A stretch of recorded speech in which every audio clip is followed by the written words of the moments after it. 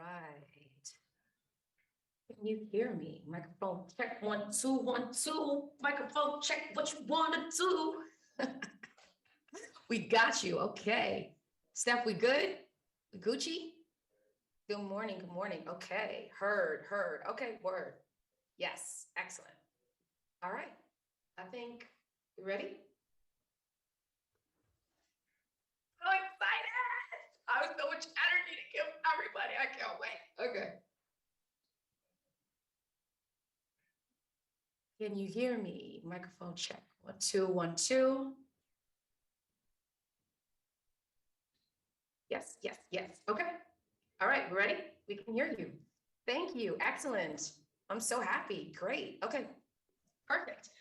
I think we're ready to get started. Are we ready to get started for crypto for the culture? All right. Are we ready? All right, everybody. Well, I am Lisa Francoeur. I am the Chief Revenue Officer, co-founder, and 1/3 of the Crypto Tutors. Shout out to Nina Blankenship, my bestie, and Moedi Newby, who you'll be hearing from later today. So, for those of you who may not know, Crypto Tutors is an educational platform. We are dedicated to simplifying cryptocurrency and blockchain through one-on-one tutoring, e-learning, the Crypto Tutors YouTube channel, which if you're not subscribing, you better. But we're gonna make sure that we remind you throughout the rest of the day.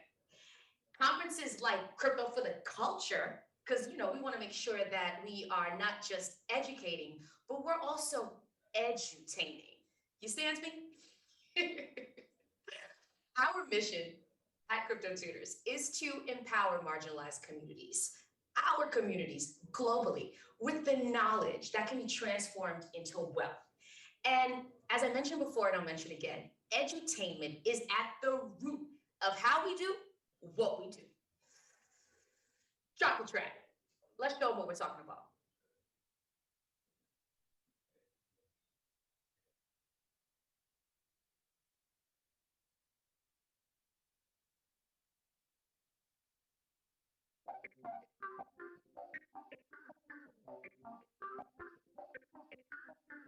Crypto Tutors, Crypto Tutors, Crypto Tutors, hey. It's a way. Making money in my sleep? Making money in my sleep. Step by step, click by click. Waves, Bitcoin, stablecoin, we got the tips. Get ahead of the curve, time is now. Bitcoin at 40,000, what's the new cash cow? Become a tutor, make money from your knowledge. Turn the risk into wealth, we decentralized college. Enroll today before it's too late. And get the bag, the future now awaits. Crypto Tutors, Crypto Tutors, Crypto Tutors, hey. It's a way. Making money in my sleep? Making money in my sleep.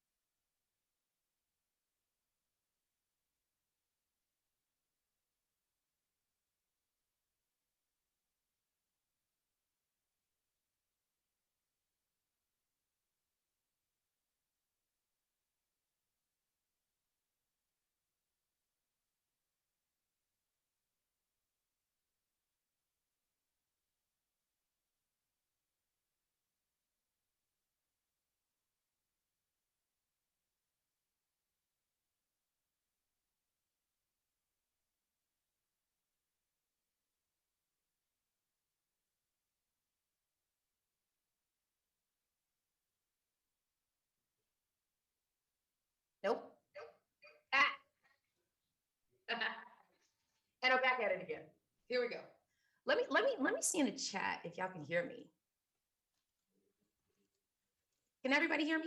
Okay, Joanne. Okay, Julie. Okay, yes. Excellent. Because I have an opening. I have an opening for you.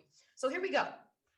First and foremost, for those of you who have joined us, the nearly 160 people that are on the line that are here at Crypto for the Culture, why did we decide to do Crypto for the Culture? Is anyone curious about that? Is anyone wondering why crypto? Why now? Well, let me tell you the backstory. We decided to host the inaugural Crypto for the Culture conference. Yes, this is going to be happening for years to come, because as POCs, women, LGBTQ, marginalized communities globally, we're often overlooked and underrepresented in crypto and in blockchain. But perception is not reality. The culture has been on. We've been on since rock and roll, we've been on since hip hop, and now fintech. For my statisticians out there and folks that rely on data to drive their decisions, a recent Harris poll states that Black, Hispanic, and LGBTQ Americans are significantly more likely to own crypto assets. We out here. And I, as a proud Haitian American, shout out to all my Haitians. I'm coming to you live from Miami, the crypto capital of the USA. But before I was Haitian, I was Ghanaian, I was Sierra Leonean, I was Liberian, and of course, Nigerian. Shout out to all my Nigerians out there. Shout out to all my Africans out there. And it's important to note that Nigeria has more crypto users than the US. Talk about no wahala here. Speaking of Africa, a smartphone first environment. I'd be remiss if I didn't call out the crypto market has grown by $105.6 billion in the last year alone, according to the World Economic Forum. With Nigeria being Africa's most populous nation leading the charge. On a continent where 57% of the population is unbanked and 60% is under the age of 25, the tech-savvy youth are using their smartphones to transact peer-to-peer. Cut out the middleman. Matter of fact, there are approximately 1.7 billion people that are considered unbanked in the world. But around 48% of the global population has a smartphone. So in theory, this means that they have access to the internet, subsequently cryptocurrency. We're even seeing nation states like El Salvador, a dollarized economy, might I add, adopt Bitcoin as legal tender. The point is the lack of access to traditional banking, exorbitant fees and rates. Let me see in the chat if you know what I'm talking about, paying fees. Like you're trying to say, buddy, I'm Haitian, I'm trying to say, buddy, my people in Haiti, I gotta pay all these fees, cannibalizing the amount of money my people can receive. Now, in this crypto world, we can bypass the middleman. And also it's important to note that central authorities here, even in the US, have had inherently biased practices. If you think about mortgage rates, the disproportionately high interest rates given to people of color that are just trying to get a home, which historically has been one of the most effective means of generating wealth. The moral of the story is all these reasons and so much more are part of why crypto is being adopted at breakneck speed. Check it out. Jay-Z, all my Jigga fans out there, who recently partnered with Jack Dorsey, the CEO of Twitter and Square. Shout out to our people at Square. Shout out to our people, our partners looking out, taking care of us, making sure that crypto is brought to the culture. Jay-Z and Jack Dorsey, who partnered on a new Bitcoin fund that will focus on cryptocurrencies adoption in India and Africa. Jay-Z said it best. Men lie, women lie, the numbers don't. And the numbers when we're talking about crypto, the market cap, $2.2 trillion and counting. Obviously, the lion's share being Bitcoin. Without any marketing, without any promotion. That goes to show you what kind of opportunity there is. So a couple things to know. Bitcoin has been the best performing asset of the past 10 years. And Crypto Tutors, alongside Deidre McIntyre, Tinashe Netanyahu, our partners, and you, the people, for the people, by the people, the culture, we're all here to ensure that everyone, particularly within marginalized communities, our communities, are able to capitalize. Our intention today is to expose you to strategies and opportunities that will set you up for success. And when I say success, I'm talking about transgenerational success. And this is exactly why we've assembled diverse thought leaders as well as allies who are architecting and engineering the future. You'll learn from Isaiah Jackson, best-selling author of Bitcoin in Black America, who turned $400 to 7 figures. Mark my words, that is a theme that you will hear throughout the day. 3 figures to 7. Curious about the direction that crypto is moving in? Well, technical analysis will help you gauge upward and downward trends. Looking for a career in crypto? Our sponsors,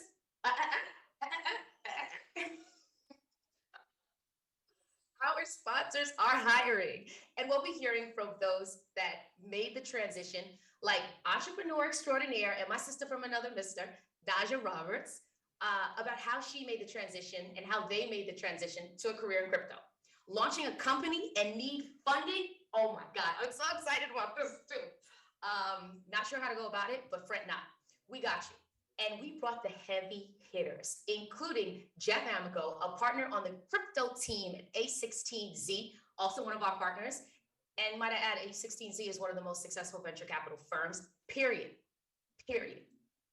A16 is also known for backing bold entrepreneurs, building the future through technology. And speaking of partners, A16Z was one of the early investors in Coinbase. Shout out to our people at Coinbase. Thank you for believing in the cause and repping for the SEC. And another thing I'll note about Coinbase, the Coinbase IPO is touted as one of the biggest in US history. And I'd be remiss if I didn't call out, speaking of early investors in Coinbase, Nas. How many of y'all know Nas? Like, I don't know if anyone has heard the new Nas album, King's Disease 2, but you definitely want to check that out. Well, Mr. Nasir Jones, who's Queens Bridge Venture Partners, they too were early backers of Coinbase. So if you heard King's Disease 2 or not, there's this one line that I love, and you're gonna hear me say it throughout the day, so brace yourself. We pop out to pop off. So speaking of popping out to pop off, we're gonna get started with the business of blockchain.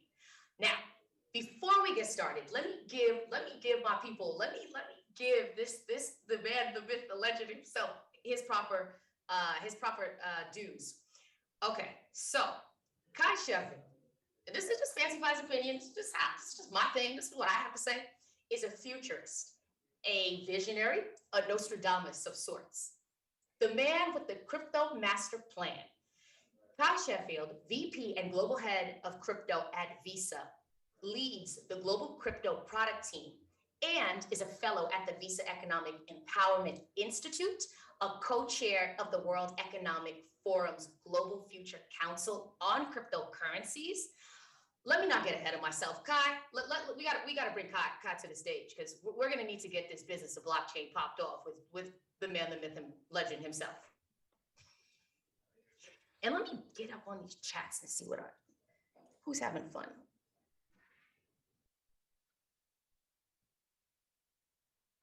All right. Did you like that intro, Kai?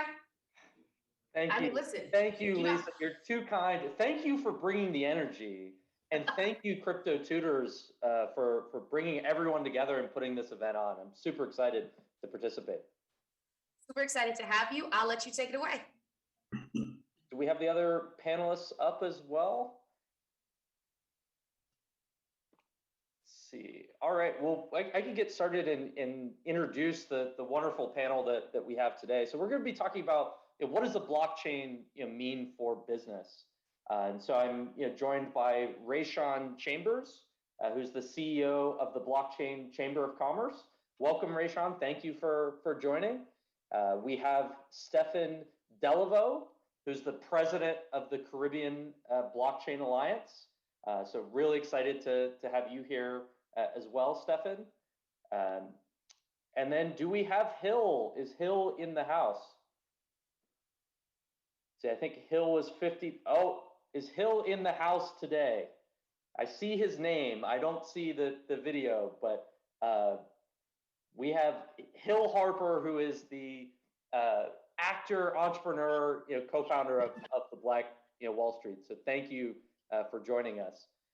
So let's go ahead and get started. Hey, everybody. What I was hoping to do today is really what I think is so unique about crypto is it simultaneously exists as a new technology, a new industry, and a new asset class. And so combined, all these pieces together have significant potential to drive financial inclusion and empowerment. So I wanted to unpack a number of these different pieces. So maybe let's start with you, Hill. As an entrepreneur, what got you excited about building on blockchains in crypto?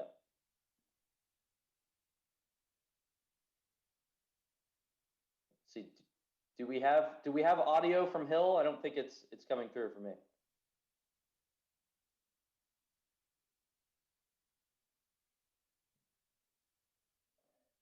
Hey, everybody. It wasn't letting me unmute. Hey, first of all, I apologize. I am here on the set of The Good Doctor. We're literally about to shoot a scene. They changed the schedule, so I can't join. But this conversation is critical. In fact, they're calling me in right now. I'm gonna try to jump back in. Let me go shoot this scene, and I'll try to jump back in. I apologize that our shooting schedule changed, but on The Good Doctor, we save lives. So we keep on saving lives, and we're going to save lives by dealing with this racial wealth gap that we're dealing with here through crypto. So God bless everybody. I'll be back. All right, love it. Thank you, Hill, for popping in between seats. So maybe let's go to you, Rayshawn. You've been helping educators and policymakers, think about STEM and new technologies. Where does blockchain fit in this broader conversation around STEM education? I'm so glad you asked me that, Kai, and I'm so glad to be here, y'all. I'm sorry I know I look a little splotchy, but thank you for the opportunity to be here. To answer your question, Kai, it fits in everywhere. And that's why I think that's what makes it so exciting is that, right now when we talk about STEM, if we're going to be very transparent about STEM and its interest, it kind of plateaued, right? First, there was a time where everybody was talking about STEM and STEM education. And then, we threw the A in there for STEAM, and folks were really like, oh, okay, well, now we've got STEAM behind STEM and let's go. And then it tapered off kind of a bit still again. And so we're struggling with young people having an interest in computer science or any of the jobs that's related to, STEM and its ability to impact the lives that we live beyond today, right?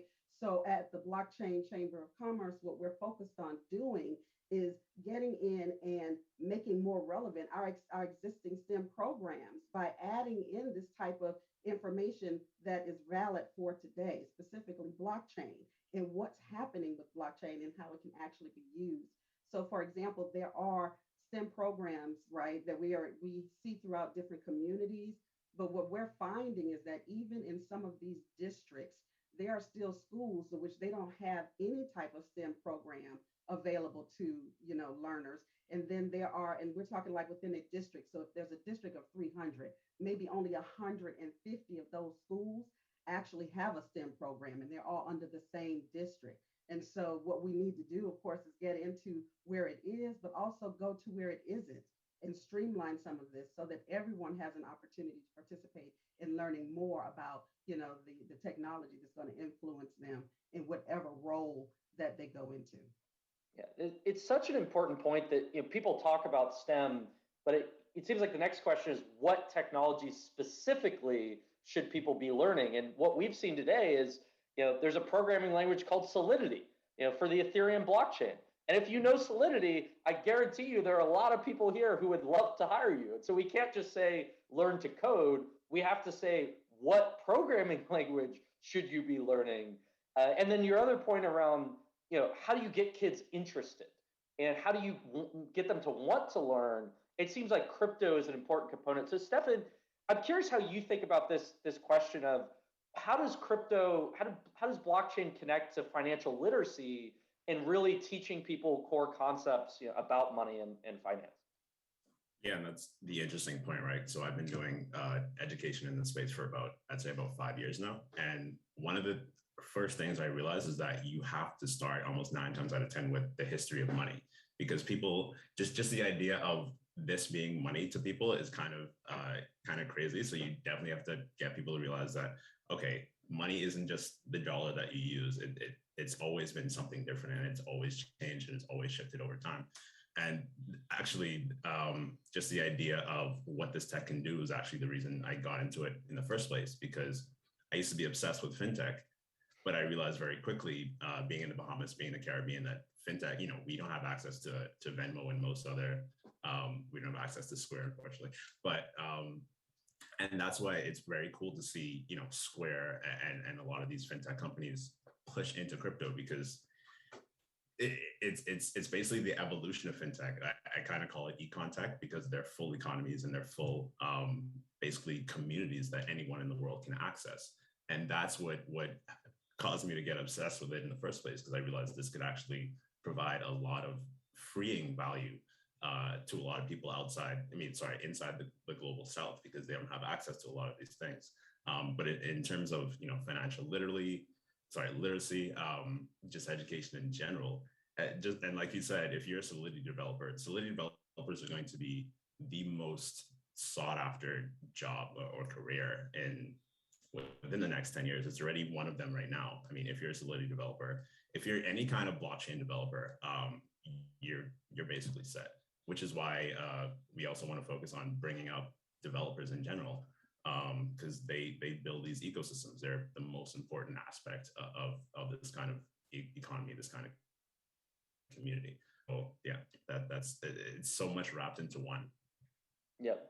It feels like we can't talk about fintech without talking about crypto, in 2021.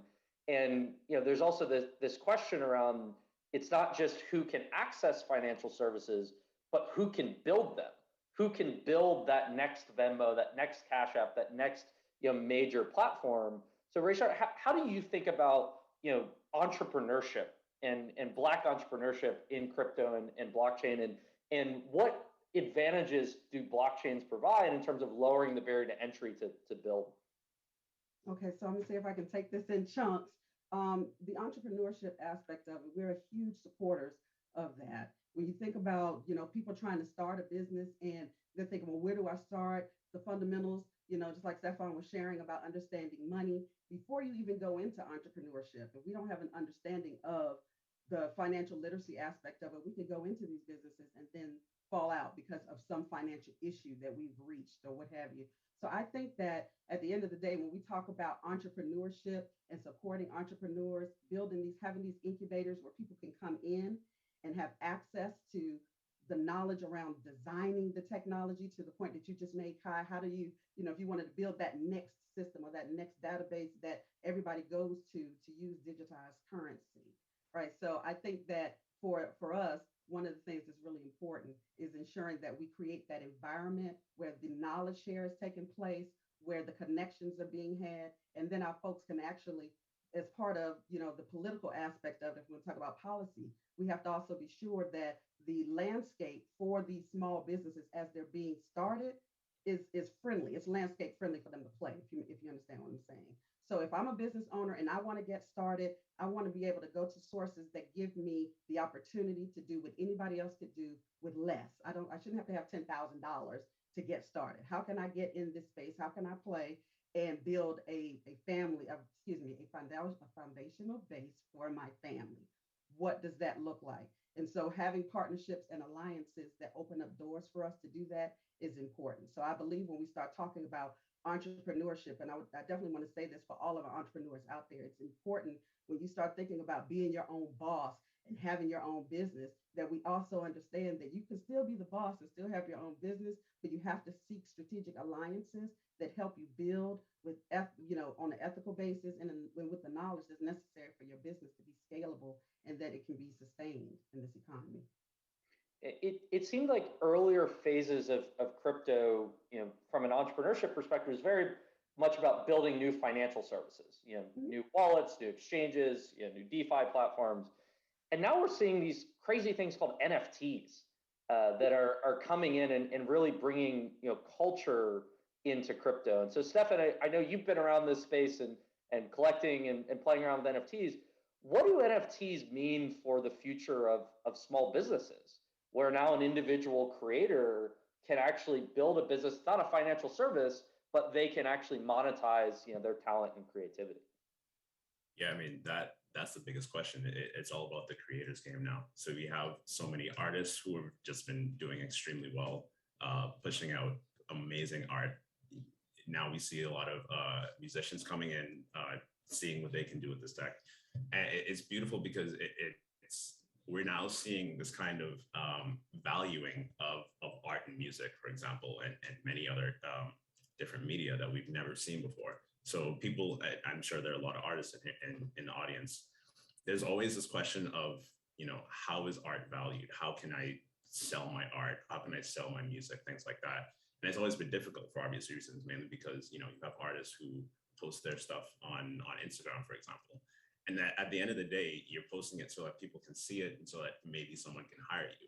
It's kind of this very raw market economy where you post something and then you wait for a boss to come, basically.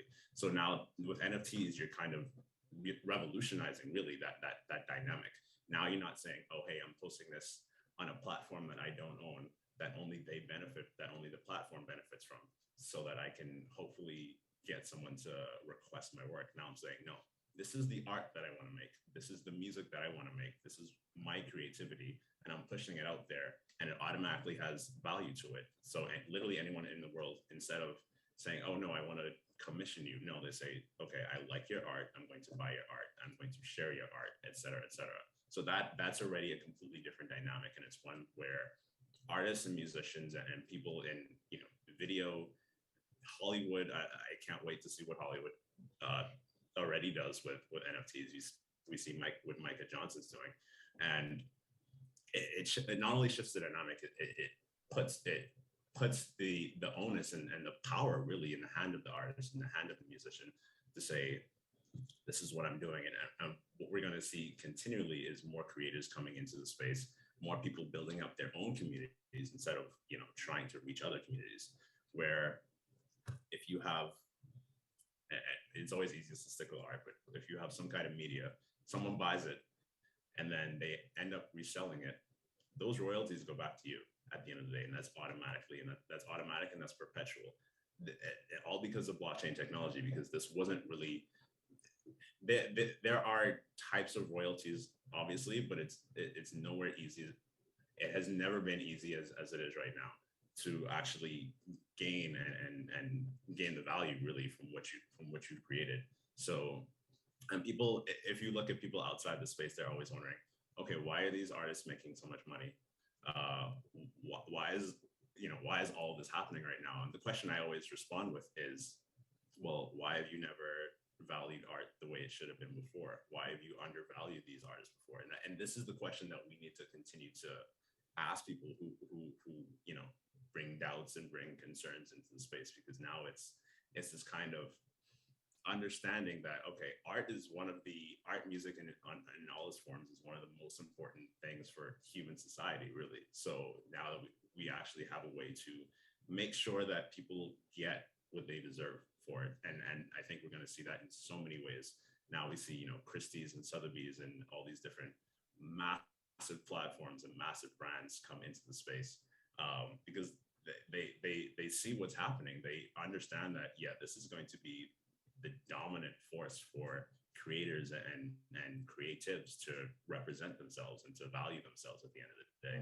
So I think in so many ways, we're going to see, creators building up their own communities, being able to get direct value from it instead of like relying on Patreon or relying on Instagram or relying on YouTube, where they don't really get the value they deserve. Now they can actually do that. Isn't that great? I think that's so outstanding. It just makes me so excited inside, because I don't have to tell my young son or his friends that, well, you can do that when you grow up, right?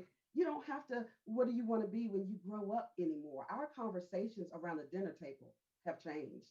The world has actually, and as it's evolving, it's just so exciting.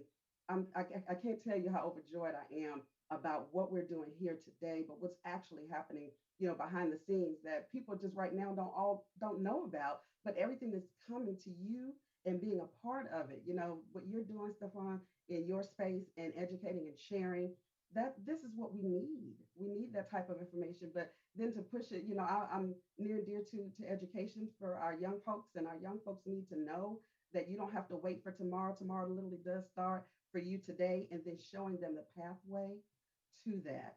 How does that happen? And that it doesn't necessarily mean that you have to be a coder to participate. You don't have to be a tech person to understand the technology, but also its impact. We're talking about agriculture. We've got young kids that are interested in, agriculture and helping them see the connection to supply chain and what that means to you, and how the, blockchain is bringing integrity to all these processes. When we're talking about real estate, you talk about lawyers and their role in that. You still want to be a lawyer, that's great. You don't have to now become a coder and we're telling you that you're irrelevant in life. You're not. You can be a lawyer, and guess what? Here's how blockchain works in that space and in this field. So I think bringing it to a place where we can help do what we're doing today, and then helping our young people as we're talking to them about what you want to be when you grow up, that this is who you are today, and we're shaping how well it's going to be when you grow up, and not that you have to wait until you do. It's amazing, and even seeing that there are 12-year-olds who are creating NFTs and are really creative, amazing collections that are selling for tens of thousands of dollars, and so that barrier to entry is so low, and it feels like it's bringing in this new set of consumers, where it used to be the only time you came into crypto was you're interested in finance and you're interested in these new assets and investing. Now, if you're interested in art or music or film, you're now setting up a crypto wallet and you're learning how to interact with these new networks. And so one of the key questions I have is like, how do you turn consumers into owners and builders? And it doesn't necessarily require spending 10 years learning to code. As someone who I've never written a line of code in my life, I'm useless as a programmer. But now I can go to OpenSea, I can go to one of many platforms, I can come up with an idea, and I can click in a no-code way, and I can mint an NFT. And so maybe, Stefan, how do you think about taking consumers coming into crypto, experiencing it, how do we convert them into builders and entrepreneurs that are then producing and participating in this ecosystem beyond just consuming? And I think that the word you said just now is the most important thing: participation. Because for so many years, obviously, even now, a lot of people only think of the financial aspect, the investing aspect, but there's so much more behind it. There's actual aspect of not just earning, but participating, which means that you're actually involved in these communities, you're involved in these economies. You're not just looking for what we call number go up, but you're actually looking for, to actually integrate yourself into these economies and benefit from it. And there are just so many things, because like was already said, it's not just a developer's game, although they're incredibly important. It's not even just an artist or creator's game. This technology is eating every aspect, every field, really. So that I was having a call with an accountant the other day to talk about this tech, and there's a space for pretty much anyone in the space. There's always different avenues, different routes, different ways you can interact with it. So yeah, even just from a customer perspective, let's say there's an NFT project that comes out, you're not just you end up buying it, but you're not just a customer or consumer anymore. You're actually involved in this ecosystem now, because you're holding, you may be holding a social token, or you may be holding an NFT, and that NFT could bring you into, not to go too deep, but there are these things called DAOs, which I'm incredibly obsessed with. But they're basically these communities and these even economies where you're working alongside, or you're participating alongside the owner or the creator, where it's not just I guess, a triangular kind of ecosystem. It's now a circular ecosystem where everyone is kind of on an equal footing, and you can engage and you can participate directly with, you know, the person who, or the people or the team who pushed out the NFT, so that you all are kind of working towards a common goal. So for example, you know, if you get an NFT, maybe the artist or the creator can then bring you into a group, or bring you into maybe even it's like a token gated Discord where everyone kind of interacts. Or they could continue to even airdrop you new NFTs or new aspects of a project or of an ecosystem or of a platform over time. There's so many different ways that you're now not just a purchaser or a consumer. You're along for the ride now. So that means you're part of the entire game, or part of the entire music, or part of the entire movie. So I'll give you an example. I bought an NFT the other day with a song attached to it, meaning I had the first sneak peek basically of an artist's single. Shout out to Visionaire. And that there's so many aspects of that where you as a regular consumer will actually be involved in the, I guess, long-term aspect or long-term goals for these creators. Yeah. This is why we need more events like this, so we can go down the DAO rabbit hole. There's so many amazing parts of the space. But just to take a step back for folks that are new, I think, you know, one of the big takeaways is that, you know, blockchain represents this general purpose technology. You know, it's a new type of network, a new type of database that anyone can use, but no one single entity owns or controls. And so it's driving innovations, everything from, you know, new assets like Bitcoin that are being held, you know, as a store of value or a digital version of gold, into new types of financial services, you know, and then new types of art and music and digital goods. And so, you know, it's such an exciting space. There's so much going on. I want to make sure we stay on time, and there's so many incredible speakers today. So thank you both for joining the panel. Thank you, Crypto Tutors team, and really excited for the rest of the event. Thank you for having me. Thank you, guys.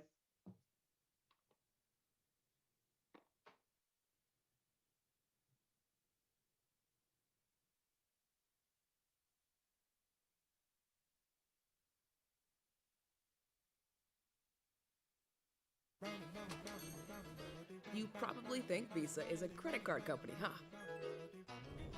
But it's actually a network, connecting just about everyone to just about everyone else. It can open eyes with a cup of coffee and change minds about what makes a business a business. And it is working to connect everyone, everywhere. So, meet Visa, a network working for everyone.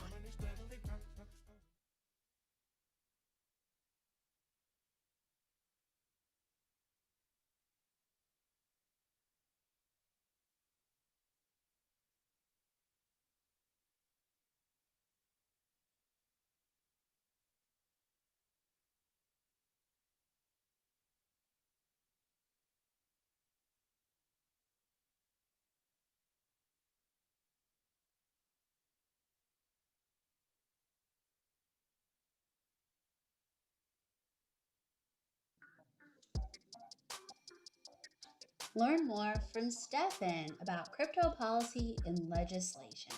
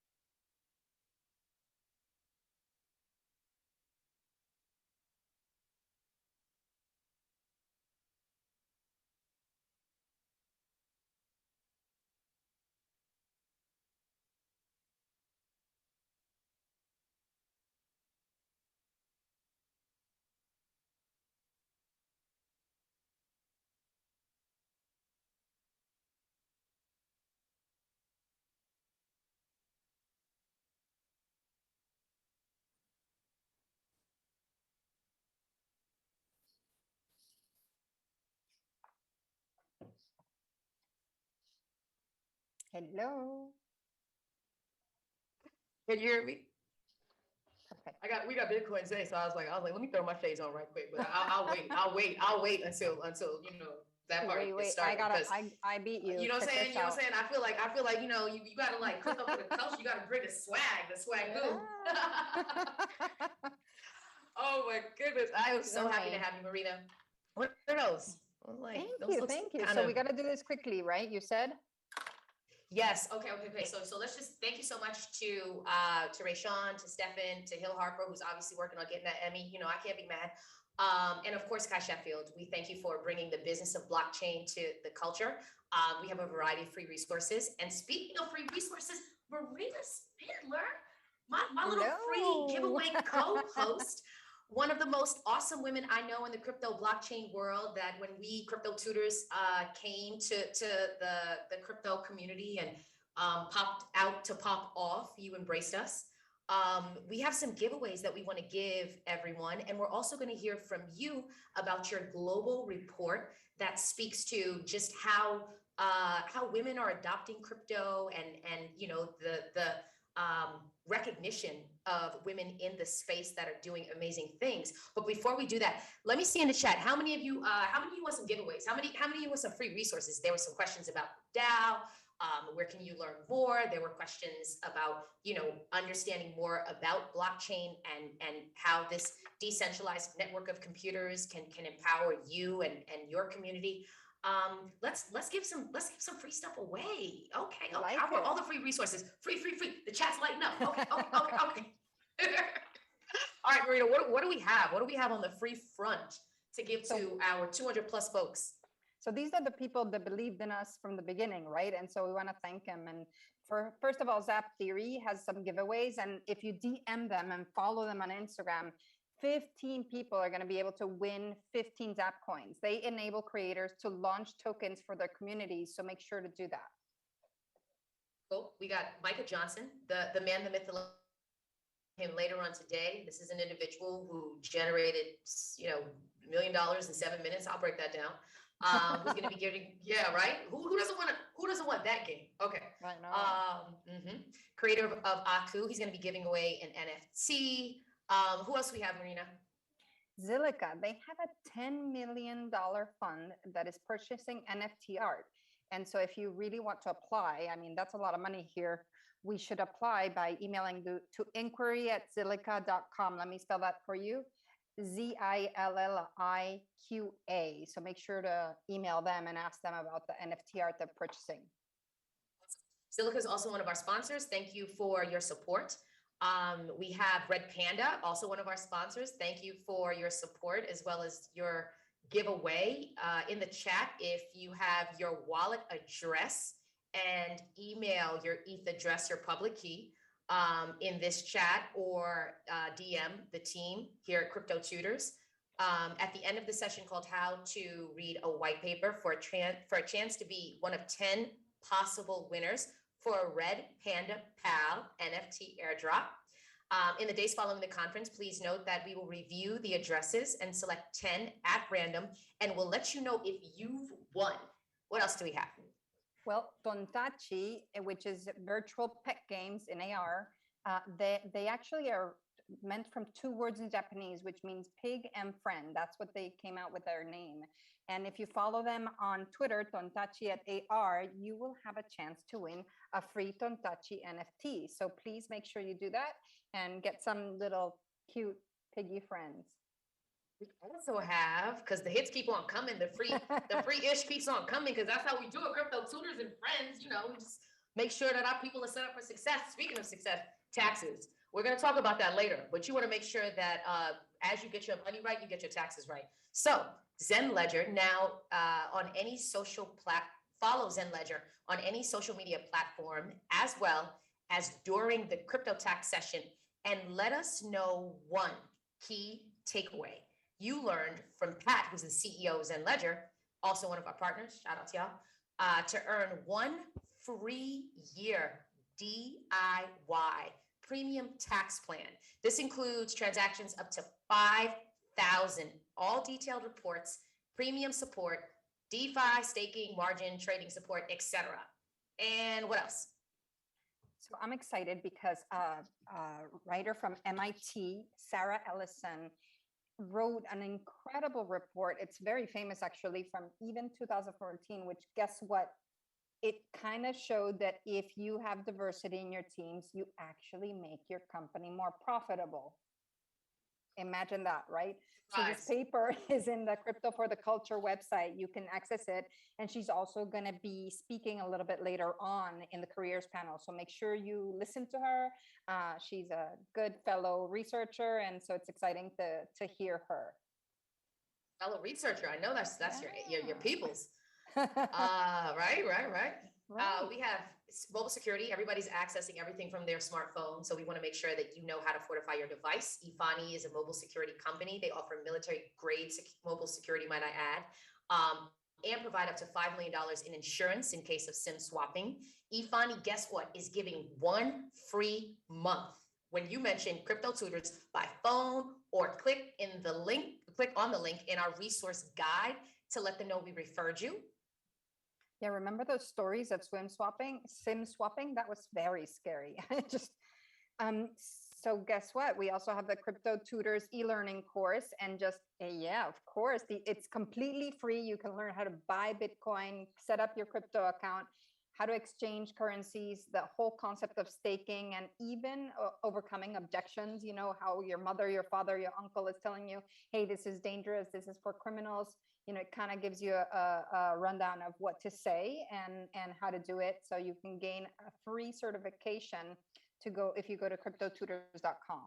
I hope you do. I love how you were the one who did the Crypto Tutors plug, because I was like, that would be biased, but you did it. Happy to help.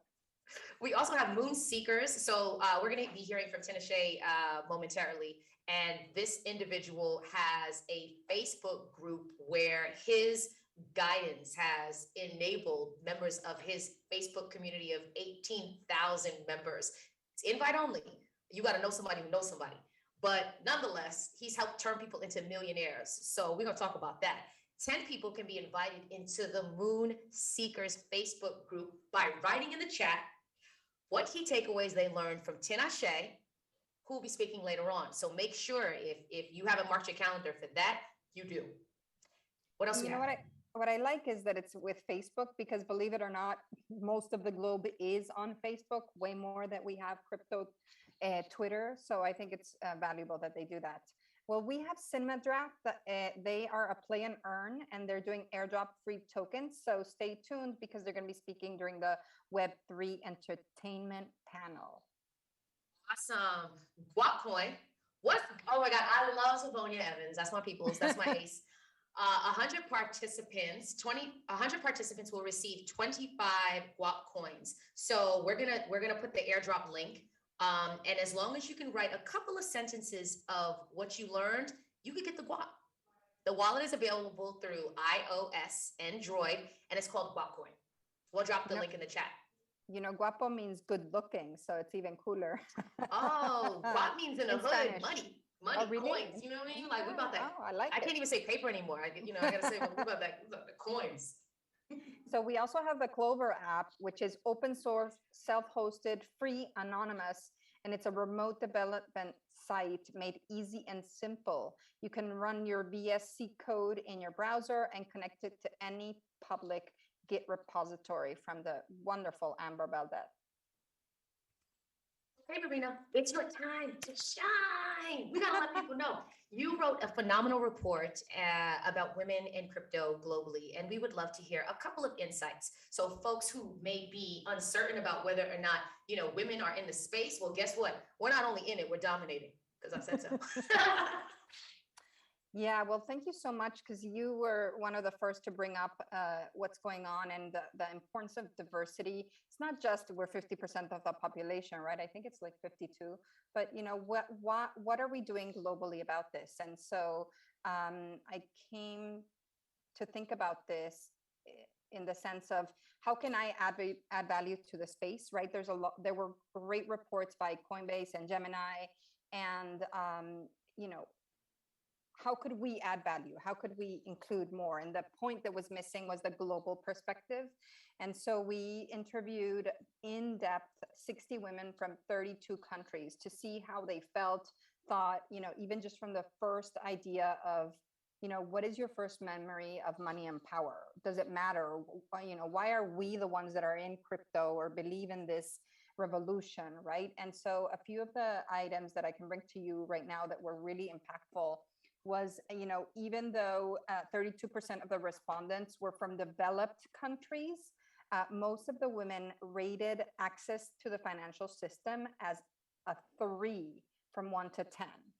And that's pretty shocking because if you think about it, Coinbase surveyed women, and they said that 32% of millennial women did not believe they had control over their financial future. Even Maggie Love remembers, Occupy Wall Street and how they don't feel that the system is rigged. So in that sense, even in developed countries, we do not believe that the system works, right? And then another important and interesting, if you will, aspect was that 36% of the women really loved it because of the underlying technology. It wasn't about making money quickly or as a long-term investment. The number one thing was that they believed that the technology was incredibly important. And, Angela from India said this, what makes me believe in crypto is that it's not in a few hands. It's not even in hands. It's in a million nodes spread across the world. And she was referencing this from Moody when he discontinued the $500 and $1,000 rupee notes, the rupee notes, and just from one day to the next, they didn't work. And that was a big shock to her. So if you put it in context, that's why we love the technology. And this was across the board wherever we interviewed people. And finally, one of my most incredible and favorite, numbers is that 80% of our respondents preferred to be paid in crypto. 80%. Now, obviously, these are women like you, me, and women who are in the space, who are working, who have already, engaged in the community and done this. But that was a pretty important number. And 34% have more than 75% of their investments in digital assets. And for example, I can tell you a story of Viviana Venezuela. She told us this: I am not ashamed to share that in 2017, things were really rough for me, and I had to look for trash and food in the trash for my young son. Today, I get paid in crypto, and I changed digital wallets the way other women change purses.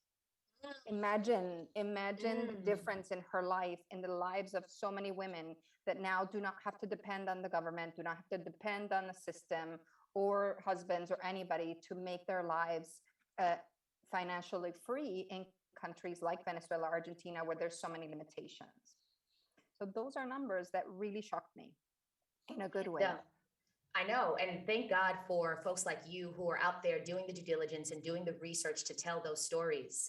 Super powerful, super impactful, and we will make sure that we provide a link to your report. It'll be included in our resource guide. We have a very comprehensive resource guide that we'll be sharing with all attendees. So get ready, because we're going to make sure that you leave this conversation with actionable takeaways and a tremendous resource guide that enables you to put what you've learned into practice. So thank you so much. What wait, there's happened more? today? No, Yes, something happened today, which is Tell huge. me. Nelly from Cameroon just got money from CoinShares, and she was also in the report. And this was just tweeted by Meltem literally 10 minutes ago. So it's really exciting to see decentralized projects that get funding from amazing women like Meltem. So congratulations, Nelly. We're going to be talking about funding and crypto. We're going to be talking more. We're about to bring in the success stories, right? Exactly. Like, it's one thing to hear the numbers, and it's one thing to hear, people's stories. It's another for you to experience them up close and personal. So with that being said, thank you so much for sharing your knowledge and your wisdom. And we're going to bring up our panelists for the success stories. Thank you so much, Rinash. I'll see you very soon. See you.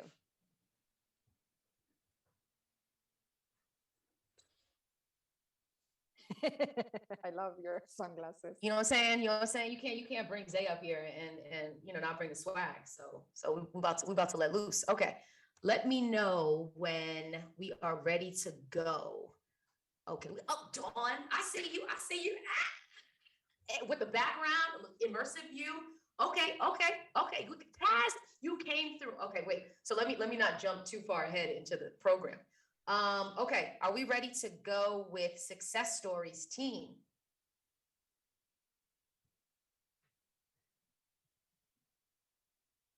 And I'm really gonna rock my shades because Dawn, I don't know if you have shades near you, but if you want to throw them on too. Okay, girl. Okay, yeah, let's go. It's the culture. Yeah.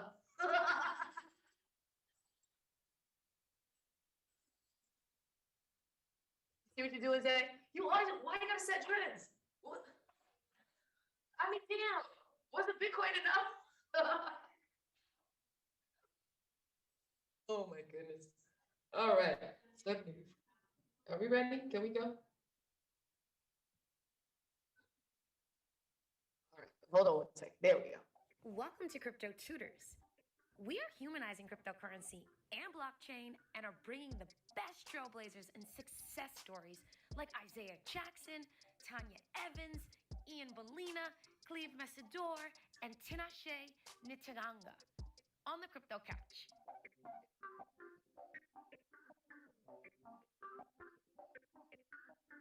Crypto Tutors, Crypto Tutors, Crypto Tutors. Hey. It's a way. Making money in my sleep? Making money in my sleep.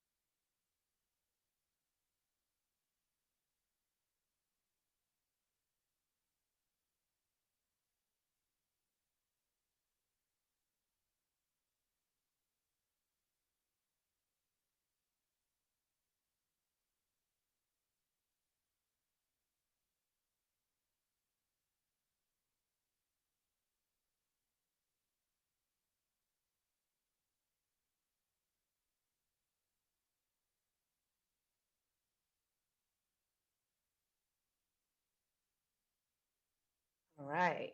Okay. So I think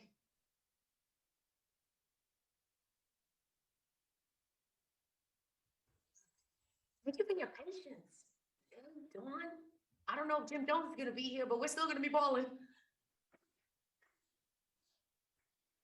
Listen, I find I'm funny. I think I'm funny. Okay. All right.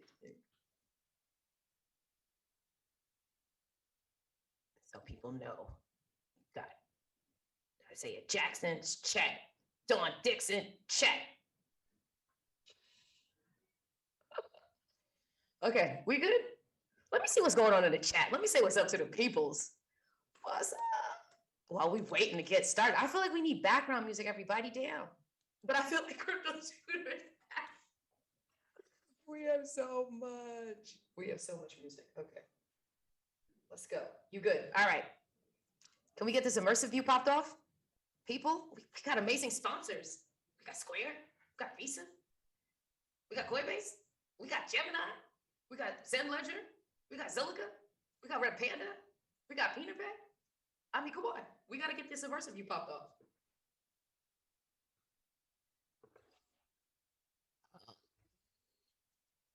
Pinky Showbay says, glad to have something like this available to me. Thanks. Well, we care about you. Fatima, yeah, it's lit. Riza Kane says, this is awesome, taking an extended lunch to learn. Not only learn, but learn how to earn. Okay. And that's what we're trying to get the success stories popped off. So, this is awesome. Her energy is always through the roof. Angela, you know how Fantify gets down. You know I'm always on 100,000. Thank you for the homeschool for today. Yep. Lisa's energy be out here. I'm telling you, if you were to experience me in person, it's a wave. It's a wave. Making money while I sleep. Come on, guys. I hope you're appreciating my jokes because technology. I'm telling you, next year we're doing this in person. Okay. Pandemic, no pandemic. Like we're just gonna have a bubble. Like everybody's gonna have to just be, like prove that they don't have any illnesses. Hey, there we go. There we go. There we go. We're moving. Okay, Dawn, I think we got a little. The glasses. It's the glasses. I mean, no, this is how we're gonna do it. This is how we're gonna do it. We gotta, Zay, you started the trend. Now we're gonna pop up. We're gonna pop out to pop off. So. You know what I love? I love the fact that I get to do what I get to do with the people that I love to do it with. And, when I get to talk about success and what does success look like, particularly in the realm of crypto, I can think of no better people than two of the folks that you see here. Dawn Dixon, I've been admiring you for years. I was like, she's a friend of my head, whether she knows it or not. We're going to meet. And I'm going to have to tell her, you get all the flowers for all of the incredible work that you've done and continue to do. And I was talking to Zay the other day, and I was like, guess what? Dawn's coming in. She's on our panel. He was like, I love Dawn. She's popping. I haven't met her yet. But yeah, so he had nothing but praise for you. And so I'm glad to introduce you to one another, although virtual. We'll eventually meet in person. Yeah. So I don't know if the immersive view is going to come back on, but in the interest of time, because we want to be respectful of your time, we want to be respectful of everyone's time. We got all kinds of background craziness going on, so bear with us as we figure that out. Let me give you two your just due. So let's keep it 100 down. Marginalized communities have experienced financial discrimination, which quite honestly is contributing to our increased willingness to explore decentralized assets, right? So let's talk about and hear from folks that were able to turn 3 figures to 7, using their genius, using their brilliance, and an unrelenting drive to predict the future that they want to see. Dawn has founded 5 positive cash flow companies and is the first female CEO globally to raise a secure token offering, STO, and raise over $1 million using equity crowdfunding. If I went on about Dawn's accomplishments, I will keep you here for the rest of the day. So you're just going to have to do yourselves a favor. Go look her up. We're going to have resources that will connect you to Dawn. But she's a phenomenon. And speaking of phenomenons, Isaiah Jackson, I remember getting the book Bitcoin and Black America in the beginning of 2021 and being like a geeky nerd, like, oh my God, this guy's so cool. And how did he know? And he's like Nostradamus and predict the future. But Isaiah Jackson is an Amazon bestseller. For those of you who may not know, if you haven't bought the book Bitcoin and Black America, do yourselves a favor, get that. And also is known for being a co-founder of the Black Bitcoin Billionaires. And what I love about the Black Bitcoin Billionaires, we have other Black Bitcoin Billionaires. We got Naja, we got Lamar, we got Justin, aka Bitcoin Vegan. What's up? Is the work that you're doing to educate the community. I mean, between having the largest clubhouse group, between the recent $150,000 Kraken grant that will allow you all to identify minorities who are building in the space and empower them with the resources to scale their businesses. You both are doing tremendous work in the space, and I'm so honored and I'm so proud to introduce you to the Crypto for the Culture community. So can we just give them a round of applause? Like, they're up here in the success stories for a reason. I don't know what happened to Jim Jones, but we're gonna have to talk about it. We're gonna have to talk about it. So instead of just giving you specific direct questions, I just wanted to throw out some questions in general, and whomever feels like going after it, do your thing. So, and maybe Dawn, tell us about your personal journey. Like, what prompted you to get into the space, and how long ago was that, and why, quote, do you love talking about crypto? First of all, thank you for having me today, and shout out to everybody in here. I love to see this. This is so important what we're doing. So, and shout out to Isaiah for putting me in the book. It's on my shelf. I feel very important being in that book. So thank you. I first heard about Bitcoin, I think 2014, maybe 2013. My friends were using it to do bad things online. and I stayed away from it. But it's still, you know, I was paying attention though, and it was on my radar. And so I didn't start investing until 2017 myself. So I kind of like kicked myself like, man, if they would have told me it was used for more than buying drugs, I might have bought some. But what they positioned it as was not my thing at the time. But you know, after I really started seeing the ICOs, that what sparked my attention as an entrepreneur. I'm like, wow, they're raising a lot of money off of these white papers. Like I'm up here struggling doing these pitches and going through all of these extra hoops and all of this stuff. And then they literally writing a white paper and raising like $20 million, $50 million. And I flew to Dubai and I spent some time over there in the blockchain community and crypto community. And I was just like soaking up all of just everything I could soak up. And I started out investing in different projects myself. And then I got the confidence to put my own token project together. And, you know, it just went from there. It led me from an ICO to planning an ICO to when the SEC made ICOs illegal. Then I had to pivot and do the STO, and you know, here I am today. And that's a whole nother topic we can talk about as well, because we couldn't even issue the token because of the SEC. So the SEC doesn't love crypto. They actually don't like it at all. And I spoke before Congress last year about the benefits of blockchain technology for small businesses, because I feel that we should be able to use tokens and capitalize our, tokenize our cap table to raise money, but they don't want us to get that type of money. So I feel like we still have a fight ahead.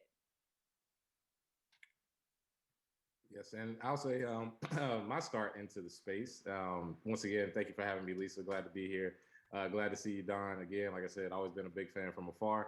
And I do want to mention the shades. My eye is messed up, so it wasn't intentional for everybody to be cool today, but it worked out. So I love mine. yeah. So I think I just seen Jim Jones jump in too. Grab your shades, player, so we can all be on here cool. Crypto for the culture. But my start, I started in 2013. And I learned about Bitcoin from a roommate. He showed me the white paper. You know, I had a tech background in computer science, so I kind of got it a little quicker than most people reading the white paper, because it solved the tech problem. I didn't even think about the financial part. I was like, man, they really solved the Byzantine generals problem with a trustless system. You don't have to trust anybody to make transactions, which had never happened before. So I was drawn to it. I saw a video by a guy named Max Kaiser. If you know about Max Kaiser, I feel like he can convince anybody about Bitcoin. So I got in early in 2013, bought my first 2 Bitcoins when they were $200. And back then it was scary. Back then it was like, it's for drug dealers, it's a Ponzi scheme. It's, you know, Silk Road had happened, Mt. Gox, everybody had lost a lot of Bitcoin there. So it was scary times. But for me, that's usually when I actually rise to the occasion. I like pressure and I like people that, you know, push back against ideas. That sort of led me to stay with Bitcoin, because I was like, if an idea doesn't scare people, it's not big enough. And people were literally scared of Bitcoin when I first got into it. My own family. I mean, I got family members that were like, what are you doing? You're a college grad, you know, you got all these accolades in the world. Why are you getting into Bitcoin? And here we are 8 years later. The reason why is because I saw back then, what I see now is that there's no barrier to entry. This is the first time in history that people, marginalized communities, have access to financial wealth without a third party. And I love that Don Dixon brought up the SEC. The SEC right now is on such bullshit. I'm sorry to use that word, but they really are. Gary Gensler, SEC, CFTC, all of these regulatory bodies that are trying to harness what Bitcoin and cryptocurrency is, and then try and make it their own. They are so far behind. They're still using SEC, the Howey test from the 1930s. Come on, man. We're 80 years, 90 years past that. So the biggest thing as far as going forward in Bitcoin with success was just conviction in what I was doing, and being able to go from, like I said, buying my first 2 Bitcoins to now where we're at 7 figures, and going forward with a lot of educational stuff, because that's the only thing I think keeping people out of Bitcoin is education. Once you learn about it, I haven't met anybody that really knows about crypto and is like, nah, that's not for me. Like, dude, you think we're going backwards? We're not. We're going digital. We're going full force to the future. If you need a reminder, go to your bank. They don't even have coins. Try to take out cash. They don't even have cash. It's over for physical dollars. So that's led to my conviction in Bitcoin, and glad to be here today. We're happy to have you. And I think you hit the nail on the head with respect to education being the biggest barrier to entry, which is part and parcel to why we do what we do at Crypto Tutors, why you guys do what you do at Black Bitcoin Billionaires. Dawn, you know, you have a variety of courses. We'll make sure that, you know, everyone is able to stay connected with you and follow your journeys, and also stay and keep abreast of the education that you're sharing and disseminating. Now, before we bring Jim Jones into the mix, right? Like for those of you who may or may not know, we just got to make sure, you know, when Capo comes up, when Capo pulls up, you gotta make sure that folks know what's good. So there he is. Okay, perfect. So Jim Jones is actually, and I don't know how many of you know this, like all in the blockchain world. He's the creator of Capo Coin and Zap Theory advisor. Shout out to Zap Theory. They did a phenomenal job with marketing, socializing. We see you. Jim Jones is also an American hip hop legend. Ballin'. I couldn't help it. I just had to. Okay. So TV star, entrepreneur, and as I said, a pioneer in blockchain. So, you know, Jim, I was just asking everybody. So welcome to the Crypto for the Culture stage. Happy to have you. All right. I was just asking everybody about their personal journey, like what prompted them to get into the space, and I posed that question to you, like how long ago was it? What inspired you, and how's it going? I would say maybe a year and a half ago during the pandemic, or right before the pandemic. I actually met Noel. Noel owns Zap Theory, and he was helping me with some things with Quarantine Studios that we were collaborating on some stuff. And I didn't realize how smart he was or all the things that he was into. So slowly but surely, he started hipping me to game, from starting me with asking me if I knew what an NFT was. I'm like, nah, man, I don't know what an NFT was. He's like, it's a non-fungible token. I'm like, the fuck is fungible? And he like, all right, let me show you something. It's something that's in the tech world. It's not really cool yet. Don't nobody know about it. Only these geeks that know about traveling the viral waves know about it. So he said, take a picture of one of your chains that you have, or one of the one of the big icy chains you got. I took a picture. He ended up selling that picture for 2 ethers at that time, and I believe that was like $500 an ether. He came back like, yo, somebody just brought the picture for $1,000 or something like that. And this was very early, before anybody knew what an NFT was. I'm like, somebody just brought paid $1,000 for a digital picture from off my phone. What are you talking about? Like, man, he was like, yeah. And I was like, wow. And then a couple months later, he was like, yo, you know, you made some money on top of the NFT you sold because somebody just sold it, so you make more money. And then Ethereum went up, so your Ether went up, so you made more money on the Ether. I'm like, what is going on here? How am I making this money? Like, so I started to learn. Making money while you sleep. Yes, I started to learn more about it. Then Noel was he was like, I would like to make a coin for you. I think you have enough influence in the industry, and I think you're smart enough to kind of get the people on board to understand where this coin can take it, and building your own social currency, or using the community to blow it out, and not just cashing out but cashing in while we're using this coin for real currency. So now the object is to go through Harlem and get as many vendors and store owners to accept this form of payment, and then from Harlem go to all of inner city places that have stores and stuff like that, and try to switch them over to actual cryptocurrency. So whether it's Capital Coin they accepting or some other cryptocurrency, you help them change their business structure. And for those who don't know how that works, if somebody was to pay a vendor in Capital Coin, the vendor has a choice to receive it in real cash or receive it in cryptocurrency. So I think that was mind blowing. And this, I've been following Noel from this, what he's been teaching me, and right now I know a lot. I've been borrowing. Shut up. I've been borrowing money against crypto, being able to use it to my advantage. Most people don't know. Most people don't know if you borrow money against it, it's like the best thing you could do, because you might not, you lose $1. So if I wanted to take 50,000 cash out, I could put 100,000 cash in one of these elaborate crypto banks, so-called. My money is still in crypto. The 100 is still in crypto. They'll give me the 50 in cash. Now in 3 to 6, you have like 6 months to 3 years to pay back these loans, usually at a 1% rate. Now in 6 months, I might accumulate another 50,000 on top of that 100,000 that I just put up, or a year that I put up for this loan. And now I didn't lose any money physically, just the money that I spent, but the crypto has covered my whole loan and things like that. So there's a lot of different things that I've been learning and weaving in between the lines about how dope this crypto is. Not to mention when you start to understand how to diversify your portfolio and use the whole space to your advantage and make you some real money, that can definitely change what your perception of financial generational wealth is. You know what I mean? So it's just so many variables when it comes to crypto. But I do encourage that everybody from our culture and everybody with our skin complexion to get more into it, because it seems that we always the last to know some of the greatest shit in America. And right now, this crypto is just as big as the dot boom, it's just as big as the marijuana boom, it's just as big as the gold rush, even bigger, because it's not going to stop. And if people do the knowledge, they can see that these numbers are tremendous.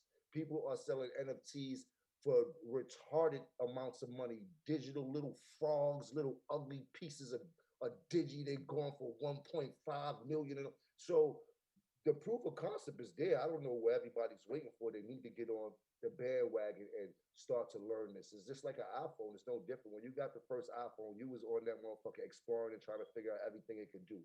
And you can't not break the crypto, and you can't break a computer, but you need to explore as much as you can. You dig? And then press reset if you think you got lost. And I encourage everybody to do that. Don't get lost in the sauce. Like he said, it's about to be no more cash dollars. So I want to see what the next stuff these rappers gonna pull when they can't pull out 300,000 out their book bag. You know what I mean? Okay. But we need to get in tune with what's going on next digitally, and we need to help all our artists and all our athletes and everything, so they can be just as smart as we are in the space, and they can help push it to make it a norm in our community.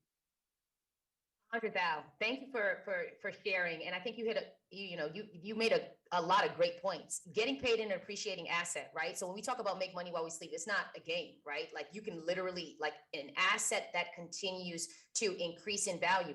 Unfortunately, it's not the dollar. And we need to be real about that, right? Like the dollar is depreciating. When you look at Ethereum, when you look at Bitcoin, I mentioned it earlier, it's been the best performing asset of the past 10 years. So exactly right. Now, let me ask you all this, right? We talk a lot about success, and I think it's important to also note the flip side. Tell me about, there can be no success without failure. So, can you share a crypto fail with us? And if there are any pointers that you can share with the audience so that folks can, not make that same mistake, I think that would be super helpful and help them be better set up for success. So anyone want to take that? But I would say that I have two main ones. First one being 2017, I kept about 25K worth of crypto on an exchange. My phone got SIM swapped or hacked, so to say, and everything was fine on my end, but the exchange sucked. So they were able to access it. That 25,000 is worth about $500,000 now, which again, every time I think about it, I'm like, good gracious, I can't wait to see the CEO of Bittrex, because they basically they mess us up on that one. But that's how I came with no keys, no cheese. Get your coins off of the exchange. That's how I came up with that saying, and of course everything from that. So first thing is get it off the exchange. The second thing I would say, as far as buying Bitcoin and crypto, is delayed gratification.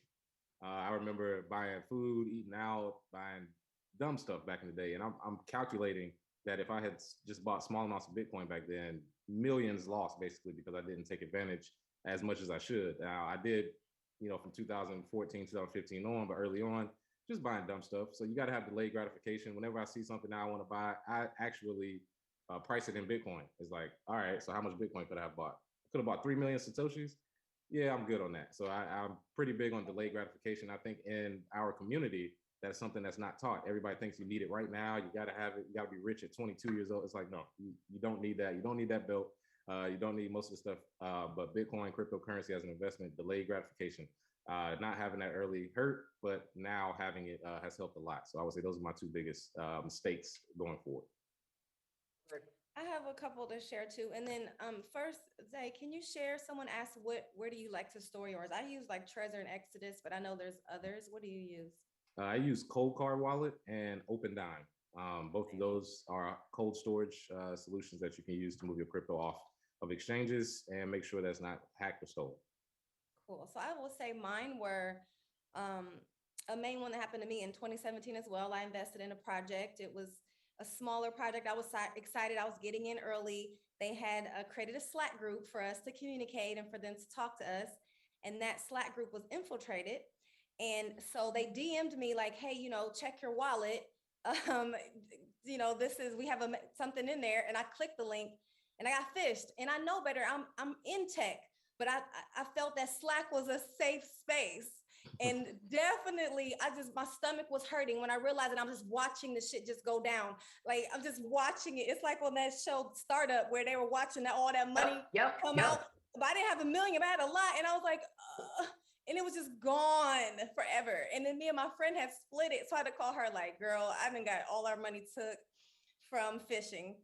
So don't click on no links ever in email or anything. Never.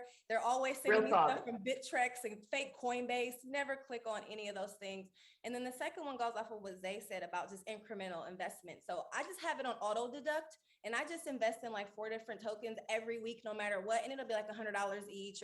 And then if I want to go and drop some bigger amounts or buy, more tokens, I'll do that with my own money. But letting it come out auto deduct out of my account every week, no matter where it's at, that helps me to accumulate it. And then I count my losses. So I am not down at all because I'll get it in different prices. And even though I did wait till 2017 to get in, I got in at a really good price for everything that I've been holding. And I've just been watching it go. But it does hurt my stomach bad to see the dips happen. So I don't even follow it. So that's another advice. Don't watch your wallet every day because you'll want to throw up sometimes. Like when I saw my shit go like a roller coaster ride earlier this year. So just put it in there, and it's a long game. Exactly. It's a long game. And I think that when we talk about volatility, that's par for the course. But if you look, when in doubt, zoom out. If you look at the past year, if you look at the past 5 years, if you look at the past 10 years, hopefully that will allay your concerns. But in the vein of diversifying your portfolio, we also will be talking about stablecoin that's pegged to another asset. It's collateralized by another crypto or a fiat. We'll be talking about that and how that could hopefully give you a little bit more comfort. But ultimately, in the long run, you will win. And that's why we're having these conversations. And Jim mentioned our people need to make sure that we're aware and we're knowledgeable and we're able to apply that knowledge. And that's Crypto Tutors' whole mission, turning knowledge into wealth. So another thing I'd like to add is, what's one tactic from your crypto playbook that attendees can take? One tactic from your crypto playbook that attendees can take to set themselves up for success. And if, we can share maybe a beginner, intermediate, and advanced suggestion, that would be great. But I'll let you guys fire away. So I would say the easiest way to get into this space and to stay in it is dollar cost averaging. And I know it sounds simple, but most people think to themselves, I need to buy a large amount or I need to buy a whole Bitcoin. You don't. To start dollar cost averaging over time. And I would say the strategy that I've used was based on the data. Most traders, 98% of traders lose their money or at a loss in a position over a 10-year span. Bitcoin is like a layup because 100% of people who have bought Bitcoin or crypto and stayed in longer than 3 years are in profit. So it's pretty much the easiest investment that you can find as far as buying something and waiting. That's it. Just buy it and wait. And some people have problems with that, but I do want to throw out a dollar cost averaging stat that we did. Actually ran the numbers on it. If you were the worst trader in the world, if you bought Bitcoin at 20,000 at the very top in 2017, $50 a week all the way to the end of 2020, you would have 1.5 Bitcoin. At that time, it was about $30,000 worth of profit, which right now is actually closer to 70. And all you would have done is buy $50 worth of Bitcoin a week and wait. Get the prices, ignore all of the FUD, the media. I had a beautiful head of hair before I got into the Bitcoin space, and you see where it's at now. I'm staring at charts. He's wearing hats. He's got glasses on. I don't know what the hell's going on. I had waves and everything, and that shit is gone because staring at charts and being stressed out. But once you get into the dollar cost average game, a lot of times that's the easiest way for newbies to get into the space and to stick around for long term. Dawn, I don't know if you want to add or Jim. I have a advice. So my investing, I don't follow the trends. I'm not a trader. I actually am You're an investor. Person. And so I invest in things that I believe in and that I understand, or that someone, helps me to understand. And it all comes down to the white paper and the code that's in the smart contract for these things, for the project. So you can tell by looking at the tech if the project can actually work. So a lot of people don't know anything about the projects they're investing in and if the business can actually grow. And I have a really good friend of mine that his company, all they've done for several years is audit smart contracts. And so they know, like, is their code right? Can this shit even really work? And so I'll go to him and I'm like, listen, what are you guys investing in? Because you see the code. You know if they're doing what they say they're going to do, or if they have the ability. And so when he tells me like the code looks good, these, the smart contracts have been audited and what they're talking about is legit, then I have more confidence in investing in it on I'm talking about altcoins and other projects. Of course, Ethereum, Bitcoin, and some of the staples, they're going to be there. But all the other ways where we can get in and really generate some real wealth by getting in early, you need to understand what the business is and what they're doing. The trendy stuff is fun for a minute, but you need to really understand if you're in it for the long game and to make money, if the business is going to still be around. And Dawn, actually, that's why later on today, we have a subject matter expert walking folks through how to read a white paper and technical analysis and how to research an altcoin. So thank you for those tidbits. Jim, do you have anything you want to add to that? I wanted to say, I was listening to what they said. From my point of view, I try to make sure that the people that I'm closest to, which is the hood, understands where we at. And most of the dudes that I'm associated with, they deal with a lot of cash and they know how to make cash. You dig? But all they're doing is storing it inside their shoebox, so they're not really getting no dollars on top of it. So what the company that we started, the crypto ATM company, gives me a chance to deliberately put these ATM machines in the inner city hoods and go to these hoods and show people how to get into crypto. Now, what I try to tell them is if you keep that 10,000, 20,000 in a shoebox, it's just going to get old and get cobwebs. But if you put it into something like Ethereum or Bitcoin, you're bound to make 7% on your dollar every year, which at the bank, if you put 10,000 in there, you're going to get not even a dollar, like 10 cents or some shit like that. You know what I mean? So I'm trying to give the hood as much knowledge as they need possible to get directly into this game. And these machines have everything on it, all the crypto that they could possibly want to get involved with or learn about and things like that. So I'm trying to start from the ground up so that we all get a fair chance at it. So this is what I've been doing with my efforts for the people that I know the most, Hey, Jim, I need to send you some Bitcoin and Black America books so you can take it to all your boys and so they can read it and at least get some support, knowing there's other people out here doing it. A lot of cash in the mattress, a lot of money. Every week we have a dance studio in Harlem, so every week in November we're going to start these little crypto sessions for all my hustlers and everybody that want to learn about how to make their money. Yeah, you're gonna have to pull up. Yeah, we starting NFT November next month, so we might be able to do something together. I'll holler at you, man. But yeah. You're like, I'm gonna have to pull up too. Just be like, hey, boom, speaking NFT. Dawn, you gonna add something? Well, I had a shameless plug. My NFT drops coming soon. I just would love for people to tell me what you guys think about what we have or is coming out. But then I was also gonna talk about like another thing when we're talking about investing is like I invest in crypto primarily to stay ahead of inflation. So the rate of inflation is over 5% right now. It was 1% last year. If you're not making at least the inflation rate on your money, you're actually losing it. You're actually next year you made less. So you're not going to make that over 5% interest anywhere else except for these type of aggressive investments. And so it's like either put it into crypto or something where you're going to get at least 5.5% or you're losing your money. So that's what it comes down to is we need to understand the inflation rates and how it impacts what we make every single year. Because do you really make what you think you make? And that's why I think it's one of the best things that we can do. See, that's why we had you for the success stories, because we needed to make sure people knew what was what. We're trying to set everybody who's the 200 plus people, set everybody up for success, all the 1,000 plus people that RSVP'd, and just the world, particularly our communities, put you on to game so that, again, transgenerational wealth building, what does it look like? Everything that you heard.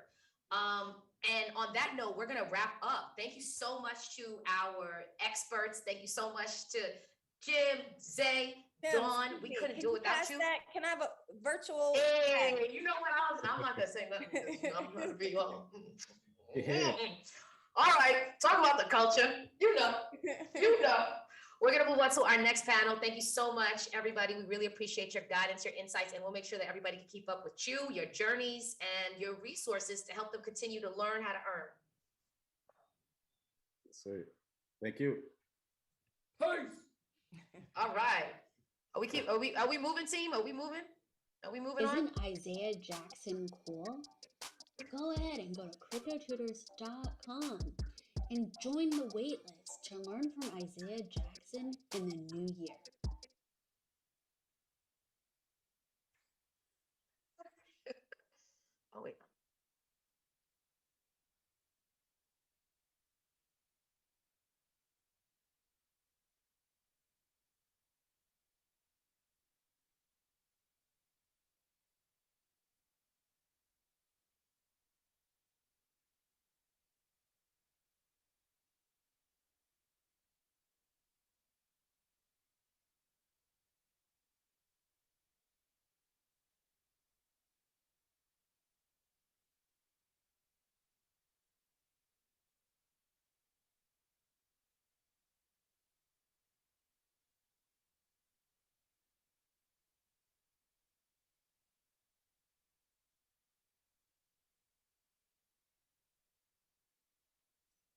right. Fun. I mean, I'm having a wonderful time. Can you tell? Because like the energy is always on 100,000. But you know, when I get to hear from subject matter experts, I get to get put on a game that teaches me how to dollar cost average, that teaches me about inflation and how I need to invest in assets that are not depreciating in value. I mean, my goodness. And actually, speaking of which, you know, there's been so much conversation about NFTs, right?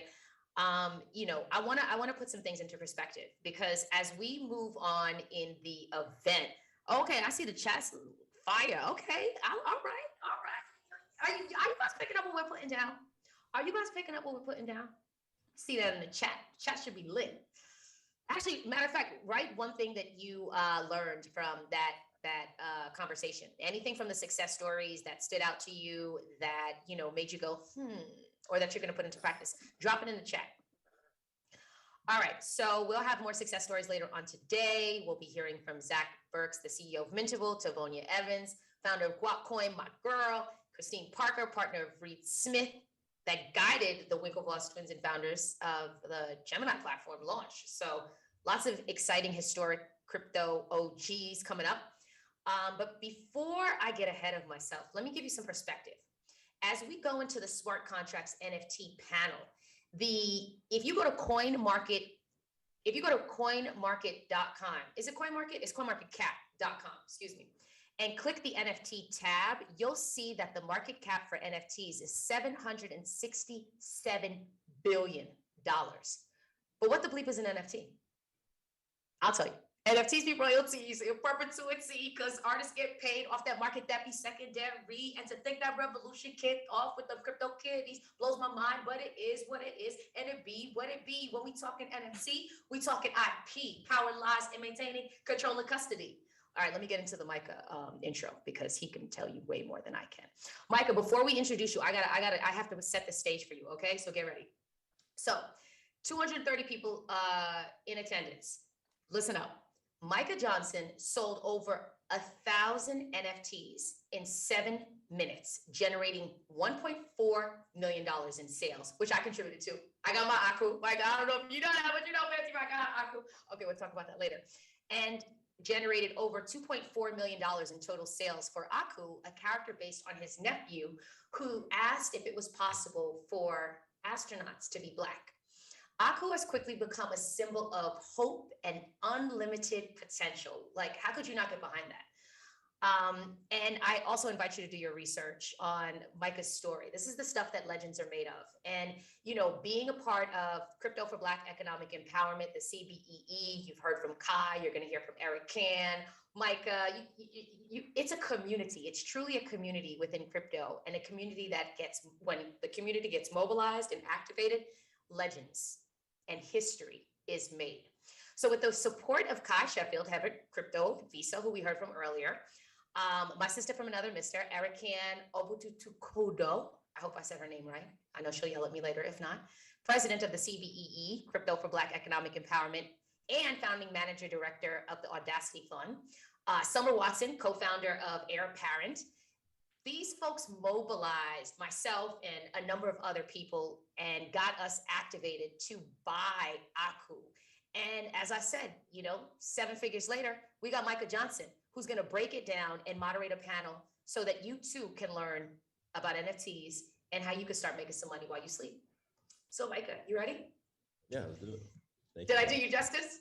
Yeah. But I'm afraid that I'm not going to do the others here justice either, because you got a lot smarter people here than me on this. So Micah, if you teach me how to make $1 million in 7 minutes, I think that's pretty smart. I mean, well, a lot of that is because of the people here and the stuff that they're building that enable these NFTs to really work. And so I'm excited for this, and thank you for having us. Okay, I'm gonna let you do what you do. Welcome everybody to Crypto for the Culture. Awesome. Let me get situated here. Everybody doing all right? Everybody can hear me? Cool. Well, I think it's, you know, I was doing a bunch of research leading into this because I was looking at everybody and researching what their backgrounds and everything. And it's just got incredibly nervous because I was like, this is some of the smartest people in crypto who are on both sides of what NFTs are. On one side, you have the smart contract and the ecosystem of building and designing and engineering these NFTs. And the other side, you have the creative side, and both of them are equally important to the foundations of NFTs, Web3, in the creator economy and the digital renaissance that is occurring here. So I think it'd be best to let you guys introduce yourselves and give a quick background, and we can dive into it. Iris, you want to kick it off? Because we'll go around.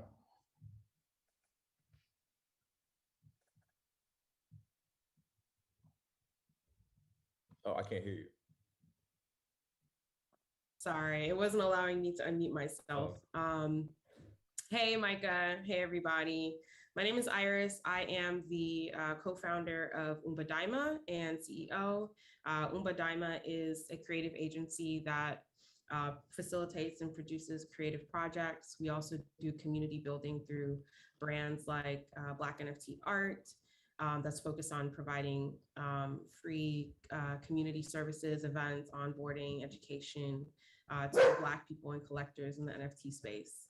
And so we're just really passionate about equity, and we're really passionate about the ways in which NFTs can be used to generate wealth for Black people and Black communities. And we just want to make sure that Black people don't get left behind. And Iris has been instrumental to Aku and what Aku's done. And Aku is a direct representation of what occurs when you do rally people behind. And so shout out to Iris for that. And Kaz, you want to go ahead? Because Kaz is one of the more impressive human beings I've ever been around. So go ahead and knock it out. Hey, how's it going? My name is Casimir Patterson. I've been in blockchain since 2011. As an undergraduate, I played basketball at DePaul University. So while on scholarship, I studied computer science, technology, information systems. I've always been a cyberpunk kid. So just back in the day, I was on these forums, found the Bitcoin Whitepaper. I wrote an article for this magazine I was writing for called Paper Dolls. It was kind of like Black Playboy meets Black Enterprise. So I would write these articles about Bitcoin, other different financial instruments. I was a financial editor at the time. From there, I got into the family business of entertainment. So I moved out to LA. I worked in LA for about 4 years. Then I moved out to France, and that's when I really just decided to go all in. I had been touring and performing and songwriting while I was in France for different artists from Sony France, different Francophone artists. So I speak French, came back to the United States and was just like, okay, I'm going all in on just becoming a blockchain engineer and just being able to build and manifest what I felt would be, the next phase of the music entertainment industry. And so back in 2018, I studied at Consensus Academy. I was actually awarded a scholarship too. And I got my certification for Ethereum blockchain engineering back in 2019. I moved to the Bay Area. I got actually to be part of Insight Decentralized Consensus.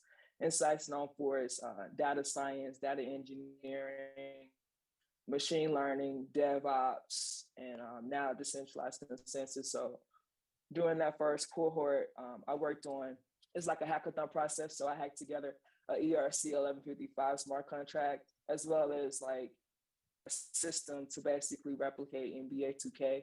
And so I was like, yo, what would be really dope is if you could take your sneakers and just sell them in the game. So my whole idea was just to hack that together. That caught the attention of Tech Chia from Finance Labs. Finance Labs was working on their smart contract ecosystem at the time. So they're awarding me a grant, $15K, to work for about a few months on constructing the BEP7 standard, which is non-fungible tokens on Binance Chain. So while working on that, I went out to Toronto, New York, and I worked with the team from Cosmos. It's built on the Tendermint SDK about interoperability of metadata and NFT standards across multiple blockchain ecosystems. And so once I was done with that fellowship, Insight actually founded an incubator of sorts. And so I was part of the first 5 teams they picked from each science. And so our team, Sneaker Cred, we started a company, Sneaker Cred Inc., and we were the first like manufacturing digital sneakers on Ethereum space. And yeah, for the past year, since 2021, I've been hacking together with mostly myself and a team of remote pirates, remote hackers. Trap Chain is the layer one solution that Sneaker Cred was initially built upon. So we built the application first. That's a proof of concept last year in 2020. Our MVP went crazy viral. I was out at NFT NYC, and yeah, this thing just started rolling from there. Of course, the pandemic hit, so I've been down in Mexico City since September 2020. But yeah, this year we're launching 360 NFT, which is the first music and entertainment based platform that's about interoperability for metadata across multiple different Web 2 and Web 3 platforms. And we've got actually 2 drops coming up November 1st with Mystical and Murphy Lee from the Stain Lunatics and some others. Thanks for having me. Yeah, as you can see why I'm having you guys introduce yourselves, because obviously I wouldn't be able to do any of this justice.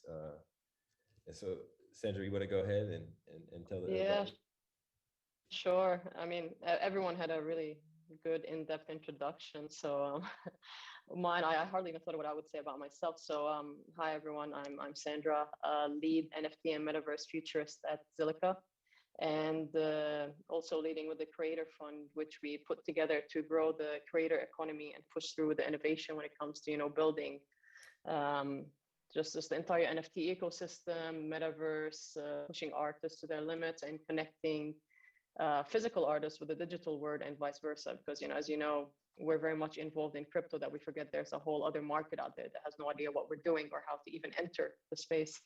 So a bit about me, I guess, my background started in arts and in a degree in international business and law. And then I slowly made my way into blockchain, and here I am now. So I'm actually excited to get into the panel and start being asked some questions. So, maybe if we can jump into that would be amazing. Yeah, one thing that it seems like a common interest of us is leveraging Web3 to build real enterprise value around creators. And as a creator myself, one thing, and as a physical artist myself, I realized that physical art just didn't have that ability to unite people. And what Web3 has introduced is orchestration around tokens. And so, Sandra, I definitely wanted to start with you. And how are you guys thinking about blending the two worlds? Because as a physical artist, I was already, kind of started in NFTs. How do you see like this evolution of like onboarding physical artists to orchestrate around tokens, leverage Web3, so that they can also participate in this? Because right now, a lot of it is digital artists. And so how do you see making that like nexus point between physical and digital creators or NFTs? Yeah, sure. That's actually a really good question, because I think the bulk of the work that we do mainly goes towards understanding how people think and interact with the blockchain. And, I think the best way to answer this and keep it very simple is to split it. So, first phase one is you have to make we have to break the barriers and make it very user friendly for entry. So, a lot of people might not know how to download a wallet, how to purchase crypto, where to even start. Some people here might not have even heard of Zilliqa. So, here I've come and thrown in this entire new coin that exists, that has utility behind it, that has an ecosystem, that has projects, and not many people have probably interacted with it. So, for us, it's very important to understand that NFTs have given has given artists the opportunity to build this new medium where they can, explore their talent, explore their creativity, and shared with the broader world. But then again, you have your physical artists, and how can they connect into this world? Well, the way we're doing it is through provenance, certificates of authentication. Education plays a very big part, because for a physical artist who has a canvas, they might not know how to translate that into an NFT. And the amazing part about what we do is that they don't have to translate it into an NFT, because the NFT can just be an experience attached to the physical work that they've done. So, it's for us, it's very important to work on these two things. One, education; two, easy onboarding. So, whether it's through focusing on the customer journey, how they come onto the blockchain, making sure that it's a seamless integration. You don't want to feel like you've gone from Web 2 to Web 3, essentially. Your wallet or your crypto should become a part of your day-to-day life. So when you're thinking about it, you don't have to stop and go, oh, okay, what are gas fees? How do I do this? How do I do that? So that aspect plays a very important part for us in setting the foundation for the future, because and this is where I get really kind of passionate about it, because the creator economy has expanded much more than just when COVID hit. It's actually opened doors to people who are in countries who probably don't have access to proper internet, to banking systems, to even going to schools. You have all these artists popping up now from countries who are being so creative and making a return on their creativity that they couldn't do it before. They might not be able to tap into a gallery, but they can definitely get on an NFT marketplace and build a community around their art and collectors. So I think, well, I hope I answered your question, but I go back to it being making it user friendly and just bridging that gap through education. So, 1,000%. That is one thing that I think is critical here is I got a lot of physical artist friends, right? Like, how can I get in? How can I get in? And a lot of it does come down to like the UX, UI, but also like the education. A big part of that too, you said something about the gas fees, and gas fees, we have seen them explode with some of these PFP projects and all that. And Kashmir, I'm curious, you talk about interoperable NFTs and interoperable assets. Could you elaborate on that for people who like, why should my NFT be interoperable? Why is an NFT, why, like I'm on Ethereum, why is it important that it can go to this chain or that chain, and like the future of like interoperable between those chains?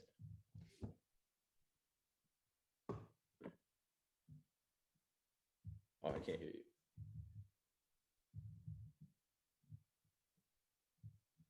Kashmir, we can't hear you.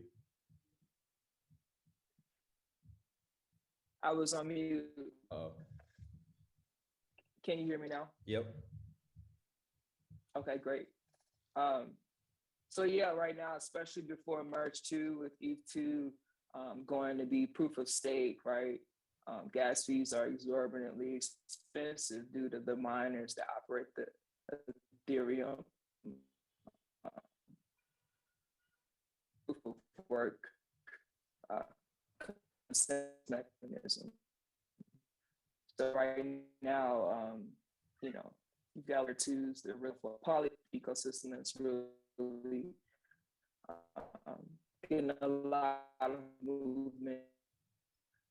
But then you've got really kind of more like the Kashmir, you're kind of cutting out just a little bit. Like optimistic ZKT stuff. Can you hear me now? It's still a little choppy. It's not. Maybe we can try without video. Let me take it off. Can you hear me? Is my audio better now? That's better now. Okay. So yeah, there's like, a few different ways of doing it. You got ZK swap, ZK, and also optimistic rollups. But this takes some type of like coordination, because essentially you're sending the metadata and the different transactions to a different layer, and that might take a week. So it'll have to be some coordination between the marketplace and the purchaser to, provide them with information, letting them know that basically going through this more gas efficient way, it's going to take about 7 days or so. But that's just like one of the, I guess, more archaic ways of doing it, besides just using one of the other layer twos I mentioned, like Polygon. Yeah, so layer twos have been a big thing. You see a lot of these layer twos with NFTs and things like that. And Iris, I'm curious about, like, as you were advising people that are coming into their projects, how do you look at like educating people on like there's so much information. There's layer twos, there's Ethereum, how do you build a community? Like, what are like some of the main touch points? If you're talking to me, I'm a new artist coming in, like, what are you trying to like introduce to them first? And what do you believe is like the most important thing around creating an NFT or creating or launching a platform or community?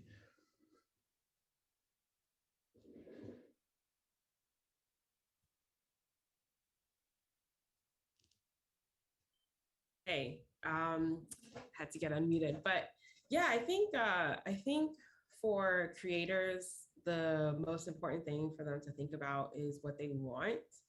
I think having a vision for themselves is really important, and taking the time to investigate and understand. Otherwise, what we've seen is that people end up losing a lot of money. They'll end up like listing incorrectly, and then having to like relist one NFT multiple times and spend, extra gas money. We've seen people be susceptible to scams and phishing and things like that. And so I think it's really important for artists to really kind of like take their time. I think sometimes there's a sense of urgency of I have to get in the space now, and if I don't get it, if I don't mint an NFT, tomorrow, I'm going to miss out. And that's really not the case. The space is going to be around for a while. So I think, watch, pay attention to what other folks are doing in the space, and then come up with a game plan, come up with the strategy, come up with a vision. Look at the artists that you admire that are doing well. Different artists have different strategies. So for example, someone like Micah took the limited edition route, right, and did a big drop. There are some artists that take that only do one of ones. There's some artists that choose to focus only on some of the more exclusive, highly curated platforms, on getting on there and minting there. There are some artists that just kind of don't even pursue that at all and focus on building their own audience through platforms like OpenSea and dropping very low cost limited editions, and just kind of building, slowly raising their floor that way. So there's different ways to do it. And I think if you come into the space and you kind of flop around and just do a bunch of random stuff, you'll kind of, I think that it's sometimes it can be harder to come back from that. So yeah, I would say, find your community, find your tribe. Finding your tribe and your community requires putting yourself out there. It just is what it is. Hop on Twitter Spaces events, hop on Clubhouse events, follow Black NFT Art, follow these different community groups, CBEE, etc., and join their events and take the time to listen and get to know people, reach out to people. If you see someone drop their art and you really like it and you resonate with it, comment, say something, DM them, start building those relationships. And through those relationships and through those events and those interactions, you'll start to learn so much. That's a process that we've seen the vast majority of people go through. 100%. I think it's worth noting that, like, when I released Aku, I was already in it for about a year and a half. And so like it was a year and a half of culmination of and learning and talking to people who have already been here and learning from their experiences. And so like basically ingraining yourself in the community is most important, would you say, like, and getting involved and building that kind of rapport with people and educating yourselves.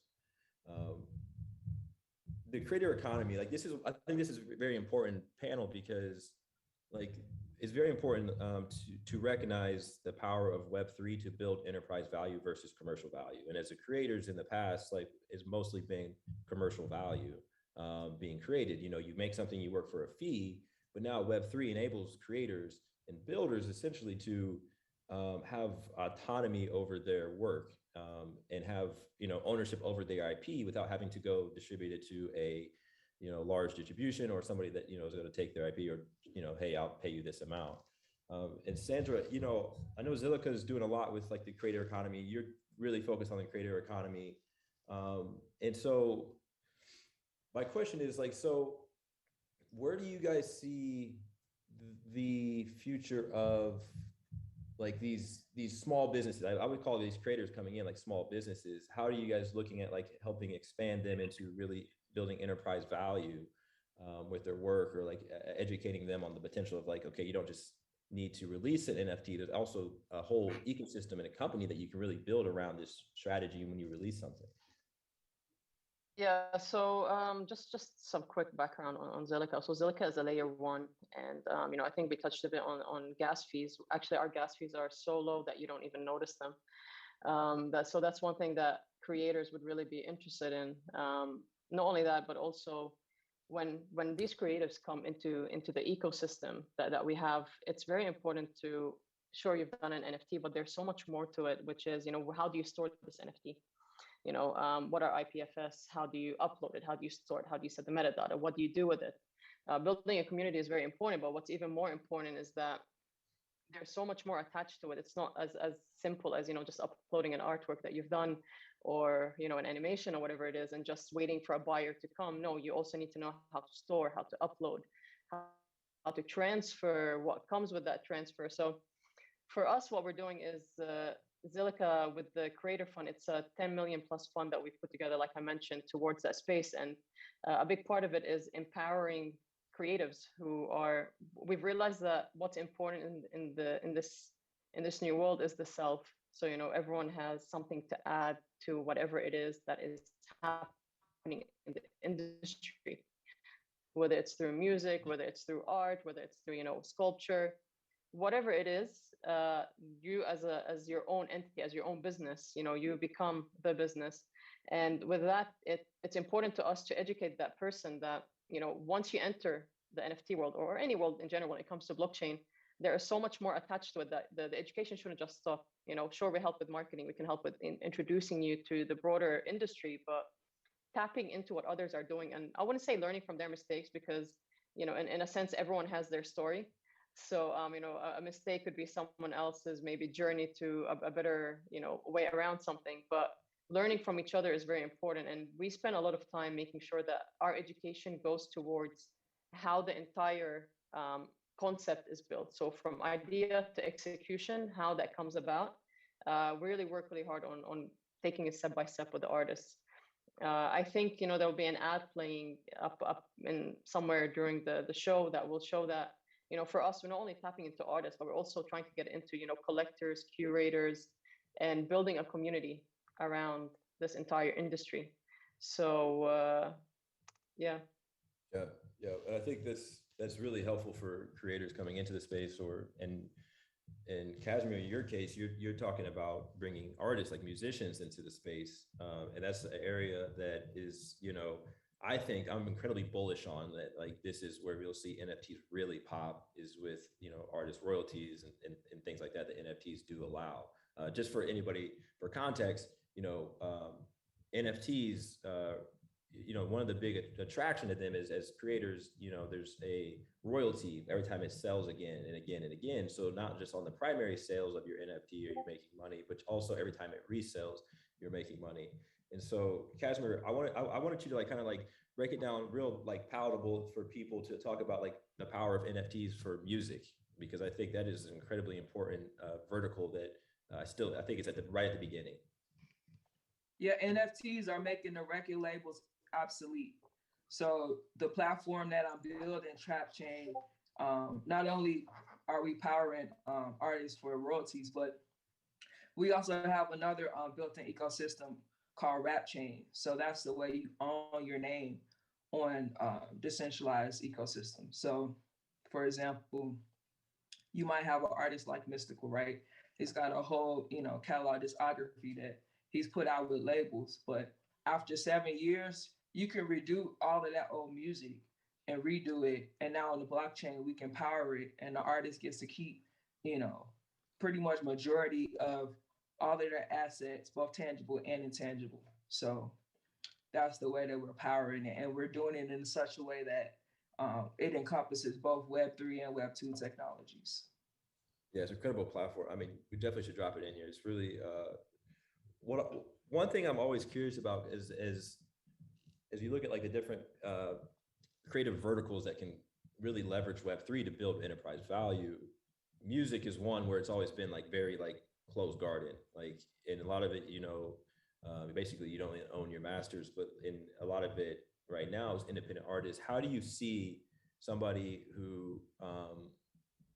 do you see that evolution taking shape that allows more the mainstream artists now get into NFTs who maybe not own their masters or are tied to record labels? Or is it right now we focusing on independent artists and getting them early? So, part of our business model actually is to leverage artists who sold diamond, sold multi-millions, And in the past, that was able to be, equated to a CD sale or so forth. But now we have the metaverse. You have other methods in which we can exploit an artist's, image and music to their advantage. And so that's what we plan to do, because this is a platform for artists built by artists. So it's not like we're just coming into culture vulture like so many other times before. This is another moment like Master P had. This is another moment like Diddy had. This is another moment like, Cash Money had, but it's just in the metaverse though. And one thing that I really love about music too is like the collaboration that can exist with artists. And Iris, I'm sure that you've probably had these conversations where, a musician's like, hey, I want to do an NFT, but like obviously they have restrictions with their label. Like, how do you see like these? First of all, I think this is the most collaborative space on earth right now is the metaverse Web3. It's all about creative collaboration and building together. How do you see like in your experience so far, like with these artists and musicians coming together to create these really dope NFTs? Yeah, I think I think what's interesting, the relationship is kind of twofold. So one, you have established musicians that are collaborating with artists to create NFTs. We just did a project with Goody Mob, who's dropping a generative NFT today. Goody Mob is a very well-known rap group from Atlanta. And they're from an older generation, and a lot of people haven't really some people are saying they actually forgot that Goody Mob is even around. And so this project that they're doing builds on the culture of the South. It's a soul food truck theme. So the artwork is like soul food, like plates of soul food, and different like Southern characters kind of delivering the food. And it's really cool. It doesn't have any music in it at all. But it allows them to still kind of still engage their fans and kind of remind people that they're around and also uplift artists at the same time. I think what we're also seeing is that on the flip side, for independent artists who are smaller and haven't built a large audience yet are able to actually collaborate with digital artists and rise together. And I think, instead of the digital artists just getting paid like $500 to do their album cover, instead they're getting paid, 50% plus royalties forever. And they're both kind of like leveraging each other's growth and each other's audience. So the opportunities for collaboration and for creatives to uplift each other it's just really exciting. Yep. I love it. So I think they're telling me we gotta wrap up.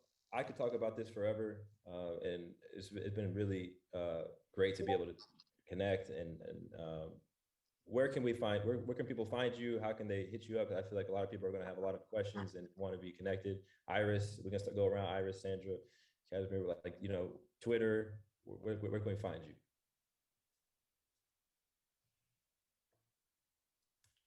Ask Casimir, AskCasmir. And Sandra, how can people there's the email for, or where can people find for like the creator fund that you have to put together? Can we drop that? Yeah, sure. Okay. So we really encourage, yeah, no, definitely. I'll edit now into the message, and we encourage touch, and even if you want to learn more about this space, we'll definitely do that. You can find me on Twitter, probably the easiest way, Sandra_TLIBE. And yeah, I would really encourage everyone to, again, not a shameless plug, but do look into Zilliqa, because it seems to be answering a lot of the questions that people have on the I'm seeing being spoken about.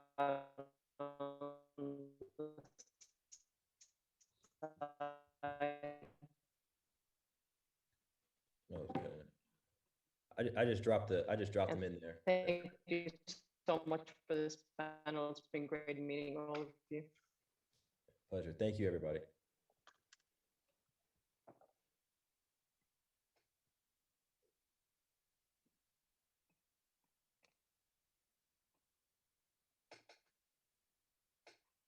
Right. All right. Wow. Okay. No one can say that we're not putting you onto the $1 trillion game, right? Like this is where you learn to earn.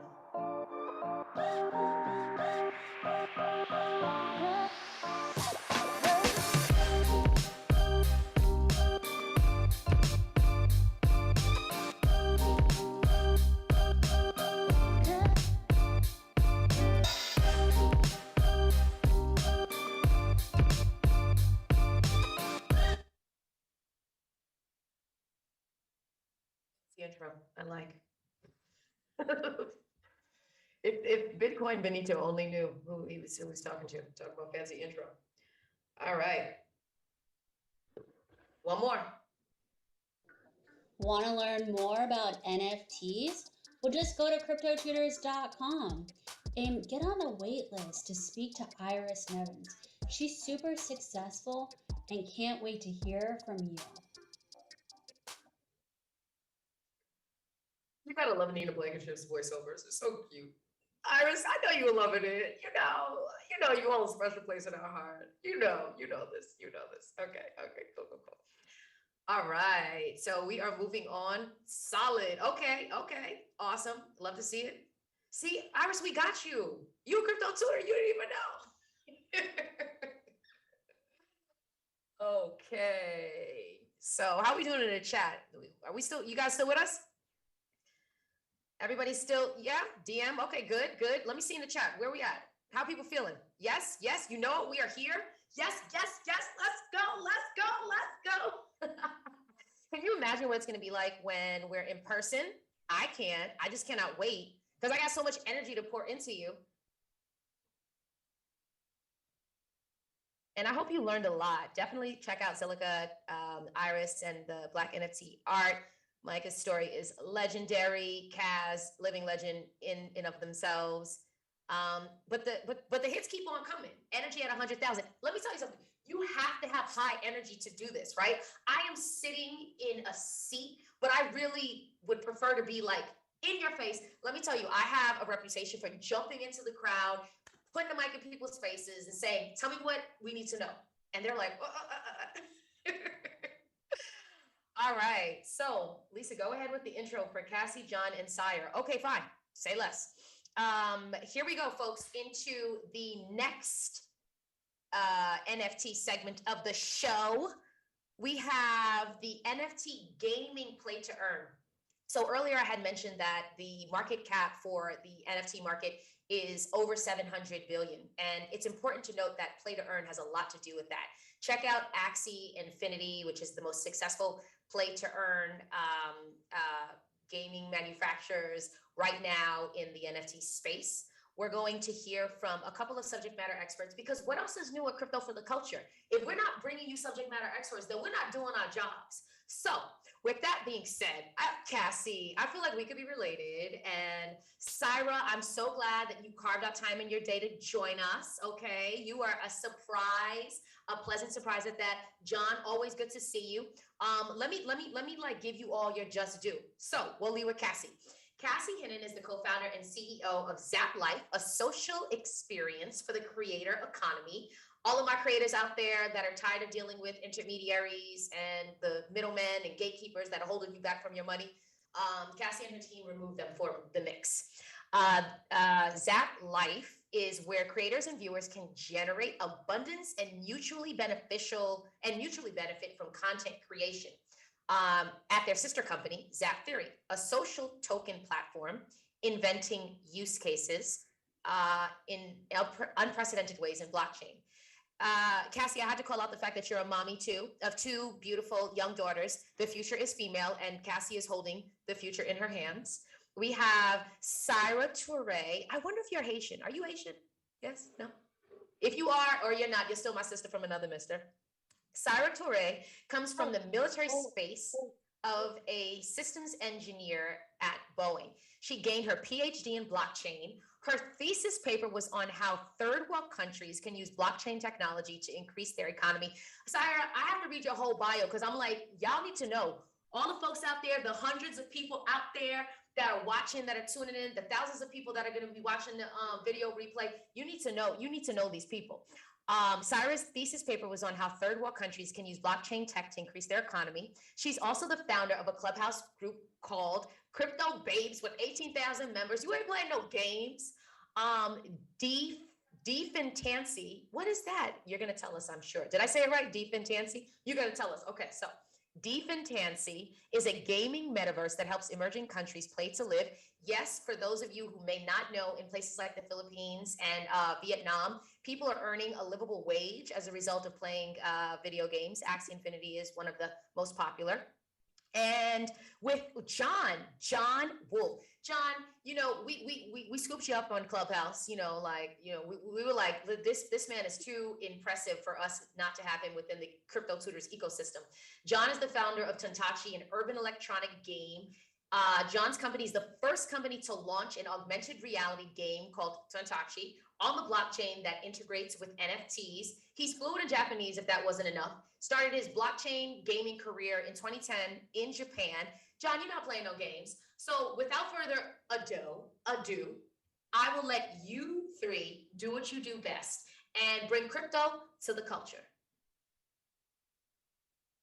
Amazing. Thank you so much for that, Lisa. Love your energy. Just pulling it all in. And thank you, Nina, and everybody else who had anything to do with this behind the scenes. Appreciate the time to be with you all today. Let me try to fix this. There we go. Okay, cool. So Lisa mentioned a couple of things about Axie Infinity. I'm going to share a little bit more about that and how it's really changing lives for people in the Philippines in particular. But before I go into the gaming things, this is more of a segue from the last conversation with what Zap Theory has to do with NFTs. And while we're not compatible yet with having NFTs be in a game, we offer experiences or a physical item with our NFTs. And so what we're looking to do eventually is, for example, we have a crypto jacket, and the crypto jacket is a physical item that we created into an NFT. And so people can purchase that. There's 20 more available of those. And then, so we animated it, minted it into an NFT, and eventually it will be a wearable in the metaverse as well. So we're looking to do a triple play there, right? So I'm really excited about the direction of where Zap Theory is going.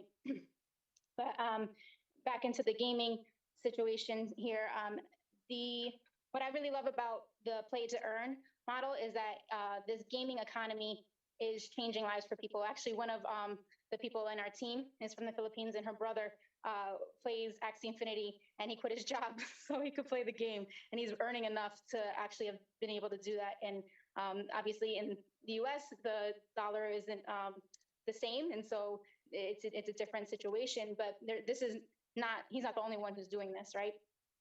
And so play to earn, what is it? It's where people are, particularly partial ownership of the game is owned by the players as well.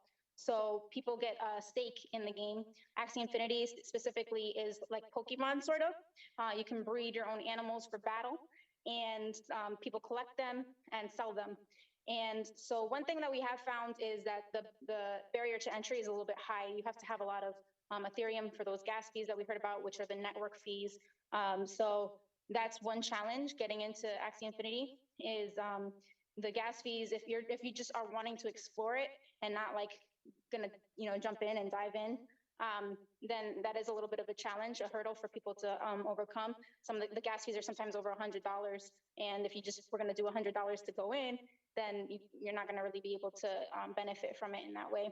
But they do offer scholarships, so people rent out their NFTs, their animals, so that people can use them and generate an income on them. And then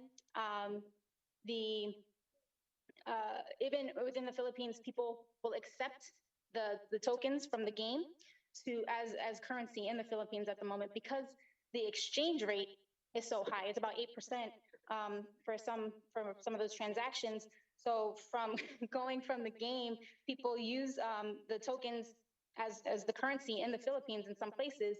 And I think that this is a really important factor, because I've been a strong believer since 2017 that games are going to provide the on-ramp for mass adoption. And this is kind of an example of that, where people are using this for, to go to the grocery store, things like that.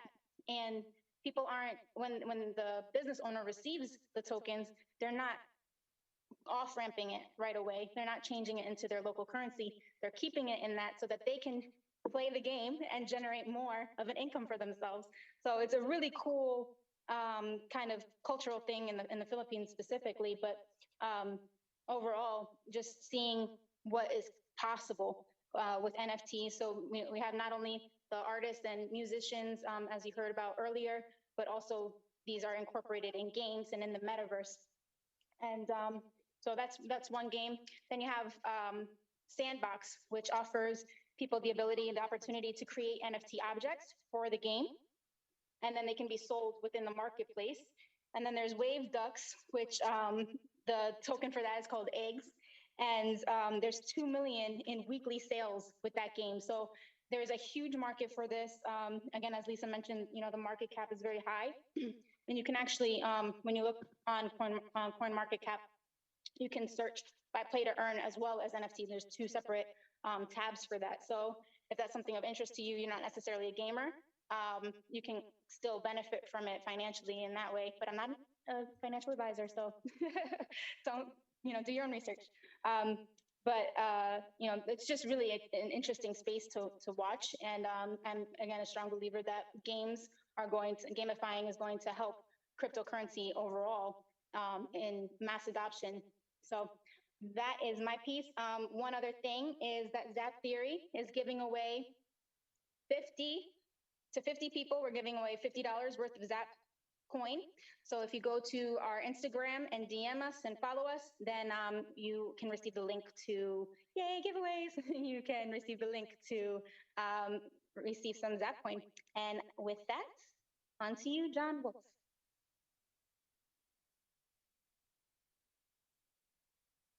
Hello, hello, hello. Can you guys hear me? Can everyone hear me? Can I get a thumbs up if if I'm heard? Just one thumbs up, that's all I need. Thank you, Cassie. All right, Cassie, that was an incredible overview. You hit everything that I'm also looking to kind of go into as well. So what's up, everyone? Thank you so much, Crypto for the Culture, Crypto Tutors, for putting this event together and having me come on here to talk about really the integration and future of blockchain games.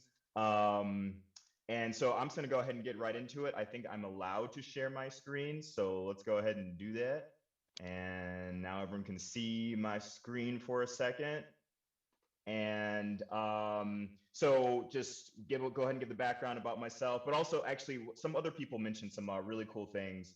And being bullish on games definitely is something that I'm also kind of up for. When the NFT panel just started, we talked about the easiness of onboarding, seamless integration. Those are things that games are able to do because you're playing a game and you don't even know that you're actually having a blockchain-based experience.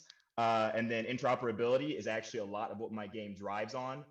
So you'll be able to see that in a really easy way. And I think Lisa actually mentioned that it all started with CryptoKitties, and then Cassie just mentioned Axie Infinity and Sandbox. I actually happen to know the founders for all those games. I actually just have an old Axie Infinity shirt that I got from, can't even see it, but there it is, from like 2000, I don't know, 17 or something like that. But you'll see how interoperability and all these relationships come into a game. So there's this little bit of background. More about me, as Lisa gave an amazing introduction. Name is John Wolf. I'm a longtime game developer. I have worked on video games for a while. I moved to Japan, became fluent in Japanese, worked on Japan's first ever blockchain game, which is crazy, back around over in 2017. Again, that's when CryptoKitties was coming up, Axie Infinity, et cetera, et cetera. And I've been able to come back. So I'm over in Detroit, Michigan. That's where I'm at right now. Came back to the United States after being 4 years in Japan, and begun to work on my video game studio again, but specifically utilizing blockchain technologies in games, trying to merge two together. I'm a game developer first, blockchain, NFT, or individual second, and that allows us to really create robust games that actually utilize the technology rather than gamification of blockchain technology. So where the game that I have is called Tontachi. A little bit of wordplay there. You might know Tamagotchi, right? So tamago means egg in Japanese. And then tachi is a pluralizer. So it can just be like, we or an S, but also it also comes from like tomodachi, which means friends. So Tamagotchis are actually eggs or egg friends. Tone in Japanese is pig. So you have pig or pig friends. So you have these really cute pet pigs that you're able to do a lot of cool stuff with. So let's not talk about it. Let's actually show. And I hope the quality has gone up in this a little bit since I've uploaded. Oh yeah, now we're at 1080p. Let's go. So I'm hoping everyone here can see what's going on. And I want to start off by being able to show that we have the ability. What I have built out is a proprietary technology that's able to take NFTs, that's what we're talking about, right? And bring them into a native application, a native mobile application. Any blockchain game, or maybe even NFT experience you might have done thus far, has always been on probably what, a PC or a web browser, right? So where I'm actually able to bring it into a game and leverage it. So we're going to go through that whole process and just show it to you because Crypto Tutors and Crypto for the Culture is allowing me to give this demo. So we're on OpenSea. I'm showing you that the game is called Cryptoink. And this is the game that I was working on over in Japan. We have about 88,000 are out there. 36 quadrillion types are possible. So you can breed red and blue together and get purple. There's all these different permutations out there, and we're checking out some cool ones. So here's a really cool one. It's got this nice design. Someone decided to, breed a black one with one that had this blue design, and they ended up getting this to come out. And there's so many more. And now I'm going to show you the ones that are inside of my wallet. So I'm assuming everyone here knows that the OpenSea app this is the OpenSea app that I'm using. So these are the NFTs I have in one of my wallets. Got some Axie Infinity Axies in there and all that good stuff. But we're going to drill down on, again, the Kryptons that we have here, these crypto pigs. And actually, this one specifically is actually from a collaboration we did with Axie Infinity over in 2018. So you probably have never seen a 3D Axie before. So you're going to actually see one happen right here in a second. So there is my wallet. I copied my wallet address. We're going to use that later. Here, now we're in the game. And this is like the, early, intro to it. We're still polishing the UI UX. We plan on releasing this game over at NFT NYC in November 1st. I'll be speaking there. So if you're in New York and you're at the event, look me up, check me out, say hi. So we're in the game, and we are having our one creature here. We're calling it Mr. Oinky, and I'm going ahead and giving it a name. And then what we need to do is, does it have a name yet? Does it have a name yet? There we go. So now that it has a name, again, mobile application, the tutorial person is telling us that we can take it outside. So outside, what does that mean? Well, this game is an augmented reality game. So now we are playing an augmented reality game. If you know Pokemon Go, the biggest augmented reality game out there, $1.3 billion in sales this last year. And we actually have partnered with them a little bit for this game. So there's some cool stuff there I'll talk more about later. But now our creature is in augmented reality. Check it out. This is over in a room. In any room in the world we could do this to. And this in of itself is one of the game characters. So now I'm over here just playing with it. I'm feeding it. Oh my God, look at the cuteness. I can't see the comments right now, but I hope people are like, yo, this is cute, because that's the whole point. Kawaii means cute in Japanese. We're really trying to hone in on this aspect of this super stimuli, which makes you feel compelled to like it. Right now, what I'm doing is I'm petting it. So I'm actually going around on different areas and actually trying to find a petting spot. So I'm checking out its ear, but it didn't like that, so I stopped. But now I want to show you exactly how you can import an NFT. So you remember how I copied my wallet address from OpenSea? If anyone remembers that? So what I'm doing is I'm pasting it into the game. And again, our technology allows this to happen. And check this out. It reads my wallet, and then all those NFTs that I had in my wallet are now where? Right there, bam. Pretty cool, right?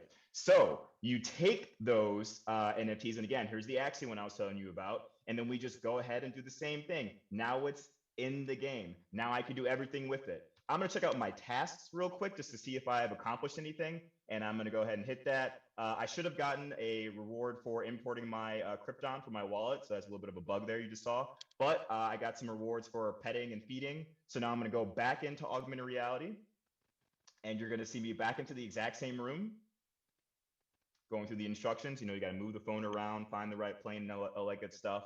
And then we're going to place it somewhere, anywhere that we want to, anywhere that is an actual flat plane, we're gonna go ahead and put it down. So I'm just kind of looking for the room, looking for a good spot. And now, everyone, you have seen something that very few have seen before. You are now seeing an actual NFT that is birthed onto the Ethereum blockchain, brought from the realm of the abstract into the realm of the, well, concrete through augmented reality. That is an NFT right there. It has a price value on it. If you were playing this game with me and you thought it was so cute and you liked it, I'd be like, hey, you gotta pay me like, $40 for it and in ETH. Okay, let's do it. So people are able to breed this and then able to play it in the game and do a variety of things. So here I am again, trying to pet it. It clearly does not like where, oh no, now, okay, like that petting spot. Okay, so it liked that area, so I'm glad. I'm gonna feed it real quick. So again, you can see that I can feed it here and really cool. Only a couple more things on this and I'm gonna go into some more mechanics of play to earn and game economies for people to understand really how you can make money. As Cassie was mentioning, Axie Infinity is the biggest game out there, but it's because they have an actual game economy. There's still not a lot of actually full-blown games that are out there, but as soon as we're able to leverage the technology more, you're gonna see this blow up and you're gonna have a lot of mass adoption. I'm hoping that people resonate with this game. So I just want to be able to show here that now it's following me. I had to take it for a walk. And you can see that I'm able to get it. It's going to come up. So it's able to actually go up onto the next platform because we do 3D mapping. So that's the demo. Thank you so much for checking that out. Here are some other cool things I'd like to show in regards to games. So how do you make money, aka play to earn? What do we do here? So we have what we call a game economy. Axie Infinity has a game economy. You breed Axies and then you play it on their mobile application and you gain something called SLP. Look it up on CoinMarketCap. It has its value.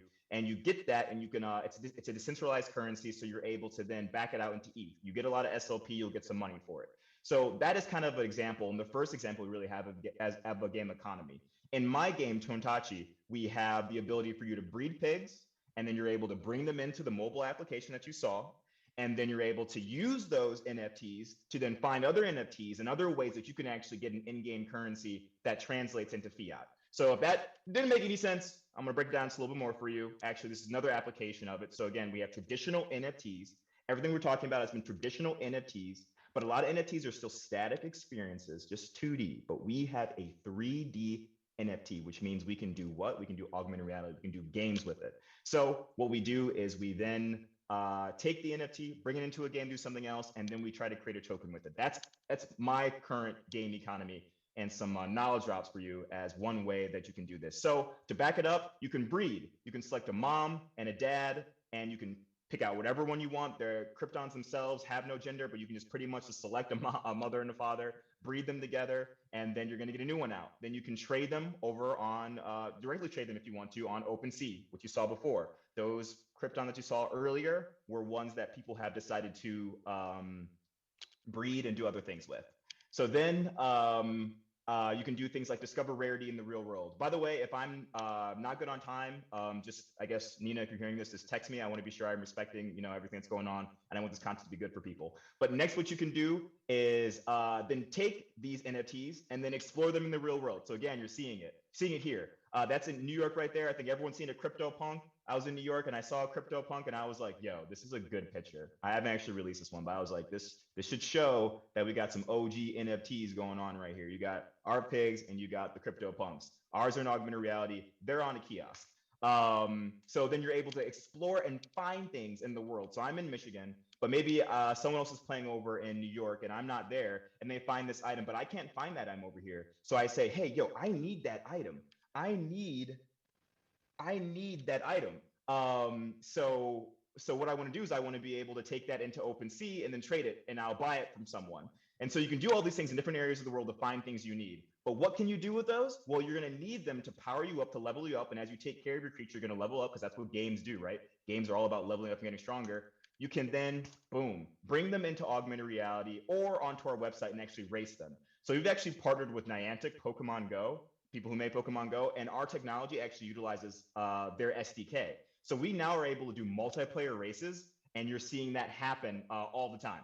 So in our game, if we were all in a room together, someone here is player 1, someone's player 2, someone's player 3, and whoever has raised theirs the most is going to clearly be the winner. So that's what's kind of what's going on. That's what's going on there. You can win prizes like ETH. You can get the in-game token. You get all these cool things. And this is how you have a game economy go on while also just having a really fun experience, because that's what video games are supposed to be in the end of the day.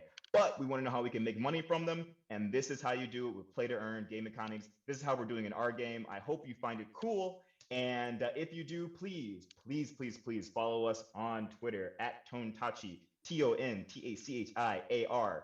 I'm going to do maybe a little bit of a campaign in a second. I'm going to tweet something out. Able to potentially get a Krypton and also get early access to our game. We'll be releasing in November. Please follow along. I will answer questions in the chat if anyone has any. Thank you so much. We've had collaborations with CryptoKitties and Axe Infinity in the past. If anyone wants some quick stats, these are just for you to maybe take a quick screenshot of this. These are some stats on blockchain gaming, the rise of blockchain games. We're at about $1 million a day in transactions. We talked about Axe Infinity. We talked about Digital Land. So that's kind of information for you. But now I'm going to go over and pass it over to, I'm sorry, it was Syra? Sierra. Hi. Sierra, I apologize, Sierra. I'm sorry. I'm so wrapped up. Okay. You know what? Yeah. That's a pretty good pronunciation. I've been called sorry once, so that's pretty good. You're good. Well, I'm sorry that I did not say Sierra. So it is off to you now, and go ahead and take it. Thank you so much, everyone. I'm going to stop sharing, and I'm going to be out of here. So take it away. Hi, everyone. My name is Sierra Toure, and I'm the CTO of D-Fantasy. It's a play-to-earn platform, and, we do many things. We create mobile apps, NFTs, metaverses, et cetera, et cetera. Our whole thing is play to live. Our company is a gaming company that really focuses on emerging countries that help, produce money for those people in those countries. So for us, like $1 in the US, because I'm in the US right now, might not mean much to me, but for those countries out there, $1 could do so much. My parents are originally from, Mali and the Ivory Coast. And so that's the reason why I feel like, our company kind of wanted to create a platform for especially emerging countries to be able to build a platform to, help other people in the space. The reason why our slogan is play to live is because we want people to earn money and make a living off of it. That's what our company is really all about. And that's the biggest thing for us at this very moment in time, because I'll tell you this, I'm 25 years old, and, living in the US is really, really tough for, people in my generation to make money. And this is the reason why, our company wanted to make a fun reality where people can play to live and play to earn. And so it's really, really, something I really, really embrace, and that's what our company embrace. I just want to talk a little bit about the team and let you know a little bit about myself. So I'm a co-host of Crypto Babes, which is a platform for women by women. Men, you can join too, but it really talks about education and educating women and about the crypto space and all that. And I'm also getting my PhD in blockchain technology and looking at third world countries and how they've become more technologically advanced. So a little bit about the team. So our CEO is Michelle.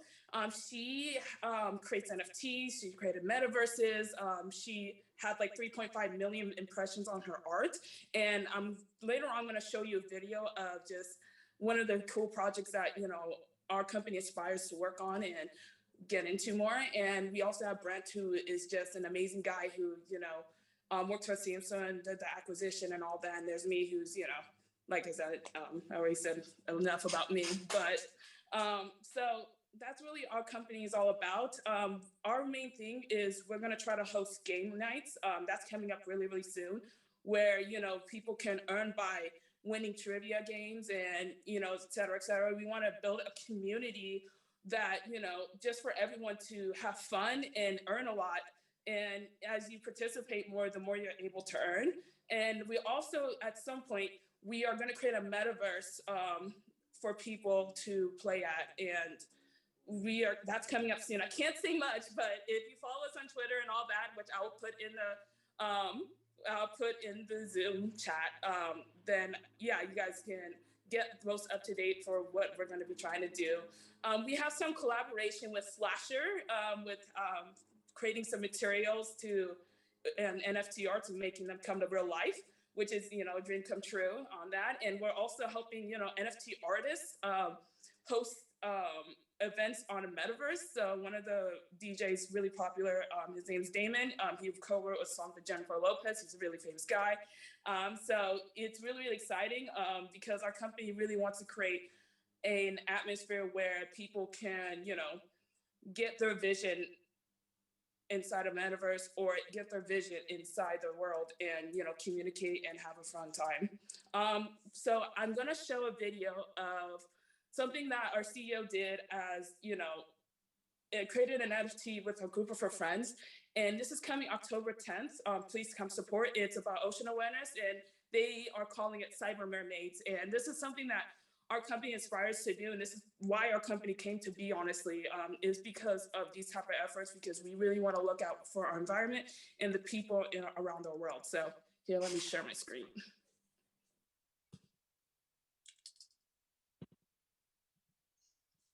Okay, yeah, this is the video.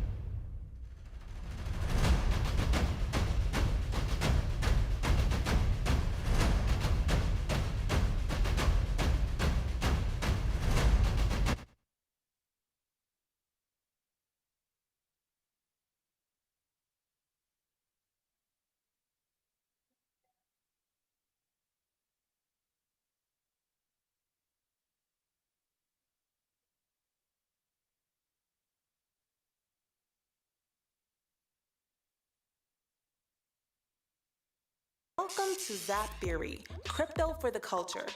Zap Theory allows brands and personalities to create their own unique social tokens where they engage with their communities in a more meaningful way. Zap Theory is the only social token platform that includes an NFT marketplace as well as a live streaming app.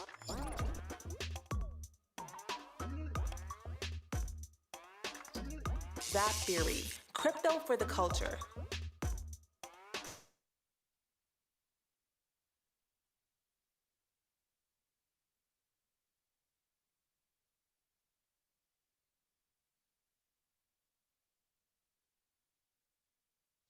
Do you want to learn more about gaming, augmented reality, or play to earn? Go to cryptotutors.com to get tutored by John Wolf in English or Japanese.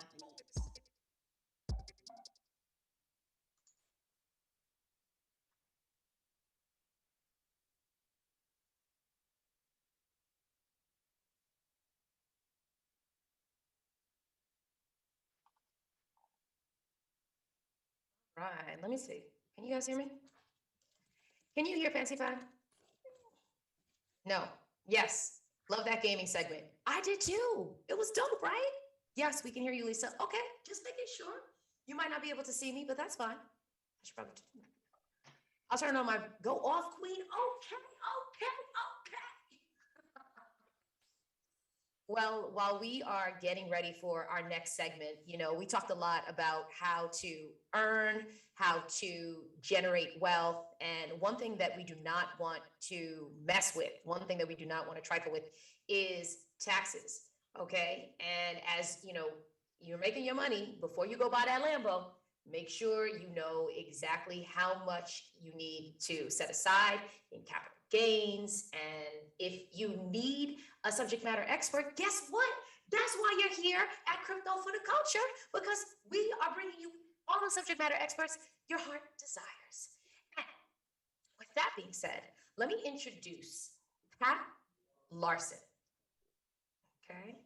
Pat, before you go on, I have to set the stage for you. Okay. So are you ready for this intro? Hopefully. I'm ready. I do you justice. Okay, perfect. Here we go. Pat Larson is the CEO and co-founder of ZenLedger.io.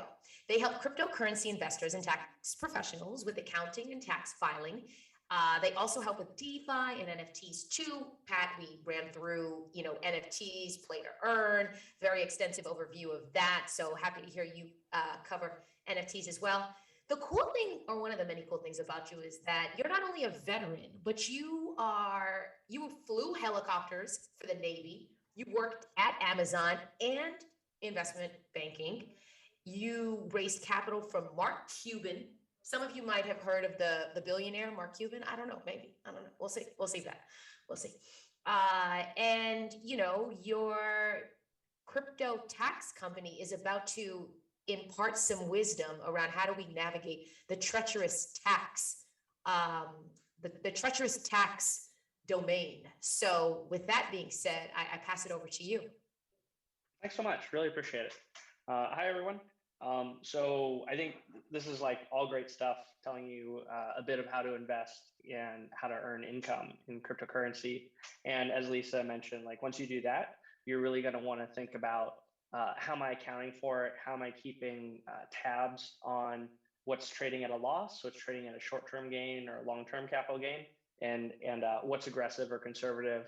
Do I want to work with a tax professional? And how do I plan like a couple years out, right? So we help with all of that. We've worked with people for about 4 years now. We started in 2017. We've worked with TurboTax, with Abra, eToro, CoinGecko, with big four accounting firms in their ultra high net worth practice, with thousands of CPAs and tens of thousands of individuals. And here, I'll give you a quick show of what we do here.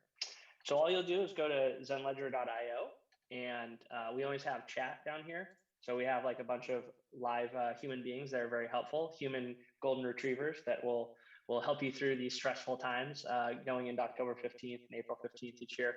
So we're always happy to answer your questions. We can hop on the phone with you as well. And so please just hit us up if you have any questions about ZenLedger or taxes, NFTs, DeFi. Really simple. You just kind of like click on exchanges, go ahead and authorize read-only APIs. So very secure in that regard. We never have the ability to mess with any of your funds, but we can read what's in there and put it into an accounting spreadsheet for you and your tax professional. We support a ton of different wallets and exchanges, DeFi, NFTs, to get that all set up for you. You can see your portfolio views, so you know what to trade and when, what's at a loss, what's at a gain. You can jump over to the tax center, and we have automatic error checking for you. So you can be like, oh yeah, like I forgot I have a second MyEther wallet that I didn't add. Or, oh, I forgot I bought this one NFT and I didn't add it. So you can like take care of those things to smooth things out. And then you can download all your tax forms right here. You can upload them to TurboTax, or you can give them to your tax professional. Your tax professional never needs to be a crypto expert. Your tax professional can jump in here, take a quick look. And if you say like, oh, I lost 0.1 Ethereum on this wallet, I can't find anymore, then perhaps you can write that down. Or, oh, this wasn't actually income, this was capital gains, vice versa. We can always clear those things up for you. And this like takes a lot of stress off you throughout the year. If you just like kind of jump in once a month, clean it up, see what your portfolio is looking like, maybe, Bitcoin goes up to 60,000, and then again, it goes down to 40,000, and you bought some up to 60,000, you can sell that and have a tax loss asset. So it can help you with like very, very advanced types of accounting there to help you manage your cash. And then we'll also just tell you what is income. So that's a different kind of tax, a different kind of tax rate versus your long and short-term capital gains. And if you start producing NFTs as art, then that's probably also a different tax rate. Our tax rates are, our tax system is like very convoluted. So you're going to need software once you have hundreds or thousands or tens of thousands of trades. And again, we've been working in the space for about 4 years now. Mark Cuban, Blockcelerate, Vestigo Ventures, Castle Island Ventures, Gummy Cryptos, several, just a bunch of cryptocurrency and fintech focused VCs. Mark Cuban loves cryptocurrency and NFTs as well. And the NBA is going to Top Shot. The NFL is doing that. NCAA is going to do, name, image, likeness as well. And you're just going to see a bunch of artists and musicians jump into NFTs as a way to earn and monitor and kind of distribute the art. So that's just like a broad overview of what we do. Happy to talk about what it's like to do entrepreneurship in crypto, to be a veteran transitioning into crypto, how to think about how to invest or dollar cost average in crypto. There are some tax advantage things like Bitcoin or IRAs that you can put your crypto into. Just do a Google search. I'm not going to do that stuff justice. But we're like a one-stop shop for all your income, capital gains in crypto. You can see your portfolio at any moment and clean things up and keep things straight so that you're not worried about it. January 1st, you can have all your crypto taxes done. And if you have a refund coming, just go ahead and file your taxes January 1st.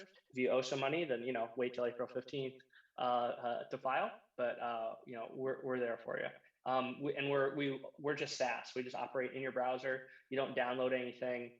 We're mostly desktop because it's a little bit too complex of a workflow for mobile. So yeah, it's only read-only access. We can read directly from blockchains. We can import files directly from your exchanges. You can also just manually enter with a spreadsheet.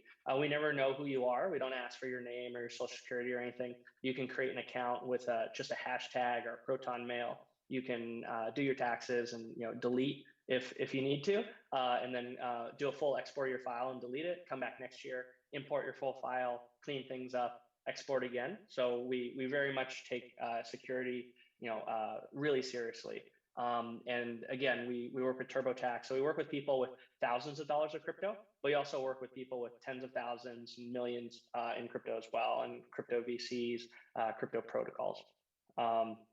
So yeah, just give us a try. Always hit us up in the chat. Some things are a little weird and kludgy because that's what crypto is. So if you always have a question of like, hey, where do I find these transactions? Or how do I create this API?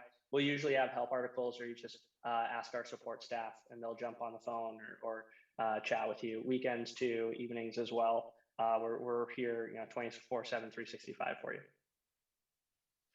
And let me see here. The other thing I want to mention is, so just we have a promo code, culture15 for 15% off. The packages usually cost somewhere between $49 and $3.99, and then you can also work with a tax professional, and they'll kind of have their hourly rates, and they'll usually cost a couple $1,000s because that's usually what it costs to work with tax professionals. But we know tax professionals that are just crypto experts, and they'll know what you're talking about. They won't be baffled. And they'll know the current legislation. They'll know what's conservative and aggressive and what's maybe coming because of the infrastructure bill and what's allowed this year, but not next year, or, things like that. So the code will be active, for a while. We'll just keep it on. We'll probably keep it on through the end of the year. If you buy now and ask for a refund, that's fine. We give, 100% refunds. We don't really worry about those types of things. We have a very low refund rate. So we just want you to try things out.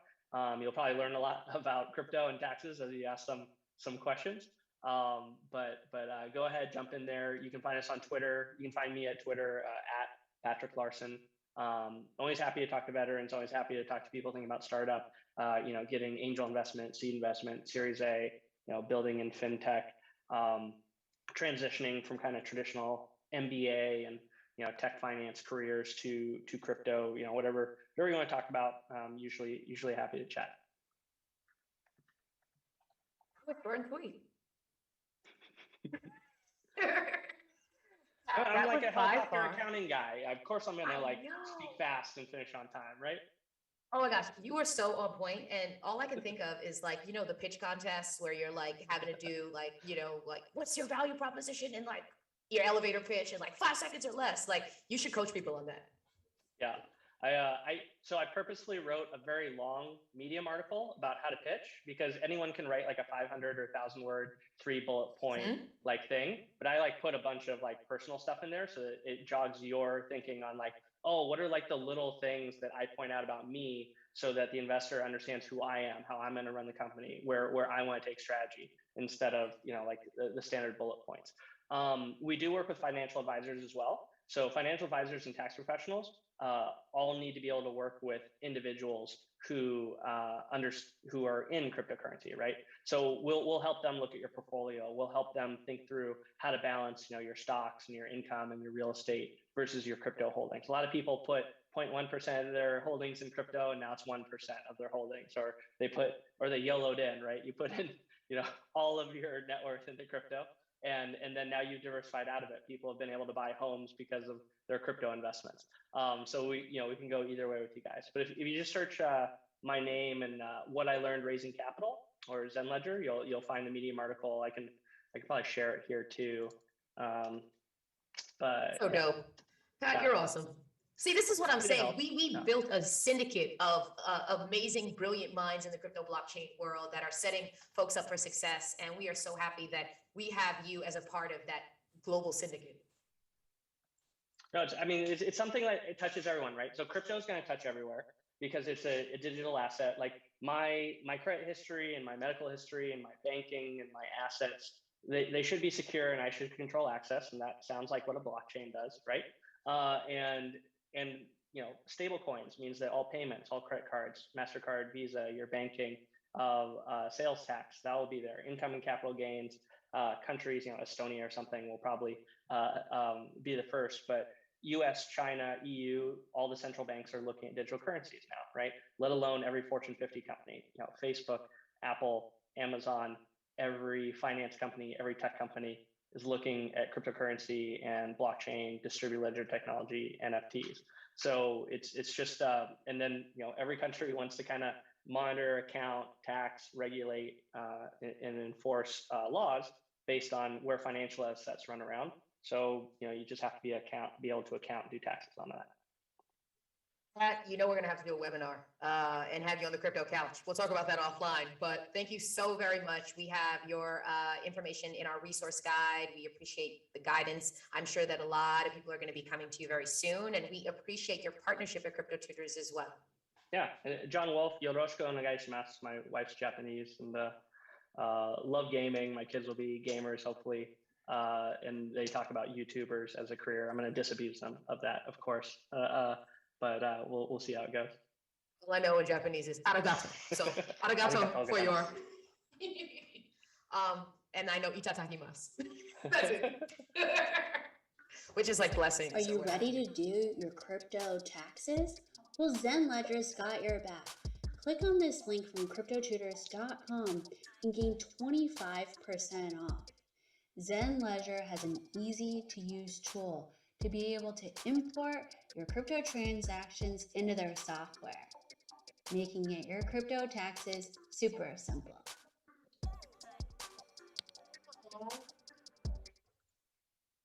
Awesome. Cool. Well, oh, I should start okay, hold on. I'm coming back. Let's see if I come. All right, there we go. I'm here. I'm up there. I don't know if you can see me down there. Loving these biz plugs, right? Because we want to get you the people that you need to get to in order to make wise decisions, right? And speaking of making wise decisions, you know, the entire event is designed to really generate awareness, interest, and impart knowledge that can help you transform, or knowledge that can be transformed into wealth, particularly for marginalized communities. And, you know, there are a variety of ways that happens. You know, when we talk about why crypto, why now, it's really important that we look at the data, right? We have Sarah Fisher Ellison, who's a senior lecturer in the MIT Economics Department. Sarah authored a study, Diversity, Social Goods Provision, and Performance in the Firm. And in this study, no surprise, it's clear that diverse teams win. Diverse teams are more profitable. They generate more revenue. And so we constantly want to be peppering you with the data to drive the rationale in why it's so important to have inclusive working environments. And so with that being said, let me check my notes. Okay, we are going to be bringing on Sarah F. Ellison to share a bit about her report, and then we'll segue into careers in crypto. So what better way to start careers in crypto other than Sarah F. Ellison telling us about the world-renowned study. Sarah, I see you up there. I don't know if folks can see you within the immersive view. I don't know if folks can see you on stage, but we want to make sure that we have you on stage. We're going to unmute you. Yeah, you're about bursting. I can't wait to hear what you're like. I have stuff to say. There we are. Okay. We're going to unmute you. You're not unmuted yet. Please unmute Sarah. Okay. Can everyone hear me? I'm right here in the conference room. Okay, excellent. Thank you so much, Lisa, for that lovely introduction, and thanks for the invitation to say a few words here today. I'm excited to be part of this event. And I have to say, unlike Pat, who had honed his, sort of the 30-second elevator pitch, I'm used to lecturing for an hour and a half at a time. So I won't do that to you here today, but I might not be quite as polished at the very concise pitch as Pat was. So let me begin my remarks by telling a quick story about how sometimes the sort of frontiers of knowledge get pushed back in unexpected ways. So several years ago, I was sitting in the bleachers at a rec league softball game. And I was sitting next to someone I'd known for a long time. Normally we wouldn't have had much chance to chat because he would have been playing on the field. It was the softball team of the company that he had founded. And, but he had twisted his ankle or something. So he was in the bleachers with me. So his company had been growing for, over the years. And at this point, it had dozens of offices in the US and abroad. And we started talking about how he managed all those offices and the challenges that entailed. And, I said I was really interested in the sort of gender dynamics and the functioning of offices with different gender mixes. And did he think about that? Was that something that he knew anything about? And he said, oh, we have data on that. I'll give you the data. And that's how that chance conversation in the software bleachers was how my research on diversity, public goods provision, and performance in the firm got started. Okay, so as all of you know, certainly, researchers don't operate in a vacuum. We're standing on the shoulders of giants. And so there was previously an entire literature in economics, sociology, and related fields documenting that people are more comfortable in homogeneous groups, when they're more comfortable when they're surrounded by people who are like them in various dimensions. So they're more comfortable when they're in groups of the same age, maybe groups where everyone's from the same hometown, where everyone's the same gender, where everyone's the same race, everyone's the same occupation, etc. This has been pretty widely documented. And furthermore, people contribute more to what we term, quote, social goods, trust, cooperation, reciprocity, etc., when they are in these homogeneous groups. But, I always just felt that these studies could not be the final word on diversity in groups. I just felt like there had to be more to the story. And in particular, there was a big question that these studies had largely not addressed, and that was the question of performance. So people in homogeneous groups tended to contribute more to these so-called social goods, but how did the groups perform the required tasks at the end of the day?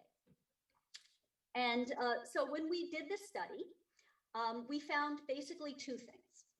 So the first thing we found is that consistent with all of the previous literature on social goods provision, the gender, and by the way, we were looking at diversity just in terms of gender, because that's all we had data on. The sort of gender homogeneous offices were in fact happier, more cooperative, and had higher morale. And one thing that was interesting about this company is that they spanned the entire spectrum. They had offices that were entirely female, offices that were entirely male, and everything in between. Okay, so we really could study the whole spectrum. And we found that in fact, the ones at the two ends of the spectrum, where's my other hand? The ones at the two ends of the spectrum were in fact more cooperative, had higher morale, etc. But despite these higher levels of social goods provision, the homogeneous offices at the ends of the spectrum performed less well on the bottom line metrics than the offices in the middle, the more diverse offices. In other words, the offices with more equal gender mixes that had both men and women in them were just simply more productive. And in the paper, we sort of use an analogy to a baseball team. And we say, there could be a number of mechanisms that explain these results, but we sort of liked the analogy to the baseball team because, you could think of having a baseball team entirely of catchers, for instance, and they might really like each other and have a lot in common and have a lot to talk about.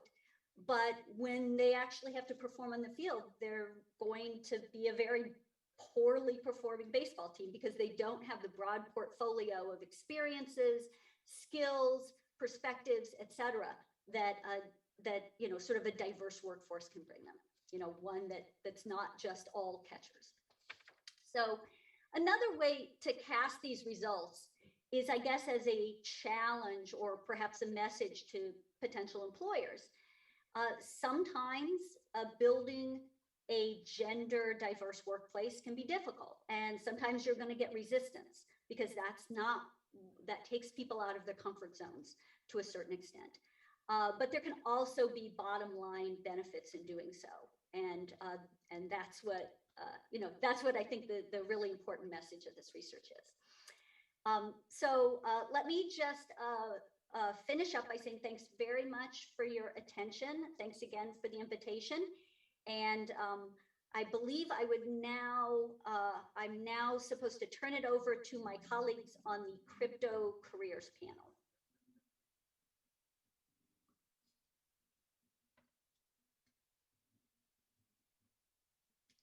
Is that correct? Can you hear me? Yep. I'm sorry, what did you say? So I think I'm now supposed to turn it over to the people on the Crypto Careers panel. Is that correct? Yes, indeed. Thank you so much for your genius, for your wisdom. We appreciate you and the phenomenal work that you're doing at MIT. It's an honor to have had you here. And if anyone is interested in learning more, the Diversity, Social Goods Provision and Performance in the Firm was published in the Journal of Economics and Management Strategy. Oh, look at my people coming in. Okay. Let me turn on my camera so they can see me. Thank you, Sarah. Yep, thanks. We're happy to have had you. Okay, let me turn my camera on. Hey, okay, it's not turning on, but don't worry about it. We'll figure it out. Hey, I feel like I gotta throw my shades on because I got the Black Bitcoin billionaires up in this moment. You already know, Joshua. You already know. Yeah. Justin, Bitcoin Beacon, Genesis, we're moving you all around.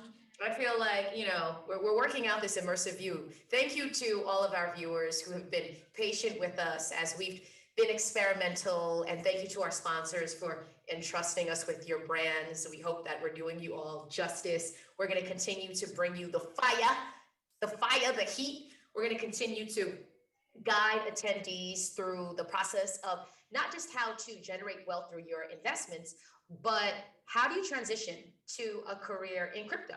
So before I get this party started, let me do my esteemed panelists their just due. Kicking it off with Naja Roberts. That's my ace boon cool, sister from another mister. Hey, I'm coming out to LA. I don't even know where in the world you are. It's like, if I want to find you, I think I just have to hop on Clubhouse with you and Lamar and Justin, if I really want to get at you. Yeah. But let me give you your justice. The chief visionary officer of the crypto blockchain plug. She also holds the Crypto Kids Camp, teaching kids about cryptocurrency. We got to make sure that the future knows how to harness the power of crypto and blockchain. You're also the co-founder of the Black Wall Street app and company alongside Hill Harper, who, Naja, I don't know if you saw, but he was on set for The Good Doctor. So he was like, hi. And then he's like, oh, I got to shoot this scene. And we were like, you go win your Emmy. You go get yours. Okay. And if that wasn't enough, you're also launching your DeFi show on HBO. And you have 4 reality TV shows that are launching on Pluto TV. And this is my favorite. Okay. Naja is the Harriet Tubman leading people out of financial slavery. I had to throw that in there. Let me see in the chat. Like, okay. Yeah. Black Bitcoins.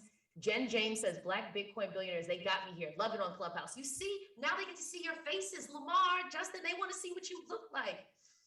Speaking of Lamar, Lamar, you know my energy is always on 100,000. You know, Fancy Vibe is always on 100,000. So, longtime Bitcoiner, software developer, and entrepreneur. You co-founded the Black Bitcoin Billionaires alongside Isaiah Jackson, who, and I mentioned this earlier today when we had Zay on. Let me tell you, by the way, he had his shades on, and so the whole panel, we were just like, you know what? Like, what's up? What's the culture? The culture's in the house. But he ended up having something with his eye, so it wasn't even like he was being cool. But congratulations to you for the Kraken $150,000 grant that you'll be doling out to Black and minority entrepreneurs in crypto. Very excited about that. You have the largest Clubhouse community, which is a feat in and of itself. I think we're talking about, what, 100,000 plus people? 129,000. 129,000 to be exact. You're so precise. You're such an engineer. It's like precision. And you have some dope partnerships. I think it's also important to call out. You also have a partnership with one of our partners as well, Cash App. Shout out to the whole Square Cash App team. And we also have Genesis Whitlock. You know what I love about Genesis? For those of you who don't know, Genesis heads up diversity at Gemini, the cryptocurrency platform that allows customers to buy, sell, store, and earn crypto. Genesis was one of the first people that I met in crypto earlier on in my journey, believe it or not, that started in the beginning of this year. And she was so gracious. I hit her up on LinkedIn, not to be giving anybody ideas, but if you have a value prop that's worth reaching out, then maybe, she might entertain you. But I hit her up on LinkedIn and she was so gracious and responsive, and we have become friends and do great work together. And I'm so excited to have her here with us. And last but certainly not least, Bitcoin Vegan. Justin is one of the tallest people I know in the crypto. Justin's like 6'4". Justin is the author. It's so good to have you. Justin is the author of From Bars to Bitcoin. I love your story, Justin. Talk about redemption song. You served a 3-year prison sentence, but you transformed your life as an early adopter of Bitcoin. You're now focusing on teaching the Black community how to harness the power of crypto through Bitcoin. And if I could invite anyone to do anything other than buy the book. Like, you have to buy the book From Bars to Bitcoin. So in the chat, I want to say what an inspiration Judith Smith says. Just so you know, Justin, they out here supporting you, giving you your props, buying your books. So let's get this party started. Let's get this panel pop off. Okay. We're moving you around. We're adjusting you. Forgive us. As I said, thank you for allowing us to be experimental at Crypto Tutors. So let's kick it off with Naja. As a serial entrepreneur, what led you to crypto? And tell us why having an understanding of crypto is so important to marginalized communities. So I've been in financial services probably the last 19 years. You're just really trying to figure out how to help close the wealth gap in my community, abroad, outside of my community, just everywhere. And just really looking at financial services platform, couldn't really find anything that I thought could actually do that properly. when I was introduced to Bitcoin the correct way. And I tell everybody, Brother Lamar had a course where I finally got an epiphany that this Bitcoin thing was really something we needed to be taking a look at. I dove in head first from that weekend till today, just really immersing myself, trying to make sure that we get educated correctly, that we are meeting communities where they are. But it is so critically important because we only have a few amount of years left, in my opinion, to make sure that we get grounded and rooted in the fundamentals of Bitcoin so that we can then understand how all these other things will evolve around us in that particular space.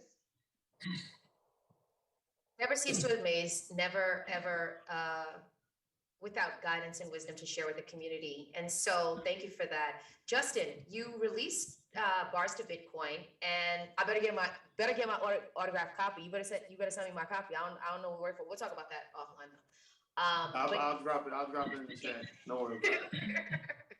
But can you share maybe one or two mindset shifts that you had that helped you successfully transition into crypto? I think that would be a great story to share with everyone. Yeah, so one of the mindset shifts I had that made it real easy for me to get into Bitcoin and crypto space was the fact that the options I had coming home from prison, there weren't a lot out there.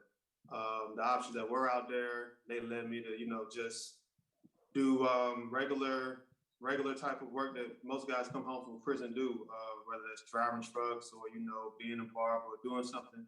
I didn't see myself doing any of that. So after noticing how the system was already set up financially, as well as just being a Black man in America, being Black in America, but also coming home with not much to fall back on other than yourself, Bitcoin was an easy decision. I had already, in my eyes, when I had met Zay, I had known Zay since I was 11 when we were just talking about it. I said, you know what? There's nothing else for me to lose. I've been to the very bottom of what society can give. So, hey, let's try and give it out Bitcoin. There was nothing to lose. So that's how we got there. So just having the mentality of knowing that no matter what, you can win. As long as you're looking for the way to win, as long as you have the will, you can do it. And I really appreciate the fact that you recognize that what wasn't working for you, and were willing and open-minded enough to try something new, because that was how long ago? How many years ago was that? That was in 2016, so that was 5 years ago. Oh, 2016. Okay, so we really do have some Black Bitcoin billionaires on this panel. I see you. Okay, we're gonna talk about how you would collateralize and give fancy by the loan. Okay, we'll talk about that offline too. So, Genesis. Okay, there she is. Okay, Genesis. They were moving you around. I was like, here we go.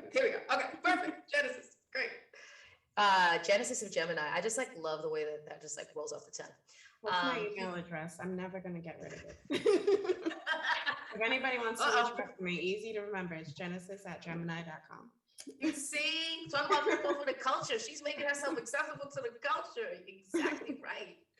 And Gemini is hired. So, but you've been at Gemini for 4 years, and I have to know, were you a crypto expert before you started working there, or tell us about how proficient and sophisticated you were before joining the Gemini team. Not at all. The funny thing about it not at all. That's important because people need to know.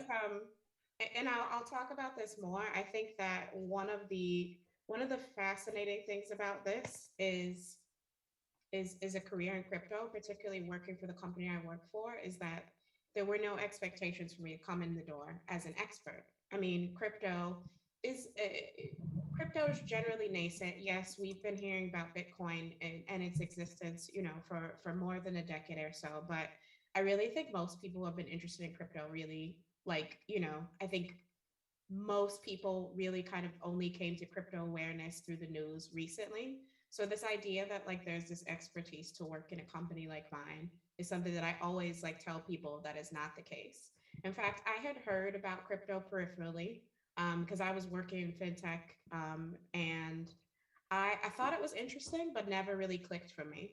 But when I started talking to the team at Gemini, started digging in and doing a little bit of my own research, um, I was just like super fascinated at the adoption already, and the adoption specifically by people not in Western countries. So thinking about countries in Africa like Nigeria, a lot of adoption there, women in Afghanistan, the opportunity that they were using it for to kind of like use it in a way that was born of necessity piqued my interest. And I'm like, I was at a point in my career where I'm like, I want to take a risk anyway. Let me do something that actually makes me feel like interesting and I'm actually making an impact.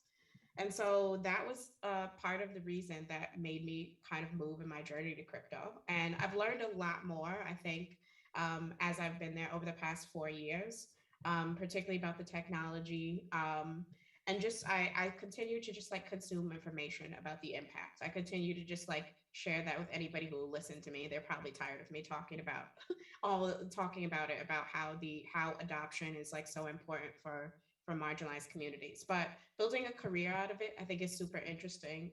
It is a time where, again, you are kind of building the car while driving it. That's why I always encourage people to take a career now. If you think about what the landscape or what we all hope it will be in 5, 10, 15 years, like now is your time to be that expert, even if you don't really know as much about crypto as you think you should know. Like you have plenty of time to build that.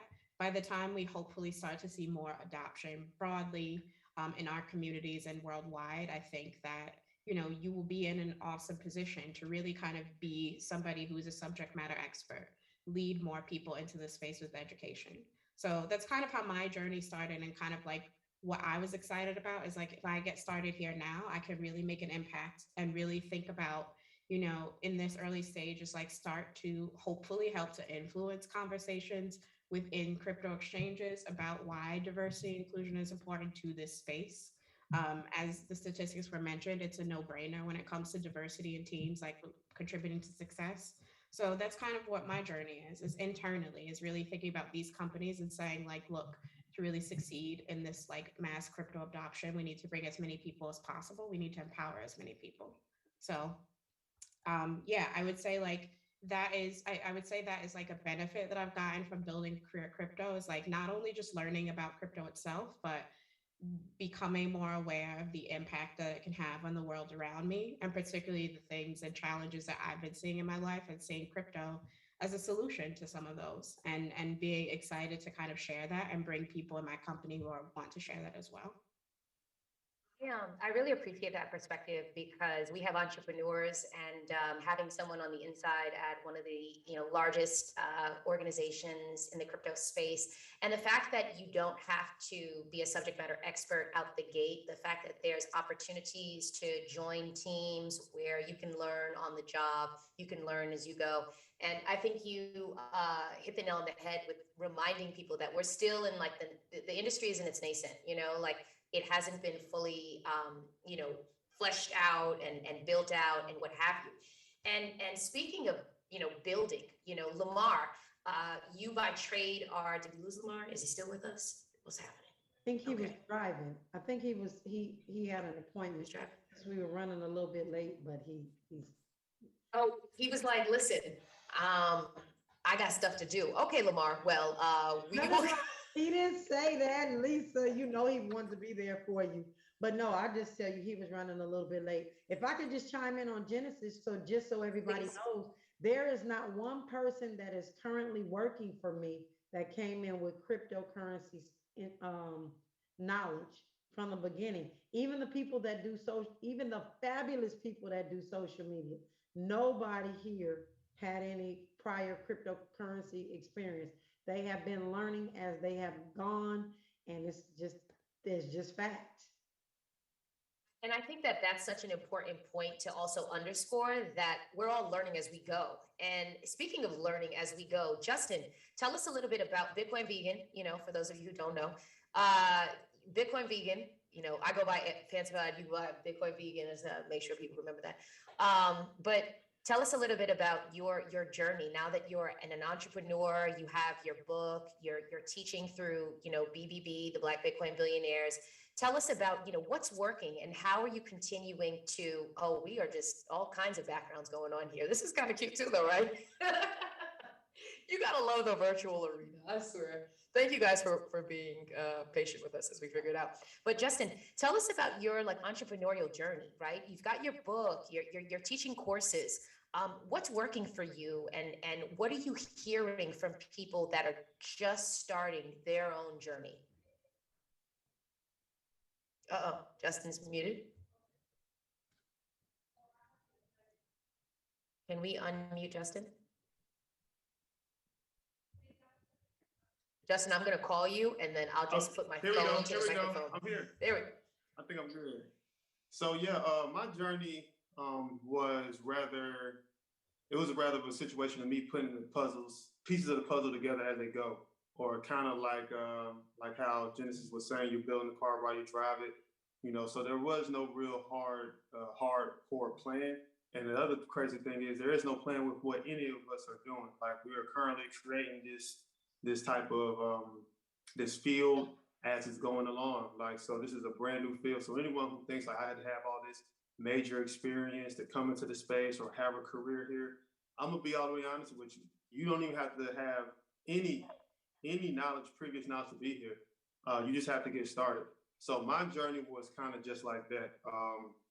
When I learned about it from Zay, I immediately started thinking about how am I going to even get more. And Zay, he means Isaiah Jackson. Isaiah they Jackson. don't know. They may not know. So people know what you're talking Isaiah about. Jackson, who I've known since I was 11 years old, introduced me to Bitcoin when I came home from prison. He was telling me about it since 2016. My granddaddy had a miner. He got scammed out of that miner, but we were just running with it. And the part about the entrepreneurial part, was always just trying to find ways to stay active, stay hungry, always learning. Because while doing that, you start learning everything along the way, like how you going to build out your business, or even how do you get yourself out there. As hard as a lot of people think, it's not really that hard to get started, but you have to do something. And in that regard, like my book, the book tells that story. Even from when me and my mom lost our home in high school to one of my friends was murdered that same year, somewhere we were together. All of those little tidbits are in that book, to where you actually see how it just easily transitioned me into Bitcoin. Like I tell people, Bitcoin for me was one of the easiest decisions to make. It was an easy decision, but the fact of how I would teach, like I used to teach people how to set up wallets for $25 in 2016. So the point of just showing folks how that education goes, like I have a master class I have that runs as well, what we do in the BBB, but a lot of times it's just coming from meeting people where they are. And a lot of times people think they need some high level knowledge on tech or high level knowledge on finance. And, in my book, it's basically saying, hey, here's a guy that came out of prison and hopped into the #1 industry in the world. So it doesn't take too much previous knowledge. It does take some grit and some dedication though. Like it's not easy building an airplane while it's going down, hoping it starts to fly. So in that regard, the journey was a journey. Entrepreneurship has been great. And one of the greatest things I learned is to always look to network. Like people can help you build you faster than you can build you. And that's what we have going on in BBB. I'm glad Lamar's back, even though he was kind of delayed. But it's all good. It's all good. So you gotta. Thank you for sharing that. And I agree with you. I think one of the best parts about being a part of the crypto community is just how community centric we all are. And for me to have met each of you and have interviewed each of you, go check out their interviews on our YouTube channel, Crypto Couch, to learn about our first encounter. These folks are the real deal. And speaking of the real deal, Lamar, I'm so glad you're back. I was worried. I was like, abandon us. Like he's frozen. He's frozen. That's what happens Lamar, when you do these things in the car. Lamar, wake up. Okay, well, he's obviously not really. The internet connection where he is probably a little bit sketchy. But let me ask you this, right? We'll bring him back when he's ready. But let me ask each of you this. What's one of the biggest maybe aha moments that you've had being in crypto in relation to the people that you've met in the industry? I told you a little bit about my experience in reaching out to you all and how gracious each of you were. Tell me about your experience of being in the space and how you've been received. I'll let Bitcoin Vegan go first. Because I have had one hell of a week. Ay. I'll go ahead since he's not on there yet. So for me, no, we can't hear you, Bitcoin Vegan. So for me, wait, excuse me, Naja, for 1 second. Everybody, don't mute yourself, because each time you mute yourself, we have to unmute you. It's not like a regular Zoom where you unmute yourself. So sorry, just want to make sure that each of you know that. Go ahead, Naja, I'm sorry. No, I was just saying I have had a week. So how everybody sees me. So the love is pouring in. So I don't know if you've been on my social media, but it's been a tough week because when you have a lot of people pulling at you different ways, how they think you need to move in this space, how they think you need to educate what you stand for, and then I just you just kind of find yourself not actually trying to please other people, but trying to help people understand really what your mission is, why you're doing what you're doing. And it's almost kind of sort of answering the folks. And so just for sure this week, I got so much love poured in where folks were just like, be you. And to everybody that does not accept who you are in the community that you seek to serve. Because it's not about us pleasing them. It's about us really getting ourselves and our house in order. And so I respect that. So the reception has been awesome. But there are individuals that really feel like, that I haven't been putting all the effort into all the communities, specifically mine. And so I get a little bit of backlash for that. But I am who I am unapologetically. And somebody showed me a shirt yesterday that said, "Do not have conversations with people that Harriet Tubman would have shot anyway." You know what though? You can't please everybody. The chat's getting lit up. They're like, "No, she didn't," but yes, she read your mind. Who doesn't agree with that logic? I mean, look, not everybody's meant to be with you along the way. Lamar, before we lose you, are you with us now? Yeah, I see you. Listen, I hope you're not on mute. I don't know what's going on. I've been kicked out of this thing like 3 times. I think it's Justin.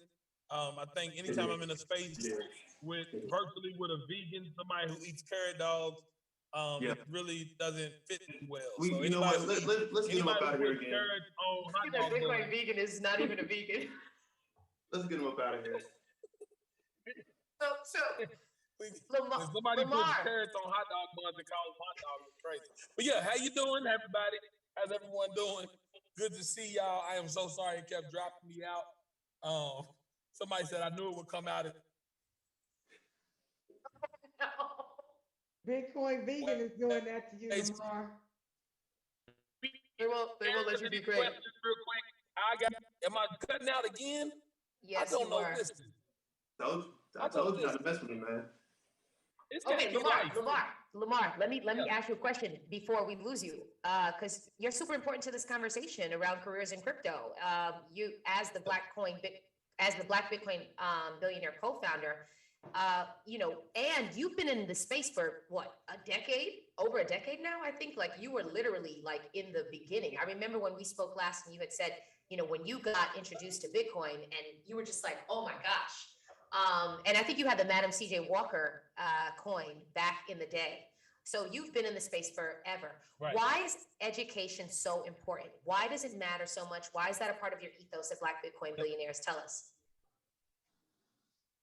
Because the biggest part is that there hasn't really been a lot of intentionality around educating our community and making sure that our community gets the right information. And so we always want to make sure that we are very intentional about pushing the education into the community that normally is marginalized. That's the whole reason why our communities are called marginalized, because we're pushed off into the margin as if people don't care, right? It's like we're pushed off to where people don't think that, our community is the one that needs to be educated. And so if you're going to actually educate our community, you have to be extremely intentional about it. And I think it's very important because these are cutting edge technologies that actually help you to advance. The earlier you're in them, He was about to go off. the more Don't knowledge worry. you have. And what happens is that are the leaders in the future. So important. Can y'all hear me? Can you still hear me? Is that better? Kinda can. Yes. Oh man, see, this is just not gonna work for me. We can hear you. We can hear you, man. We can hear you. Okay. So do I need to go back through everything I said about intentionality? No, we heard you. Okay. So my video's just not working. Yeah. Go, Lamar. Okay. So anyway, so that's why I think it's important that we definitely educate, especially our community, because normally this information from cutting edge fringe technology doesn't get into our community at an early stage. We are usually lagging in the ability to adopt some of this, not from the standpoint of our aptitude, but from the standpoint of access. And I think we need to just make it a lot earlier in the access channel for more people who are in our communities to be able to utilize and see this technology early on. Super facts. Riza Cayenne says facts. Antibai says super facts. And actually, that circles back to the various ways of earning within this space. So Genesis of Gemini. You see how you do that? Like it's just like Genesis, Gemini. What are some of the opportunities at Gemini that you as the head of diversity, like you're wanting to bring folks into? Let's say they don't have a technical background. Again, I think like we are looking for many different roles. We're growing rapidly as a company. And one of the things that I'm making sure that we take care of is also, there's sometimes a myth that is like, as you're growing quickly as a company, like thinking about diversity takes too long. I'm trying to make sure that we do both at the same time. And fintech is particularly hard, but we're committed to it. Role-wise, we have so many open, like across all. You're growing so quickly. And I think like for me, thinking about the most important impact is who is at the table. I think if you look at kind of statistics across companies that are growing when they're thinking about diversity, particularly people of color, underrepresented people, Black, brown people, they will say, oh, we're doing a good job here, but you notice that they might be in support roles or entry-level roles. And there's nothing wrong with those as you're building a career, but they're being excluded from the roles that matter, the ones that are actually making the decisions. And so it's not just enough for us to say, hey, we want to hire for diversity. It's like we also have to make sure we're paying attention to those roles that are influencing what we do as a business.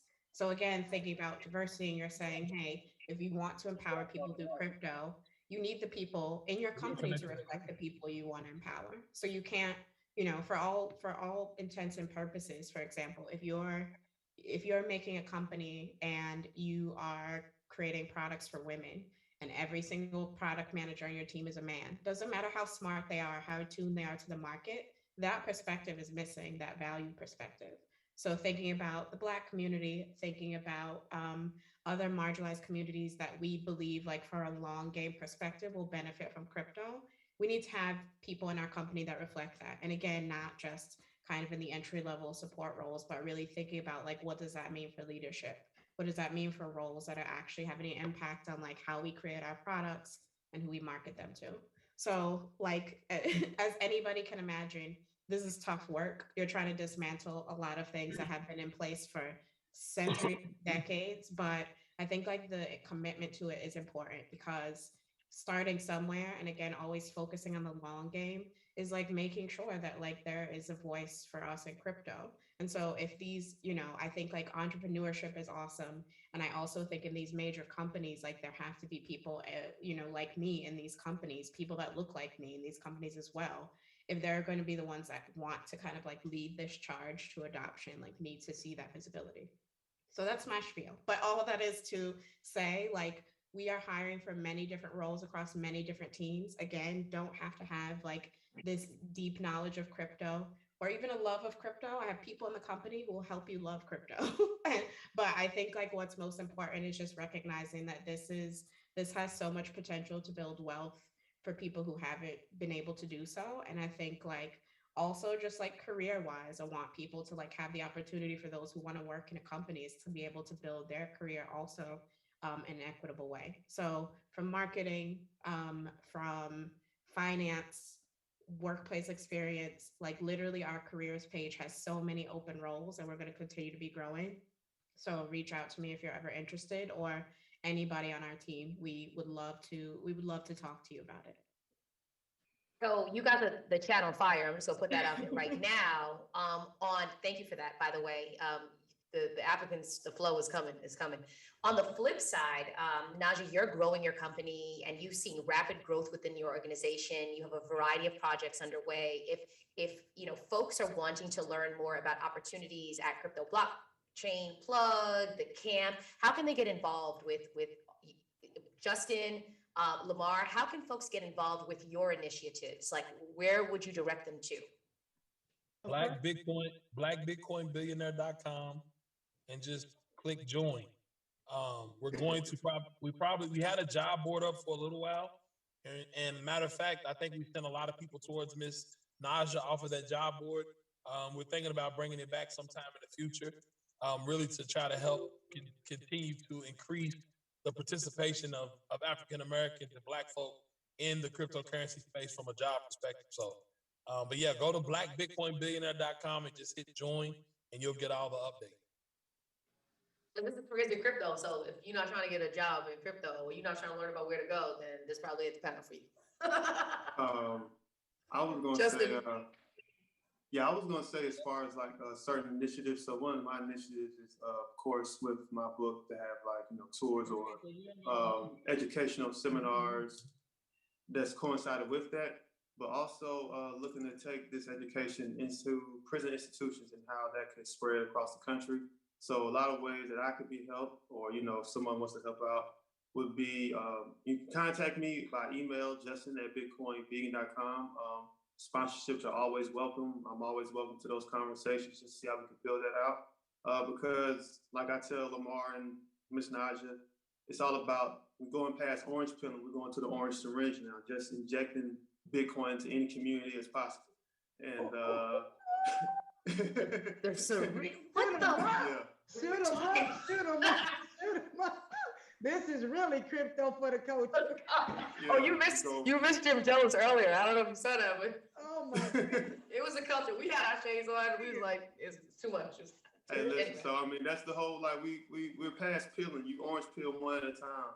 We got to take a syringe. So like I said, man, I'm open for all conversations around that because the goal is all right. So people see you, they see what you represent. And they can feel like they can do it too, no matter where you start from. Like I say, I always feel that our culture, once we get something, we start receiving big bags or bigger checks. And it's like, you now know what to do with that check. You just need to know what to do with it when it comes your way, because it will happen. You just gotta be ready for it. So spreading that education as much as possible, but definitely in community, definitely within organizations who work with reentry or people who are coming home, because those are, if you look at it kind of like how Bitcoin does with mining, that's almost a waste of energy. You have people coming home who can't work real jobs. You got grown adults working in teenage jobs. And it's like, how can you provide off of that? So bringing that knowledge to them either before they come home or when they come home, and just seeing how it could be done. And it's always great to know that there are people who've done something that you are trying to do or thinking about doing. So those are the type of ways, and anything that goes down with BBB, I'm a part of. But as an individual, those would be great ways to help. So just reach out to me. We can set up a time to talk about any of that stuff, sponsorships or anything, and we can go from there. Well, I could keep each of you here all day long. I'm really happy that we had a chance to hear from you. Thank you for sharing your crypto journeys and how you segued into your careers in crypto on the entrepreneurial side to some of the biggest players in the space. We thank you for your genius and your expertise. We will make sure that everyone knows how to reach you and contact you. And now for the video. I feel like all too often marginalized communities have to demand a seat at the table, or they have to kind of force themselves in. But I think from the ground up, companies like this should be thinking about creating a table that already has seats for everybody. I'm so glad you're putting a careers page because that's where I think like the disruption happens. The more people, the more Black people, the more brown people, the more women, the more queer people that we have working in the space in companies like Gemini, the better that we have like to change it from that institutional perspective. So I encourage anybody out there who's interested in crypto, don't have to be an expert, just got to be interested in it or passionate about it. Like take a look at our career site, come talk with us, and let's see what we can make happen. Genesis said pull up, and that's it. That's all you need to know. Oh, cool. I love it. Okay. Back to serious stuff. All right. So, wasn't that fun? I agree. A great panel. Trailblazers, exactly right. Only the best for you. Only the best for the culture. All right. So, I just have to drop a quick stat. Want to learn more from Naja Roberts, Lamar Wilson, or Bitcoin Vegan? Go to cryptotutors.com. Naja Roberts will act like your Harriet Tubman to help you to financial freedom. Lamar Wilson is really great because he comes from a coding background. And Bitcoin Vegan will be able to help you with your mindset. Check out cryptotutors.com. Oh my gosh, somebody said, whose voice is that? It's Nina Blankenship. She's the CEO of Crypto Tutors. She's so cute. You'll love her. She's behind the scenes though. So before we bring out our next panelist, thanks, Lisa. You're welcome. Awesome job, everyone. Wait, we're not done. There's more. All right. Statista, there you go, reports that nearly 50% of the world's population has a smartphone. Many of us access our bank accounts, our crypto accounts. We send money, we send crypto, we receive it, etc. But what you may not know is that 80% of attacks on smartphones are successful. I know, it's terrifying.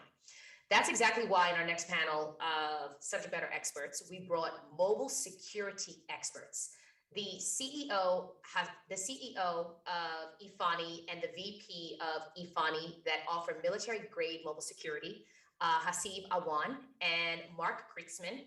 And Hasib is a graduate from Stanford University. Mark has been in the cybersecurity world since 2001, has 15 years of experience working for mobile operators. As I said, military grade security. I'm gonna let them do what they do.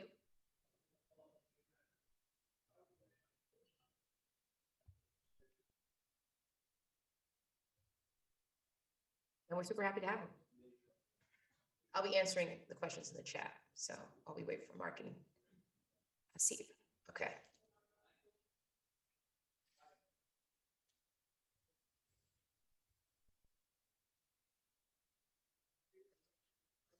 We're going to unmute you both. Sorry, Mark and Hasib. There we go. All right. Mark, I see you representing. Got the branded shirt. You're not playing games today. Yeah, okay. I got my thumb shirt on. I know, you're in funny shirt. Military grade, enough to $5 million of insurance. I have you funny. Right. Yeah, all right. Hasib, are you on? All right, so why don't we give Hasib another 30 seconds? And if not, then we'll go ahead and just get started. Lisa, at this point on your schedule, how much time do we have allotted for this segment? Have 10 minutes. 10 minutes, okay. 11 mobile security tips in 10 minutes. Does that? Yeah, in fact, if it's only 10 minutes, why don't we just go ahead and I'll just go ahead and get started on. And Mark, worst case scenario, they can always watch always watch our mobile security webinar that we have on our YouTube channel. Yeah, awesome. Okay, so great to be back. Appreciate that, Lisa and Nina. So, what I like to tell people is that Crypto Tutors teaches people how to invest, and we like to teach people how to secure their crypto as well as provide them secure services to help. Before I get into the 11 tips, just really quickly, what I'd like to do is talk about just a couple of the recent data breaches. Like this is getting incredible in terms of how many breaches there are. It's almost every day now. So I was looking before this call and I see that, Twitch announced that they had a data breach this morning. 2 days ago, a company called Cineverse had to basically come clean and say that they've been breached for the last 5 years. And a lot of people think like, oh, okay, well, I've got T-Mobile, so when I send a text message, it's handled by T-Mobile. But for hundreds of mobile operators around the world, there's a company called Cineverse that handles the routing of those text messages. And for 5 years, they've been breached. So that means that if any carrier in the US, major carriers around the world, there's billions and billions of our text messages floating out there that somebody has access to. And that's kind of scary. And so people are learning, the hard way about the mobile industry and just how unsecure it is. And to give you a few other examples, Lisa, you already talked about SIM swaps. So SIM swaps, 80% of them are successful. There was a study actually done by Princeton that proved that, where they set up a bunch of accounts and then they proceeded to SIM swap the 50 people that they had set up across 5 of the largest operators in the US. We know this to be true because we provide a secure mobile service. So people call us every day, and probably about 20% of the people that call us have already been hacked. And if they haven't, their sister, their brother, their son, or somebody at work got hacked, or they happen to be like in a Telegram forum for crypto, and somebody will come in the room and say, I just got SIM swapped, my Coinbase was hacked, and I lost $10, $20, $30,000. So I've talked to people personally that have lost up to $500,000 that were double engineers out of Silicon Valley, thought they had it covered, and unfortunately they didn't. So I'm going to go through the 11 steps here really quickly, and then Lisa, if you can maybe gather some questions at the end and we can cover those. But the first tip is what a lot of people do, and I'm going to use I'm going to summarize everything from all the calls that I've handled personally, because people will call in and they'll tell me like how they secured themselves or how they didn't. And so that's the information I'm going to use is from the people that got hacked, and I'm a hack victim as well, and that's why I joined Defi. But the first two things are what you don't want to do. So a lot of people will set up their Gmail phone with their Gmail account, or set up their iPhone with their Apple ID, their Apple email, and then they'll use that login for their Gemini account or their Coinbase account, exchanges, whatever, Bitfinex, and you don't want to do that. So you're basically just pointing that hacker to exactly where they can go to try and they can put your email ID in, like Coinbase.com, for example, and hit forgot password and see what the message is. So it might return a message that says, enter the 6-digit code, or we've sent you an SMS text. So now they know what they need to do in order to go and hack into your account. So if you get SIM swapped, for example, somebody steals your mobile account away, and they're going to get access to your Gmail account. That's the first thing they're going to try in all the bank accounts, Visa, MasterCard, Coinbase, and see what kind of reaction they get. So don't do that. The second one is we've had a lot of victims who they use an email that's separate from what they set up their phone on, but they use it to communicate with friends and family in public. But then they use that for their Gemini account, Coinbase. And you're basically just advertising, right? So if you're sending out emails like, oh, I just made so much money in Coinbase today, it was awesome, and they're sending that out to friends and it gets, around, then somebody at some point is going to say, I wonder, do they use this email account for, all these, the top 10 crypto apps out there, and they're going to figure it out.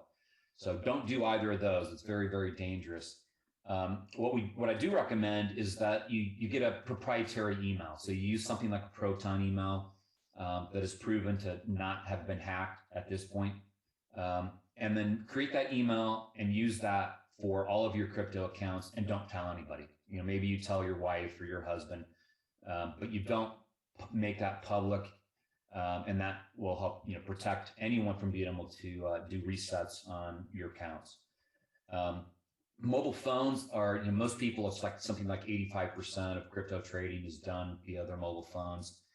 A SIM swap is when somebody imitates you and calls up like AT&T or Verizon or Sprint and says, my name is Mark Kreitzman, I just lost my phone, and they're switching your mobile account over to a SIM card that's in the phone that they have.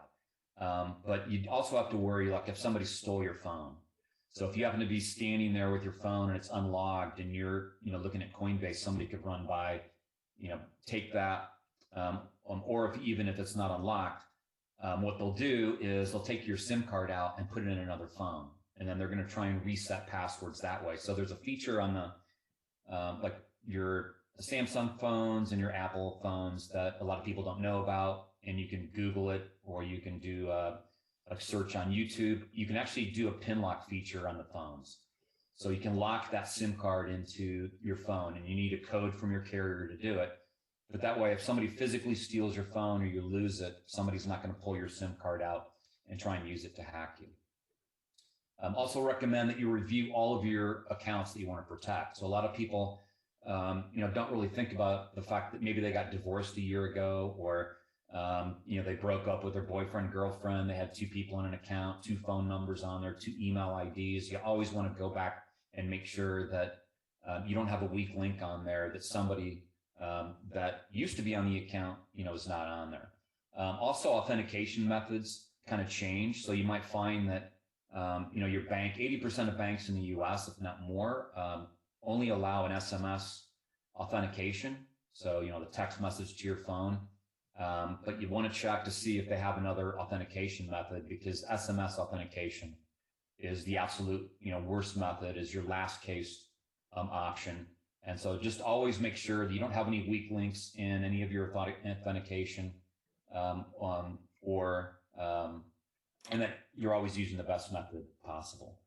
I like, for people who are not like technically smart in terms of like wanting to use your hardware type solutions like a YubiKey, authenticator apps are very useful. And so authenticator app is something it's an app you download on your phone. You can integrate it in with like your Coinbase or your Gemini, other exchanges, and it's a random code generator. So you don't have to, know very much. So every time you log in, it's going to say, enter your 6-digit code, and you go to your authenticator app, enter that in, it's going to let you in. So if you're not savvy with hardware, make sure you use authenticator apps. I get asked all the time, like, well, if I put an authenticator app on a separate phone, does that help? It doesn't really help. And then also be aware that if you do get SIM swapped and they get into your email, they're going to look through your email to try and discover other emails that you may use. Look for notifications of like crypto accounts or authenticator app type notifications, and they're going to try and re-authenticate your authenticator app to their phone. So while authenticator apps are definitely much more secure, they're not foolproof. Always use a quality AV and VPN. One of the issues out there is that you can build what's called an IMSI catcher. And so I had an MSP tell me last week, that's one of our partners, that they built an IMSI catcher for $100. And companies like hotels pay them to go in and show how people can break into their Wi-Fi, for example, and with an IMSI catcher. So they went into a hotel, turned the IMSI catcher on, they duplicated the hotel's guest Wi-Fi name exactly. Then they used that IMSI catcher to attack the guest hotel Wi-Fi, took it down, and everybody's connection in the hotel reconnected to their fake Wi-Fi. And at that point, they had to turn it off because it's illegal to do that. So they turned it off. But at that point, that means they had, through this one device, by walking into the lobby with it, the ability to monitor all that traffic. Anything that's not encrypted, they would be able to tell what apps you're using and certain information they would be able to track. For the extra layer of security, use the YubiKeys. These are physical YubiKeys. You can buy like 1, 2, I think you can buy up to 5 YubiKeys so that you can keep one in a safe, one in your keychain, one at home. And what that is you can integrate that in with like your Coinbase app, so that when you want to access your Coinbase app or send crypto out, you have to take that physical key and stick it into your laptop or your smartphone in order to do so. So that is one of that's a notch above the authenticator app, and highly recommend that if you're comfortable with doing that kind of security. If you want the ultimate security, then maybe take 80-90% of your crypto and move it onto like a cold storage device, like a ledger device, and then just make sure you store it in like a safe that protects against fires and floods. Nobody can hack that. So unfortunately, Ledger had the leak, which caused a bunch of SIM swaps, but at least they're the hardware Ledger devices that nobody could steal from those devices. be mindful of your physical security. It's getting to the point now where so many people are walking around with crypto on their smartphone that it's only a matter of time in the US. I haven't really seen it happen here, but in other parts of the world, like in South Africa and Venezuela, there's been people who have gone online and bragged about it, and then they're later out driving their Ferrari, and people see them, and the situation can get pretty bad. So they can either hold you at gunpoint. In the case of one guy in Venezuela, he actually got killed out in the street because he was bragging about his cryptocurrency. So be mindful that whatever you're walking around, whatever devices you're walking around with, you're not making it easy for them, because if you have $100,000 of Bitcoin on a wallet on your phone, somebody with a gun at some point is going to figure out that it's pretty easy to steal from you. The last thing is that, and I'm biased on this because we provide a secure mobile service, but we think it's extremely important that you use a secure mobile service. We're the only one that we know of that exists, especially in the US. And the reason we want to do that is because it's just 80% of any attacks to try and steal your mobile account away are successful. And so I know that number sounds high, and people think like, oh, okay, well, how could that be? Like, why isn't all of our crypto stolen? And it's because it's just a matter of time. And the reason it's that high is because all these data leaks. So when like Cineverse loses all this information, Ledger, T-Mobile had 53 million people's records stolen, and now they can use that information to try and SIM swap and take that away. So what Afani does is we provide unlimited voice data and text, SIM security. It's our Afani SIM card. You get to choose whatever operator you want to use, and it's $99 per month. And we also include a $5 million insurance policy. So we have never had anybody get hacked and have their mobile accounts stolen away. But a lot of our customers are really passionate about us, and they say that the reason that they can sleep is because they're using Afani. And now Hasib's joined. I know you joined a while ago. Hasib, we were given 10 minutes, so things are kind of late. So why don't you go ahead and kind of close out with your thoughts on things that I might have missed? And I know that there's like things going on with the two-factor authentication that people are discovering. It's I think we need to unmute Hasib. Yeah. So Lamar, good to see you, bro. And anyway, so he asked about Proton Mail. I think, yeah, they can go out of business, but frankly, I think they're well funded, and I don't see them going out of business. But ultimately, you can keep a download. You can set up your own mail server too, but that's pretty complicated. And I talk about two things: security and privacy. Like, a lot of people talk about privacy, but privacy is a difficult thing to achieve, to be honest, in our digital world. Because even DMV is selling your data, your utility company is selling your data, your social security number is being sold. So I would say just focus on security. The problem why people don't take security seriously, especially digital security, is because it's not like a physical, right? Like, you would like to lock down your doors with extra locks at night, but if you live in a rough neighborhood. But if you live on internet, basically the entire internet is your neighborhood, which means that you can expect attack from the worst possible actor. It doesn't even live in the US.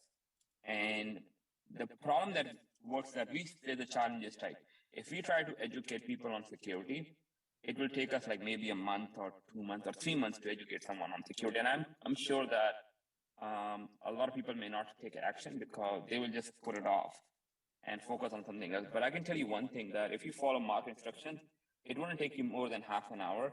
And frankly, by the end of the day, within half an hour, you can be secure than 99.99% of people in the world. And 99% of these tools are free. You don't want to use Afani, that's fine, but at least it doesn't cost you to put an app on your phone and get a two-factor authentication set up. And not just do it for yourself, do it for your loved one too. Again, it's a charity that you should do, because I'll tell you, in life, if you can control your downside, you'll always have an upside. I talked to so many people who had suicidal thoughts, who had so many issues that because of the security, right? Not just cyber, SIM swapping, but also there are dozens of things that happen on your phone and then people become suicidal because they get blackmailed, they get like all kind of there's so much bad stuff happen out there because of digital security. So keep our digital security hygienic, and please do it for others too. If you know your family member, just spend like half an hour with them and set up like 2-3 basic things. One other thing which I do from time to time is on every birthday, what I do is I basically format my computer and I go to set up everything again. And I try to hack myself. Like, okay, you know, like think about how Hasib got hacked. Like Hasib lost his email address. What will he do? So you'll be surprised how many people have their city of birth as their security question. Now, a lot of people know where you were born. It's pretty easy. They will know your date of birth. They will know that these basic questions. So please remove them. Have like a fake, I will not say like fake date of birth, but like imaginary date of birth that you can use everywhere where it's not required legal to have a real date of birth. And just try to break into your account personally. That's all. Other than that, if you have any questions, like, you know, you can reach out to Will, as Nina mentioned, and just follow up a call. Like, you know, it's free of cost. There's no cost to that. You can also follow us on Twitter and ask on Ifani, or Crypto Tutor is a great place to learn because you can ask Crypto Tutor teams about security. And please do it, right? Do it for yourself, do it for loved ones, that's all.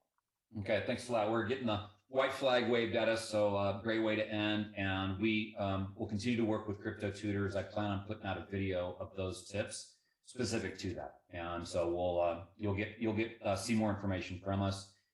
Lisa and Nina, we look forward to working with you again real soon. Appreciate it. Super happy to have had you, and I think we have a commercial. We have a commercial break. You probably think Visa is a credit card company, huh? But it's actually a network, connecting just about everyone to just about everyone else. It can open eyes with a cup of coffee and change minds about what makes a business a business. And it is working to connect everyone, everywhere. So, meet Visa, a network working for everyone.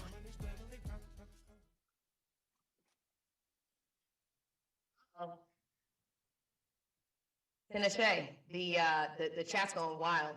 The chat's going wild. They can't wait. They can't wait. They can't wait. Oh my goodness. Hey, look, we do love Tinashe. Jenna says here for Tinashe. Okay. Thank you to Mark and Hasib for sharing the necessary aspects of fortifying your mobile device. Don't play games with that, folks. Whether you work with Ifani or not, make sure that you're fortifying your device. Don't get played. We're not trying to have our people played. The culture can't get played. We're trying to make sure the culture don't get played. Okay, so I said what I said.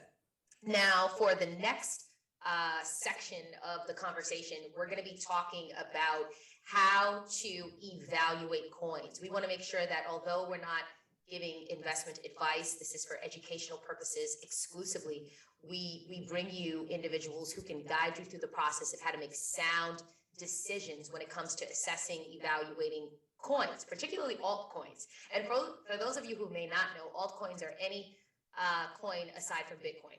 You know, Ethereum, XRP, Cardano, you might be familiar with. What I love about the expert that we're going to be bringing to the stage is that a lot of the coins that he focuses on are less than $1. And so the barrier to entry is significantly lower and accessible for most people. Most people have, you know, a couple dollars to if you have a couple dollars to get your nails done, buy a trim, then you could definitely take a couple of those dollars to invest in something that might have to the moon potential, which Tinashe, you're known for, to the moon. I mean, people in your exclusive Facebook group, Moon Seekers, coincidentally, you know, have turned 3 figures, 4 figures to 7 figures. And not to put that much pressure on you, Data, but they call you the GOAT for a reason. You know, GOAT for those that are tuning in from wherever you are that may not be familiar with the terminology, greatest of all time. So I don't want to take any more of your time to do what you do, Tinashe. The stage is yours. Tell them why they call you the GOAT. Oh, well, thank you for that introduction, that long introduction. Hopefully I can live up to it with this quick presentation that I have going. Well, I got into cryptocurrency around 2013, 2014. Two reasons. One of them, I was looking to grow my money. The other reason was my sister lives abroad. I have a lot of family that lives abroad. So we're just trying to find a way that we can send money back and forth, because stuff like Western Union and MoneyGram tend to like give you problems after a while. So that's one of the reasons, why I got into crypto. And I have a Facebook group with like 17,900 members now. And yeah, it's allowed me to meet people like Nina, Lisa, and, a lot of wonderful people. And yeah, I'd like to share this presentation I made. Give me a second.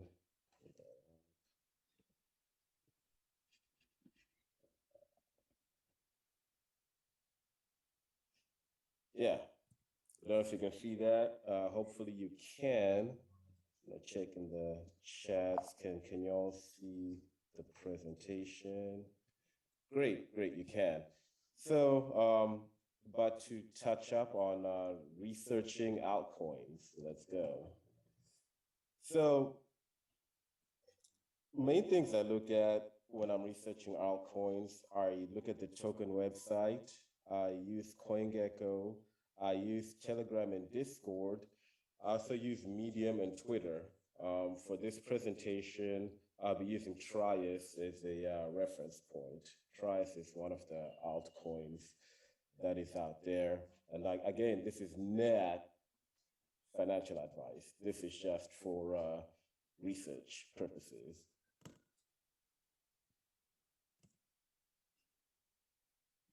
So I normally tend to start off at the website. This is the Trias website that we have up here. While I'm on there, I try and find out as much information that I can about the team, any news on the project under, latest news and, that sort of stuff. I like to see who they've partnered with because crypto is a lot about partnerships and community. So I tend to kind of look for what are the cryptos that they've teamed up with, partnership, anything coming down the road with them.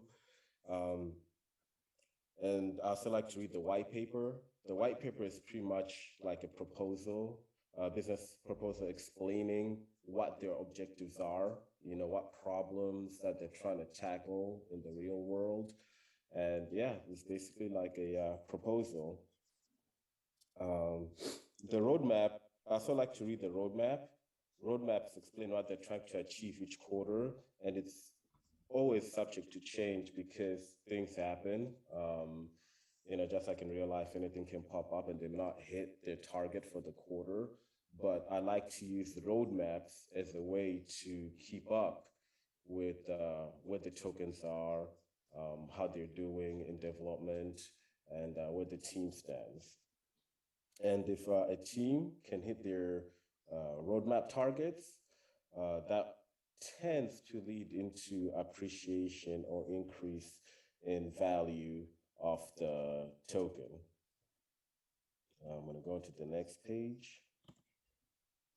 CoinGecko is another website that I like to use because it will show like circulating supply, the maximum supply, value of the token, what's been traded in the last 24-hour volume for the token, how the token has been doing year to date. So yeah, I feel like CoinGecko, some people like to use CoinMarketCap, but yeah, those are very interesting, websites to look at to keep, track of, the trade volume, website for the token, the block explorer, or if you just want to get the contract code for the token. So yeah, CoinGecko is pretty nifty to use.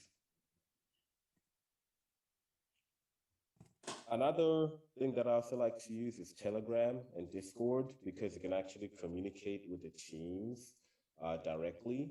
So joining the team's Telegram or their Discords is definitely a great way to keep up to date with what the teams are working on, any competitions they might be having, if a token is forking, when they're going to do the snapshot for, the fork that's going to happen. So yeah, keeping in touch with the teams is really important. And the best ways to do that is through their Telegrams and Discord. So yeah, and over here I have a screenshot from the Trias Telegram, and you can see some people are bullish on it. But then again, not financial advice, do your own research. Medium, I like reading Mediums because Mediums are almost like a blog spot, and they write what they've been working on or what they're working on or what's coming up. So I tend to like to read and keep up with Medium posts, great reads, very educational, and very, a lot of information is placed on there. So yeah, check out the Mediums, follow the Medium blog spots if they have one, but a lot of the times they're gonna have Medium posts. Twitter is another way to stay up to date. You can follow their official Twitter names. At the same time, I like to search tokens, and some of the ways that I'd be doing that is by using the dollar symbol and then the token short name, the ticker symbol. So for example, if you put $BTC and then on Twitter, and then you look up latest, it'll show you the latest tweets for what people are saying for BTC. You can do the same with hashtag BTC. I prefer to go with the $BTC, and that's a good way to get the latest tweets. There might be a lot of shilling going on, so you might want to,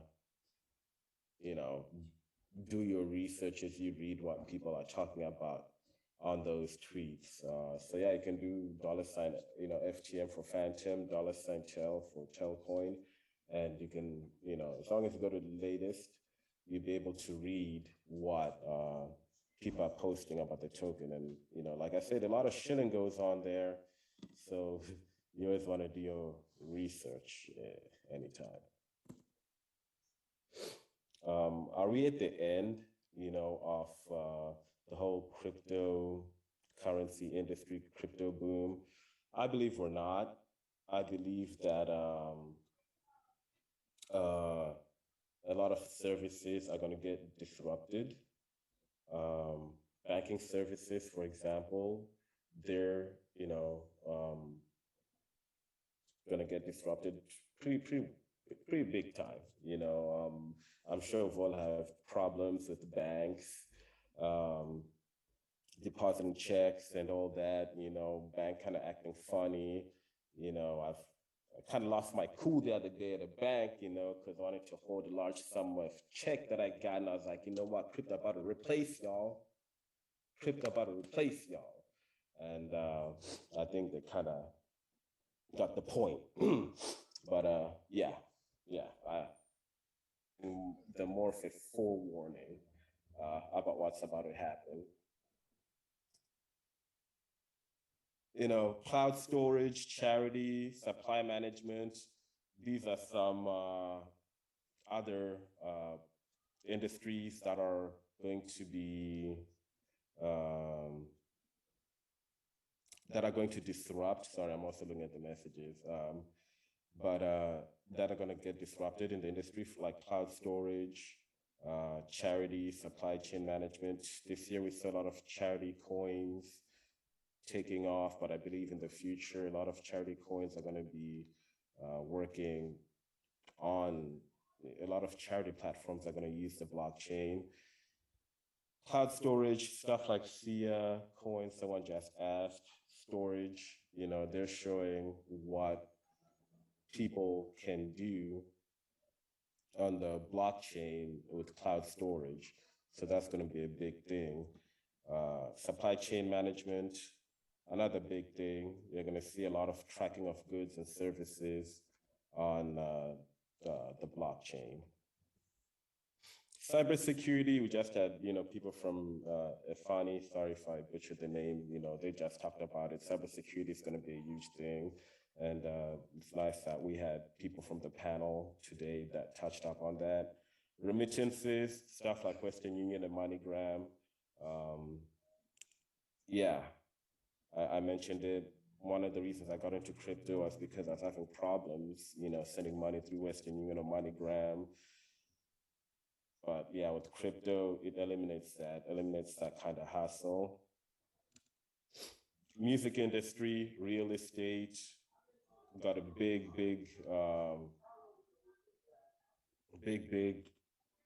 use cases for real estate and music industry that we already see that's in use. Energy management and voting, those are other things that are going to be implemented, kind of like peer-to-peer energy, where you'll be able to sell, let's say you have Tesla batteries and stuff, you're generating enough energy, there'll be a point where you'll be able to actually create your own grid with a token like power, and you're able to sell that excess power to your neighbors, which I think is going to be pretty cool. Voting, we all know what happens with voting when it comes to politics, and we need a really good, transparent manner of getting voting done. And I believe voting is another thing that's gonna be disrupted by the blockchain. Will there be more? Yes, there'll be more. Obviously, as we see day in, day out. But in the future, it's important to understand the difference between proof of work, like, for example, that Bitcoin uses, proof of stake, which Phantom uses, and obviously frictionless yield farming, which is becoming huge. But yeah, that's my quick presentation since we're running on time. But yeah, I appreciate you guys. And yeah, if you guys have any questions, let me know. Lisa, back to you. You're such a good person. Can we just put that out there? You're just such a humble and modest person, and we so appreciate you. If folks knew what you were working on right now, I'm not going to spill any beans, but if folks knew what you're working on right now, and the fact that he carved out time for his day to speak with us and to impart this wisdom, we cannot thank you enough. Yes, look at the chat, lighten up. He is so genuine, greatest heart, Marie Arobu says. Awesome, most hardworking guy I know, Kristen says. Thank you so much, good info. Tinashe is the man. Is he on Twitter? Yes, he is. Tinashe, are you on Twitter? I don't even know. Yeah, Kunta Crypto. Can you drop it in the chat for folks that, awesome. Thank you so very much. We'll make sure that what's your IG, listen, they are all about you. They love them some you. Okay, and I understand why. I'm in the group. I got the invite. Oh my goodness. All right, Tinashe, I think that we are going to move on. Thank you so much for walking us through how to research an altcoin. They call you data for a reason, and we're grateful to have had you today. And thank you for being a co-collaborator. Without you, this wouldn't even been possible, because it was in your group that Nina saw a conference where it was all white males. And not to say that there's anything wrong with that. It's just that there are other people that have something of consequence to say in the space. And we want to make sure that all voices are heard. And that is what prompted us to even create Crypto for the Culture. So we thank you for being a part of that community to build the crypto community for the culture, by the culture, including this conference. So what do we got? We got some videos. All right, Tinashe. You want to learn There we go. The goat of altcoins? Go check out Tinashe Matanga. He can help you to understand how to research an altcoin. Another option is this really cute crypto couple. They actually make decisions about investing together as a couple. So go ahead and go to cryptotutors.com to learn more.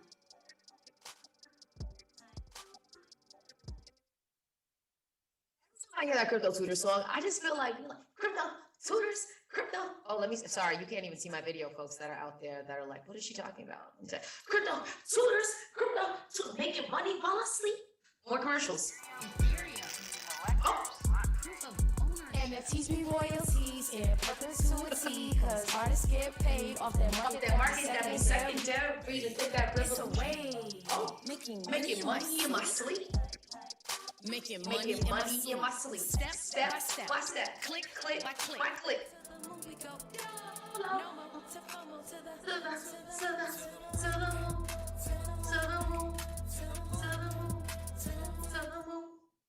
I guess that's our music segment. Oh my gosh. Okay, somebody says our crypto rap music. Okay, love it. DJ to everyone. All right, DJ, thanks for rocking out with us. During Tinashe's piece on how to research an altcoin, he spoke about some charity coins, and I'm really excited to have a few folks to talk about how to read a white paper, which is another aspect of how to make sound investment decisions. We want to make sure that each of you are able to transform knowledge into wealth. And so we want to continue to arm you and equip you with the information that enables you to do so. With that being said, we have two special guests, Mike Petrillo, Chief Strategy Officer. Let me make sure I'm on the right. Okay, yeah. All right, cool. Mike Petrillo, Chief Strategy Officer of Red Panda Earth. He'll be walking us through what is a white paper, going through the process of how to evaluate a white paper. And I don't have a bio for Mike other than Chief Strategy Officer of Red Panda Earth. He's actually one of the nicest human beings like I've ever encountered. I'm so happy that we were able to work with Mike. I know he's going to be doing a drop for Red Panda. And we also have the CEO of Crespa Labs and the Cello community. Super excited to have C Labs here. C Labs is also one of the portfolio brands in A16Z. Before we go there, Mike Petrillo, you rocking your red shirt. I see you, Mike. I see you represent for the Red Pandas. Take it away.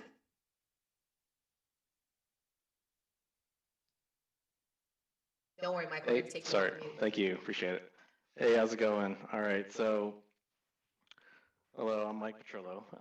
Represent Red Panda Earth today, and today we're going to talk about white papers, right? So I've been, for me, as far as a quick bio, this year I was able to walk away from the corporate world. I found crypto about, I guess, back in 2014, 2015 timeframe, but I was working the corporate grind quite a bit, and then this year it's just I bit the bullet, told my wife, and really just jumped head first and really dove into the charity coin community. It's something I'm really passionate about, saving animals and just this space in general. And so I'm really honored to be here. Awesome conference. So it's definitely very exciting. All right. So the best way to talk about white papers is to walk through one, right? And so we're going to walk through Red Panda Earth's white paper. So we are in ERC20 deflationary token. We're actually the largest animal welfare charity token on the Ethereum main market, and we're just getting started. So with white papers, right, it's a chance to really get very creative on what you're trying to do and represent. So I'm going to walk through a very simplistic high-level one. They all look different, and at the highest level, a white paper's mission is to really help the end user understand the crypto project's utility, its use case, and what problem the project is attempting to solve. The first thing to do is to find the white paper, all right?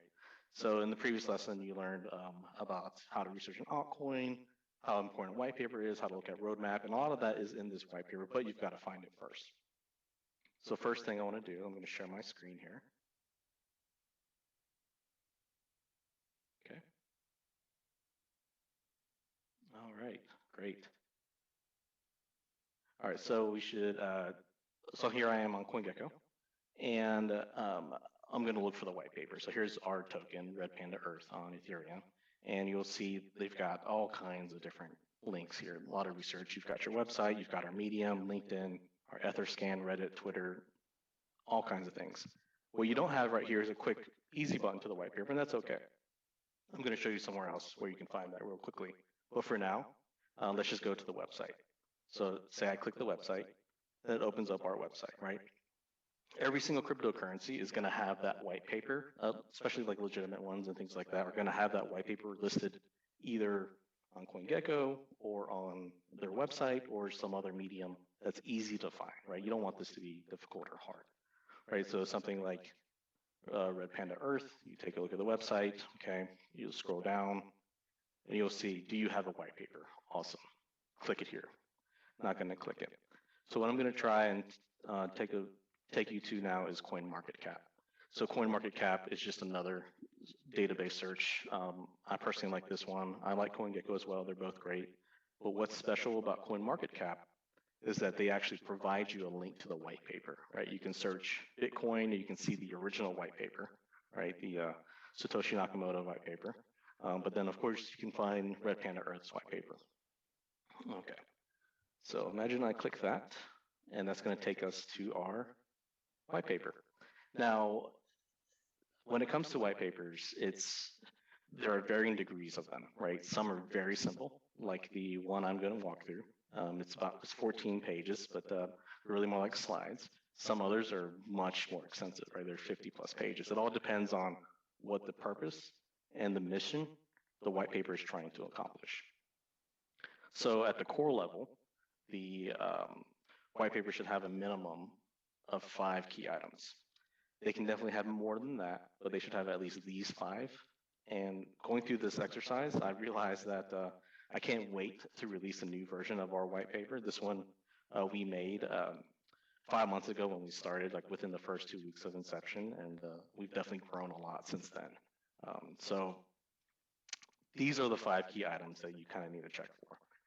1, what is the project's utility, the function, the purpose, right? 2, how would the project solve that problem? Like, technically, like they've got some advanced innovation that they're going to release to the market, some new, function of X equals Y, it's going to do something brand new for the market. Of course, you want to make sure it has a smart contract audit as well.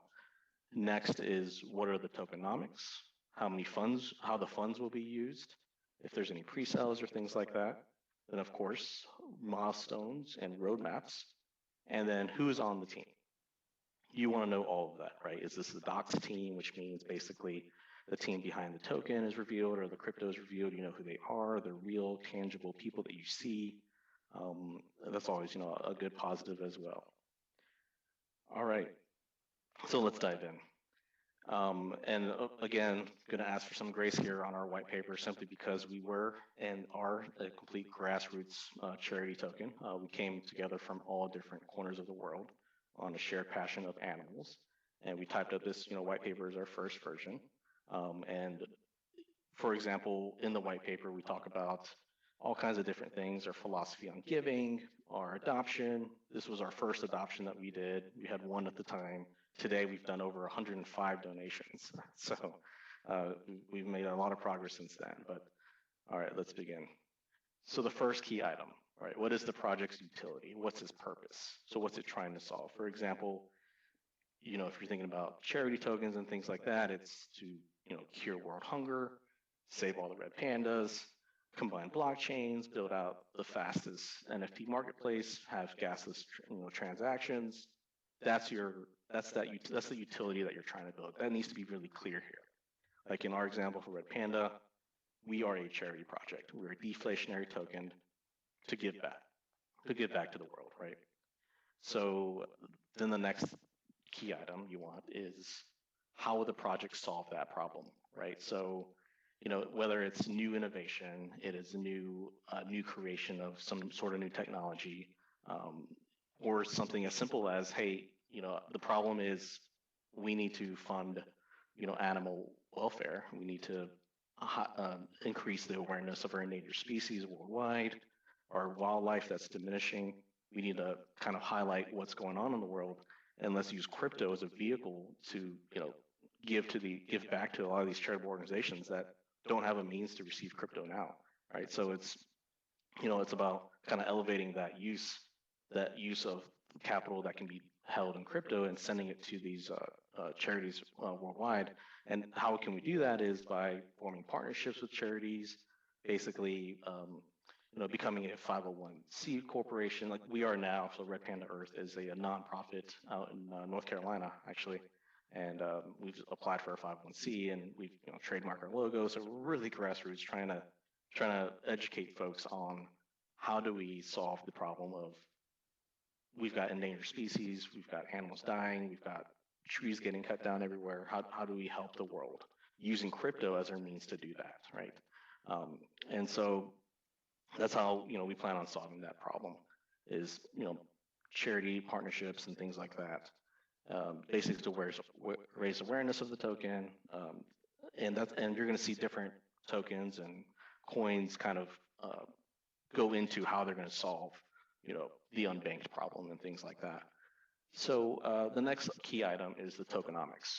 So this is where it gets really fun. You're going to see like a large number of possible scenarios here. You're going to see something that might be called pre-sales. That's where people are allowed to invest in the project before it's released to the public at a discount. Typically, this is done to provide liquidity for the project. For Red Panda, there was no pre-sale here. This was just a complete fair launch, 100% released out there. Half of the tokens were burned, which basically means like we sent half of them to there's an Ethereum dead address that everyone agrees that this is not anything that gets sent here is not part of the circulation. So that's an example of like how we burn the tokens, and then there's a 4% tax on here, and you'll learn about that for any of these white papers that you read. You'll read is there a tax on the transaction? And what that means is every time someone transacts with, say, Red Panda Earth token, buy, sell, or transfer from wallet to wallet, there's a 4% fee. Out of that 4% fee, 2% gets sent to the Ethereum dead address forever, and it's removed from circulation. That's what makes it deflationary. And then 2% gets redistributed to everyone else that's holding, right? And what's special about that is our bread and butter is our charity wallet. So we have a charity wallet that represents about 5% of the entire circulating supply of the token. And it's from that charity wallet that continues to grow. And that's kind of how we see our model of how we can help charities is saying, hey, we can send you a one-time fiat donation, but that fiat, once you spend it, it's gone, right? There's no way to continue generating wealth off of that. What we can do is set up, partnerships with you and say, hey, how about we send you X amount of our token? And just by holding the token, you can sell little by little, but it's all redistributed from other holders and from themselves, from transfers, buys and sells. That way they could potentially pay themselves forever to donate to animals, right? It's just a different way of thinking of how can we use cryptocurrency to really help these charities out. So the beauty here is everyone does something different, right? It's this is just what works for Red Panda. This is what works for us. It's really simple, simplistic. Some folks have very, very complicated tax mechanisms. Some tokens transfer ETH to people, different Bitcoin to people. Who knows? It's a wide variety of them. Some people have a really high tax or no tax at all, but they all serve a purpose. And when you're reading these white papers, it's really important to make sure that tokenomics section is really clear, like what you're investing into. All right, so next is the milestones and roadmaps. And this is really important too. So you want to make sure that each white paper has at least 6 to 12 months. Ours is really simple, right? It's community grassroots, so it's what we thought of at the time. What can we knock out? What can we get done in 6 to 12 months? And the great thing is here, we were listed on CoinGecko, CoinMarketCap, our audits, smart contract audits, all kinds of different things, right? Establish us as a worldwide charitable foundation. What's awesome is going through this, we've done every single one of these, right? We've had billboards in the Netherlands. We have a merchandise shop. We just released our Red Panda Pals NFTs. We've got a partnership with International Animal Rescue, just announced. We also have a partnership with the Rainforest Trust. And so like these are like big actual organizations that we work with to try to save animals and like educate people on how can we move crypto into the fiat world for, just general animal and human welfare. All right, finally, you need to know the team, right? So at the time when this white paper was made, this goes back to the great statement, it was community led. We didn't really have like a lot of like hard charging volunteers yet, but now we have, and we have a board now. So that's why we provide, links and resources to the website. So if you go to the website here, you can take a look at our board, and on our board, there's myself and some other members, and you can see our bios and kind of why we're passionate about what we're doing. And trying to save animals and the world. But yeah, so that's what you want to see. You want to ideally see this in a white paper. So in our next one, this would be in there. But to summarize, every token that you want to invest with or even work with, you need to have a good, clear white paper that identifies a good, clear use case, a clear vision, and they have these 5 key items, which is what's the utility, what will it solve, what are the tokenomics, what are the milestones, and who is the team. So one last thing, I think we're doing a giveaway of 10 Red Panda Pals NFTs, or you can mint them here. There's still many available. We have 10,000 available to represent for each Red Panda. There's about 10,000 Red Pandas left in the wild, and you can get some really cool, cute NFTs. They're all randomly generated, different rarity levels, but they're you can mint them here, OpenSea, but we're going to give away, I think, 10 of these during the next course of the couple days. But proceeds from this, they all go to, you know, the Rainforest Trust or the crypto. We're also signatories of the Crypto Climate Accord to practice a green, like, you know, carbon net neutral world. And we're also founding members of the Coins for Good Alliance, which is like a group of charity tokens that have come together to try and create governance standards around charity. But basically, that's my shameless plug on our NFTs. But everything is like all in the white paper. It's all included. This is how you read it. So yep, that's that. Red Panda. Let me see in the chat. How many people want a Red Panda NFT? Great cause. Thank you, Mike. Looks dope. This has blown my mind. Can you hear me, Mike? Yeah, you're good. Are you feeling the love in the chat? Are you feeling the love in the chat? Yeah, I haven't Nice. looked yet, Love but it. I'm about to. Oh my goodness, they're eating you up. All right. So, thank you so much, Mike, for sharing your genius with us and walking us through something that is so critical and fundamental to making wise investment decisions. Again, not that this is investment advice; it's merely educational purposes. Folks are super excited, even Mike, to receive, if they're lucky enough, an NFT. And we are going to keep it rocking and rolling. Mike, please stop sharing your screen. Oh, sorry, I didn't mean to scream that. You gotta love it, man. Who's having fun? Who's having fun? You know, we had so many different, you know, issues throughout this conference where, you know, we were like, you know, trying to like move people around and like put them in the immersive view, and like, you just have to laugh at this stuff, right? Like, this is technology. This is the pandemic living. Eventually, Crypto for the Culture is going to be in real life, IRL, as the kids say. Okay, how do we enter to get a Red Panda NFT again? Kristen, we're going to put you on momentarily, but we're going to keep it rocking and we're going to keep it rolling with the program. For the more, you know, intermediate and advanced crypto enthusiasts that are watching this and that will be watching this, we're going to bring Deepak Newley. He's the CEO of Cresco Labs and Cello Community Fund. Cello's super dope. I don't know how many of you are familiar with the project, but essentially it is, they're building blockchain technology for smartphones. So essentially your cell phone number will be your public key. So you can use your cell phone number to send and receive crypto. So super dope concept. And thank you for supporting the Crypto for the Culture cause. Deepak, as I mentioned, is the founder of Cresco, a novel synthetic asset protocol. Cresco is building a mobile-first DeFi platform with a mission to bring wealth to people in developing countries. I, as a Haitian American, and as I mentioned earlier in the show, for those of us that have been rocking since the beginning, before I was Haitian, I was Nigerian, I was Ghanaian, so definitely the emerging world needs technology like this. And is building a mobile-first DeFi platform with the mission to bring wealth to people in developing countries. They provide grants to people building financially inclusive tools on the Cello blockchain. And Deepak is a security advisor at CE Labs, focusing on the security of the Cello system. There you are. I see you. Look at you.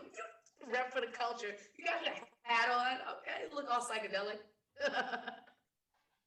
So I'm going to turn my camera off. We are excited to have welcome you to Crypto for the Culture. Deepak, take it away. Wonderful. Thanks, Lisa. Thanks for the kind words. I will start with like maybe a minute of introduction. In the meanwhile, feel free everyone to post. I know maybe it's a long day for you guys. Just post like one word of how you're feeling right now, and if you have any question to me or any follow-up question for Mike you had, I'll try to answer them. Feel free to post in the chat. In the meanwhile, let me give a quick introduction. So my name is Deepak, and I have been involved in the Celo ecosystem for the last like almost 2 years now. And before that, I was a security professional. So basically, the reason like I finally got into like the Celo and blockchain because of trying to bring this financial inclusion for everyone, right? Like that was like the whole idea behind Bitcoin when it started. We wanted to help with cross-border payments, help with people who are unbanked.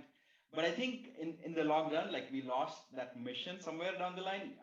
I'm also guilty of this is like, hey, like it just became this like trying to make money, trying to like do like yield farming and DeFi. But yeah, like so when I heard about Celo and like its mission, they're actually focused and mission first, right? Even though Celo team is very technical, you have very technical folks, but if you look at their marketing and everything, they're not talking about that, right? Like they're talking about who is going to use this, why are we doing this, and why people are going to use this. So that's the reason like I got involved in blockchain and decided to dedicate my life to help build these financial inclusive tools. Cool. All right. Let me just start my sharing. Before that, I'll just read some of the things that people are feeling blessed, empowered, inspired, need more water. Yes, go get some water. Energetic, clarity, clear. Oh my God, love it. Love the whole enthusiasm in this group here. Let me quickly share my screen and show you like how I think about when I'm looking at a white paper, what do I do? And then I'll talk in terms of what's it called? Through the lens of looking at the Celo's white paper itself. Again, this is a quick bio that we already spoke about. Fun fact is, I used to be a security professional. I've broken into a few banks and energy companies because, of course, like I didn't do it illegally. I was hired to do it, but touch wood, I've never been caught trying to break into places. All right, cool. So a lot of people say like, okay, like do your own research, but how do you do it? I think if I could condense everything, because like I think different projects have like different needs and different kind of white papers. For example, what a layer one blockchain, something like Ethereum or Celo, does is much different than what a dApp would do, right? Like an application that is built on the blockchain. So, but to consolidate all those kind of projects, the first thing that I look for is like legitimacy around like the people building it, people in the ecosystem, the teams, and how decentralized the project is. Other things that I look for is like, are they like, okay, like they're legitimate people, they have maybe a good like mindset, but are they technical enough to be able to build what they're promising? And the third part, I think, is the most important thing. I think a lot of people in blockchain miss is communication skills. Like, are they able to communicate what they're planning to build in an easy way? This gives us like a heuristic, right? It gives a heuristic into will they be able to actually like listen to the users and build tools the users want, and also present things in a way that users can use nicely. If you try to use something and it's like really hard to use, that gives you an indication of, okay, like maybe like the team is like not that great, right? Anyways, so these are a few things that I look for. And then these are something that we will look right now is we'll look at the white paper, we'll look at the website and some things to go down the list here to figure out how they are, and we'll see how much time is there. All right, cool. Let me start with the white paper here. Again, like a lot of times there'll be a lot of like jargon and or it could be like very, very, what's it called? Research or technical focus. And if you're not technical, how do we read it? If you are technical, how do you read it? I'll try to answer some of those questions. So the first thing you can read, this is a trick that I learned in grad school, is read the title, read the abstract, and then read the contents and go all the way down to the conclusion and read the conclusion, right? So that's how you would start, and then you can go and like try to read the meat of it, but that will be like really dry and boring. So this is how I would start. You start with the abstract, and if I see here, immediately they say what the problem they're trying to solve is. One is, if you want to get large scale adoption, you have to have technologies that are easy to use. And the second one is, because cryptocurrency is so volatile, how do we pay, right? We want to use it as payment. So these are like the two big challenges that they want to solve. And then here they mention like how they're going to solve it. And in the end, they conclude, right? Like we want to build an application that is that allows a social payment system centered around mobile phones. So this is like the conclusion that they come with. All right, so once you say that, then I will now directly go all the way here let's go to the conclusion. And then in the conclusion, they say, okay, we have introduced a protocol for social payments called Seller Protocol. And then in the end, they also say like what their like longer term vision is. They want to have like a monetary ecology with local and regional currencies. This already exists, so people are already building this on Celo right now. And they also talk about like natural capital-backed currencies. So basically, using like trees and forests in the reserve to create a stable currency. And this is again like this is also already in place. All right, I'll talk a little bit more later on.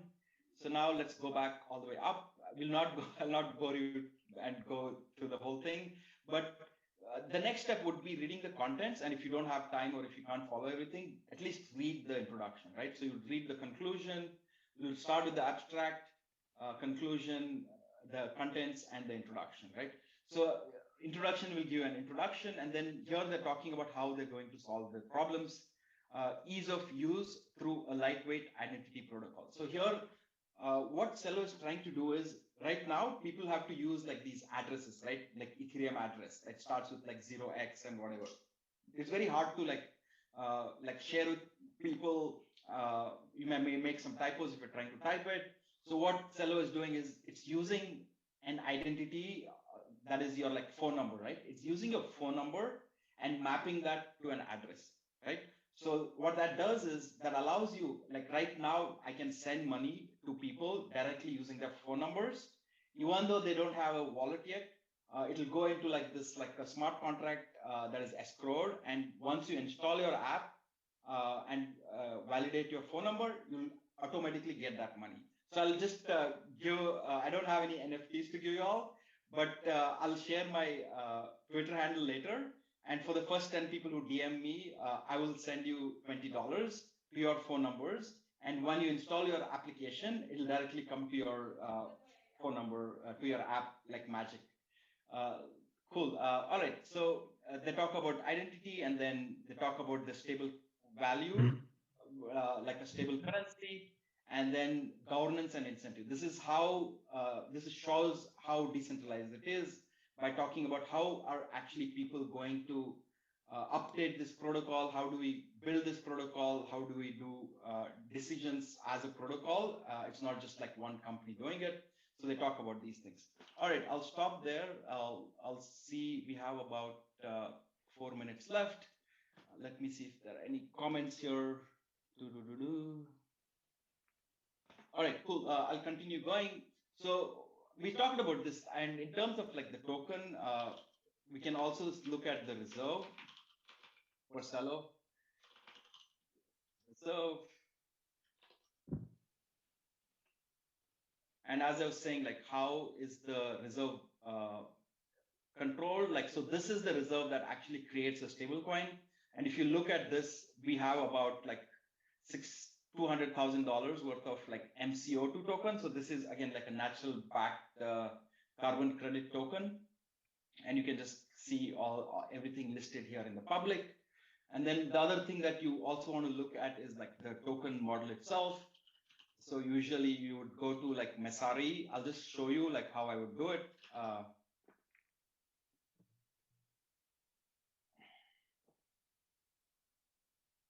So this also provides, like, this is usually not for an early project, but if it's a like well-established project, you'll actually like see different things.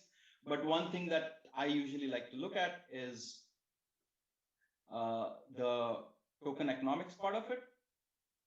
And if I see the initial launch and schedule, it talks exactly about like how the token is distributed.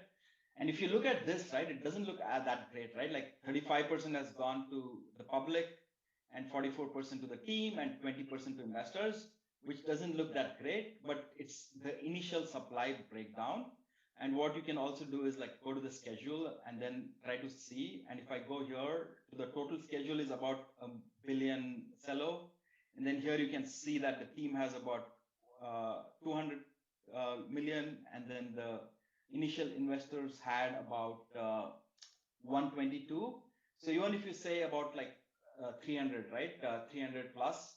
So about like 35% has gone to the investors and the team, and rest is going to the community in one way, shape, or the form.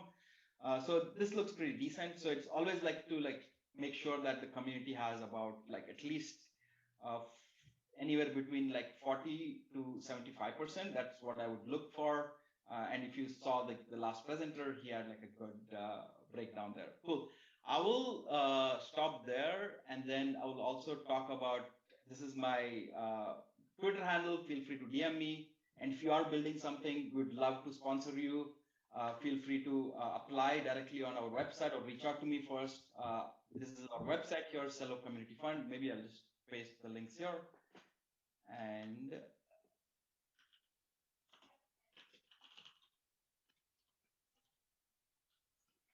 Awesome. all right, and if you have any questions, feel free to post here. I'll hang out for a bit and answer. Thanks, everyone. You're so awesome. See, I tell you, when we said we were going to bring the culture, we were going to bring crypto to the culture. I don't know if they were ready for what we had to share. So thank you for sharing your genius with the community. Thank you, Deepak. Look, the chat's like, hey, look. Yep, they're excited. They're excited. Okay. Well, thank you so much. And I'll be seeing you soon. Thanks, Deepak. Good stuff. Jerome says.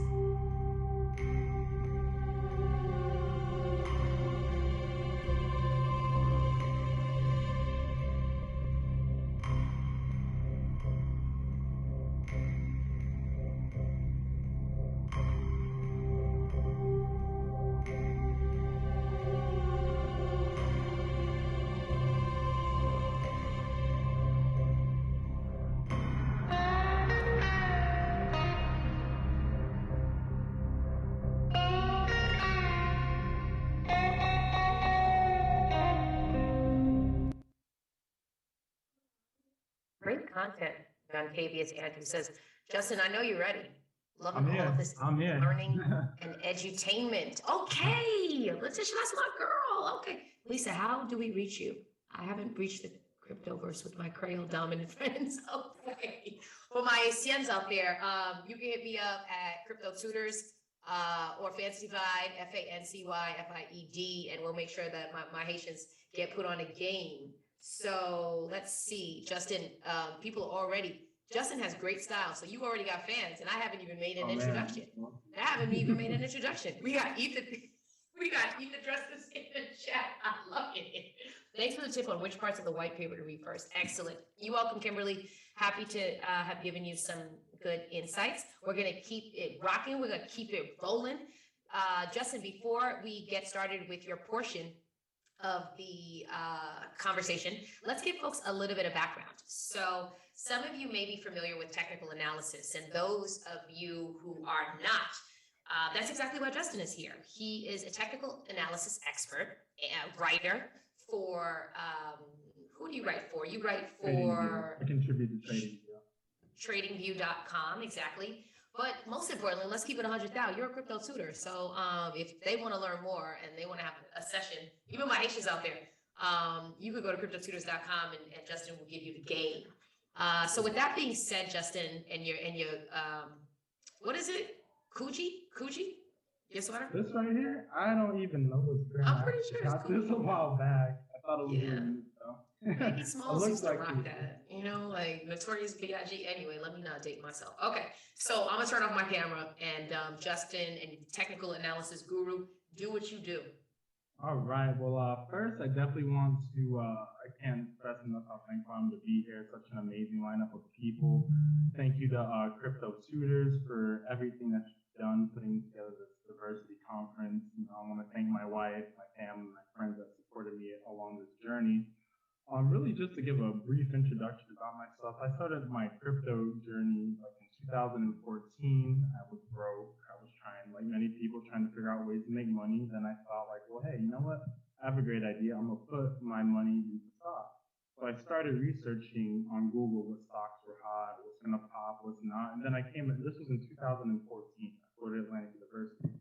I came across a forum that had mentioned Bitcoin and how it was gonna go to $1,000 and how it was different, you know, centralized. It's a new payment system away from our financial system. So I was just like, wow, this is really interesting. So I bought a little bit of crypto and Bitcoin. And at that time in 2014, the landscape was so different. Mt. Gox and Sokol were really a big thing. And that served as negative news. So I was kind of dissuaded after that. And I didn't pay attention to my crypto investments, mismanaged it completely. It wasn't up until October of 2017 I had I was in the mall and I remember getting a CNN news article on my phone saying that Bitcoin was around $4,000 and it was hitting this new all-time high. And I just remembered, so I felt like I wanted to faint, because I could remember the days that it was $400, and I just couldn't believe I didn't capitalize on that. So I had a big wave of fear of missing out. So I was actually angry. That I didn't hold my Bitcoin. So I had a big fear of missing out, big FOMO, and I went and bought Bitcoin and crypto. And this was in October of 2017. Everything was great because I made tremendous gains on my initial investment, but it really wasn't up until December of that same year, December 20th, Bitcoin topped at $20,000. And I was really, really happy. You know, I had a big smile all the way up, but after December of 2017, when that market cycle ended, those big smiles that I had turned into frowns. They turned upside down, and the market just went down, down, down. And really, after that, that had really fascinated, really sparked my interest. I was really fascinated with how to better predict price, how to better judge where the market may be going, where prices may or may not go. So ever since then, I kind of went down the rabbit hole of doing all this research on technical analysis, reading all these books on how to better predict price. And now that with that being said, we're going to talk about technical analysis. So what is technical analysis? You know, in a nutshell, it is the art of price prediction. And notice how I say art, because this is very subjective. We are trying to forecast where prices may or may not go, as simple as that. But don't take my definition of it. I'm going to read the Oxford Dictionary definition just so we can avoid any biases. I promise you it's really short. And it reads as follows. Oxford Dictionary says, technical analysis is a financial analysis that uses patterns in market data to identify trends and make predictions. And rewind and highlight, identify trends, patterns, and make predictions, because that is exactly what we are trying to do. And when we talk about technical analysis, since this is a crypto diversity conference, you know, we also want to know, how could technical analysis really even help you as an individual? How could this help marginalized and historically disenfranchised people and communities? And well, the beauty of technical analysis is that there's no barriers to entry, much like cryptocurrency. It could be done anywhere. The other thing is that there's an immense value in being able to predict price when done right. It's very profitable for the informed, very detrimental for the uninformed. And also, you know, technical analysis can really help financially emancipate and empower individuals by giving you better control over the trajectory of your money or wealth. One other way. And if the individual is financially empowered, the family will be too. But most importantly, aside from maximizing your wealth and being profitable on trades, technical analysis can really help us protect our wealth and not lose it by mismanaging our emotions. So with that being said, I want to share some of the ways that we could help better identify where prices may or may not go. Some very basic things when we're looking at charts and trying to interpret the market, because it's very chaotic. So I'm going to jump into the charts right now, and let me share my screen. Share right now. Can everybody see it? I hope so. So let me go back here. And Justin, if you can, just speak a little bit louder because some folks are saying that they can't hear you. Okay, cool. All right, so. There you go, project. You got to project from the diaphragm. All right, so when we are looking at a chart, this is just Bitcoin, and let me just take it back here. This is the Bitcoin chart on Gemini. So when we're looking at the charts, there's really two things technical analysis really comes down to: being able to identify trends and really understanding where your support and resistance is. So I'm just gonna walk you through this Bitcoin chart right here.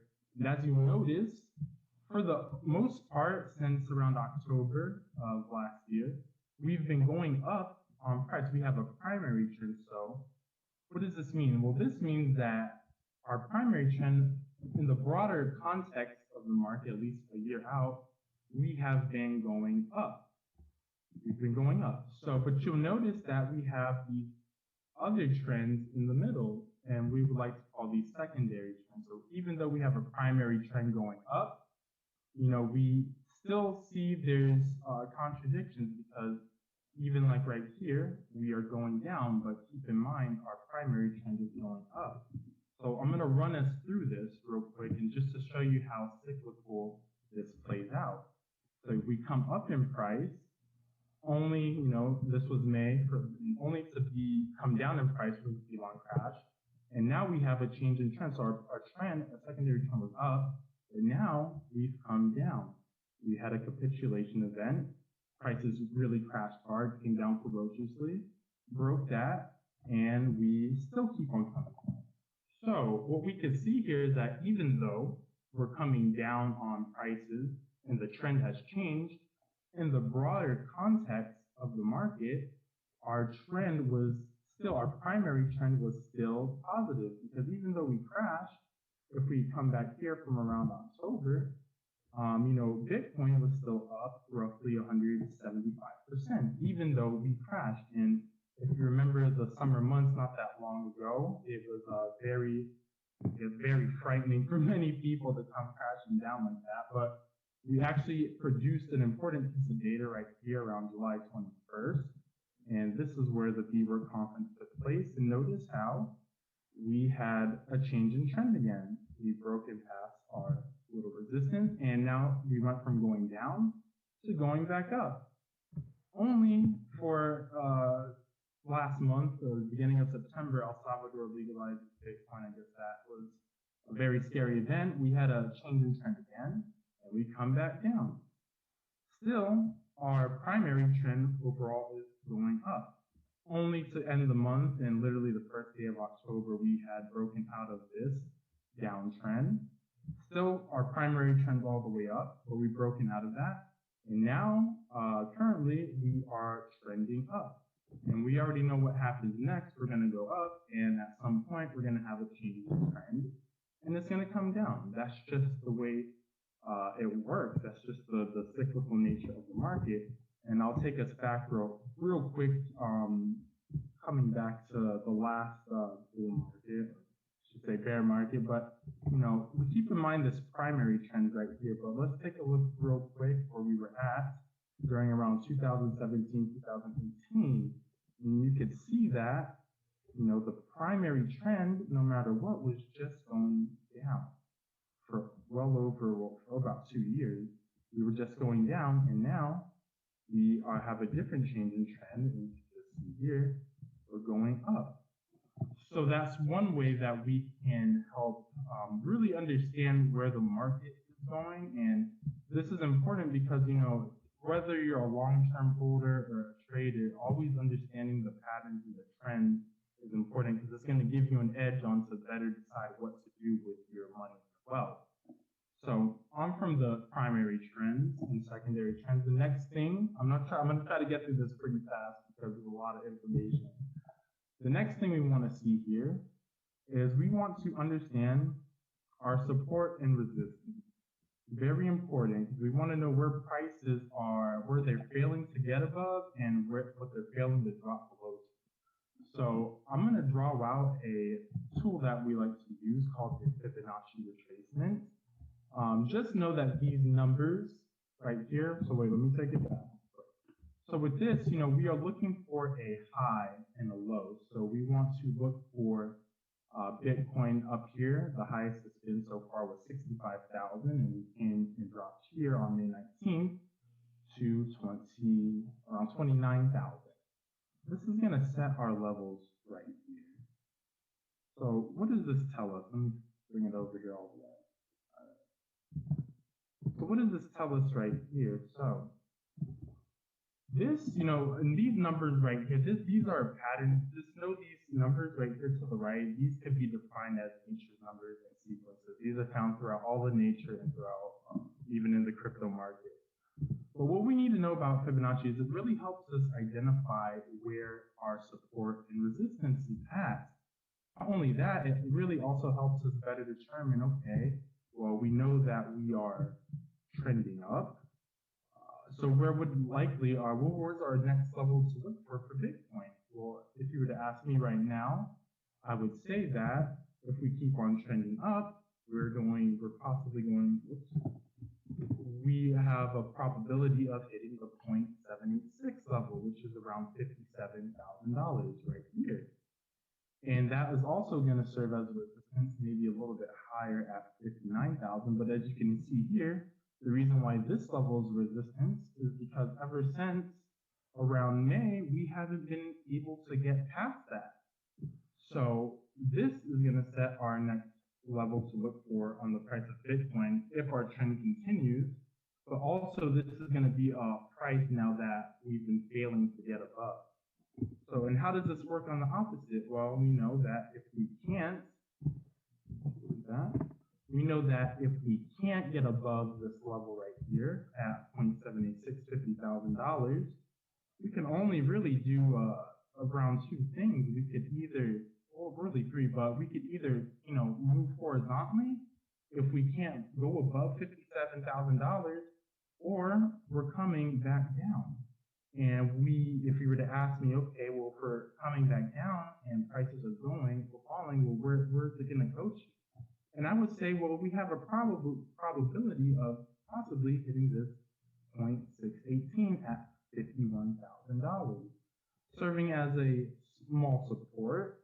But, if we can't hold the 0.618 and, we kind of put around these levels right here, most likely we're going to be coming back down to $6,000 in the worst case scenario. But, the Fibonacci retracement levels could really, in a nutshell, just really help us identify where prices may or may not go. And even here, you can see that we come up above the 0.236 and our 0.382, $42,000 was a bit of a resistance. And we didn't pass that, so we came down and we came right here to the 0.236 at 37,000 again, only to come up above. Would say there's levels to this. These are the Fibonacci levels. There's levels to this, and every move Bitcoin has is always trying to break a certain level. So Fibonacci retracement could be extremely helpful, and really identifying support and resistance is really, really important. So that could really help give us an edge on what to do with our money. Now, the third thing I want to talk about is oscillators, is relative strength index, the relative strength index and the stochastic relative strength index. And what we need to know about these indexes, as you can see here, there's many wave-like forms because this is exactly what this is. The whole market moves in waves. Everything is a never-ending pattern of waves on all time frames, the 5 minute, 30-minute, daily, weekly. We always form waves. And at least we're going to talk about the stochastic. What the stochastic does really well at doing is measuring the strength of the wave. So let's see how we can recognize patterns and how this could play out. What we want to do is, just like a wave, there's a peak or a crest, and there's a trough. So with the stochastics, we want to look at where the peaks are. We want to look at where the peaks. Oh boy, hold on, let me get that stochastic right back up. There we go. Yeah, we want to take a look at where the peaks are at, and we want to correlate them with where the price is at on the candle. So you can see the peak right here, and we trough here, and we trough here. We can recognize the peak here. We have peaks here. Back. We have peaks right here, and we have a trough, our bottom and our trough. And the same thing, I could move it forward here. We have a peak here. We have a peak right there. We have a trough here. And we have a trough here. So what I mean by peak to trough, and what are we trying to understand with this is that when on the RSIs, when we are above this blue channel on the stochastic 80, the 80 level, that's typically saying that we are overbought. So the price of Bitcoin, at least at those times, is way above market value. And if we come below market value for the time, and if we come below and we form a trough, come out of this channel, that means we are oversold. So the prices are well below or lower than the current market value, very below. So, recognizing these patterns, is really important because we could really judge, okay, well, we know that if we're in a peak, prices are most likely to be higher or even a little higher than where we are from the trough. And even during summer months when we were moving a little bit more sideways, we still see where all this plays out, peaks and troughs.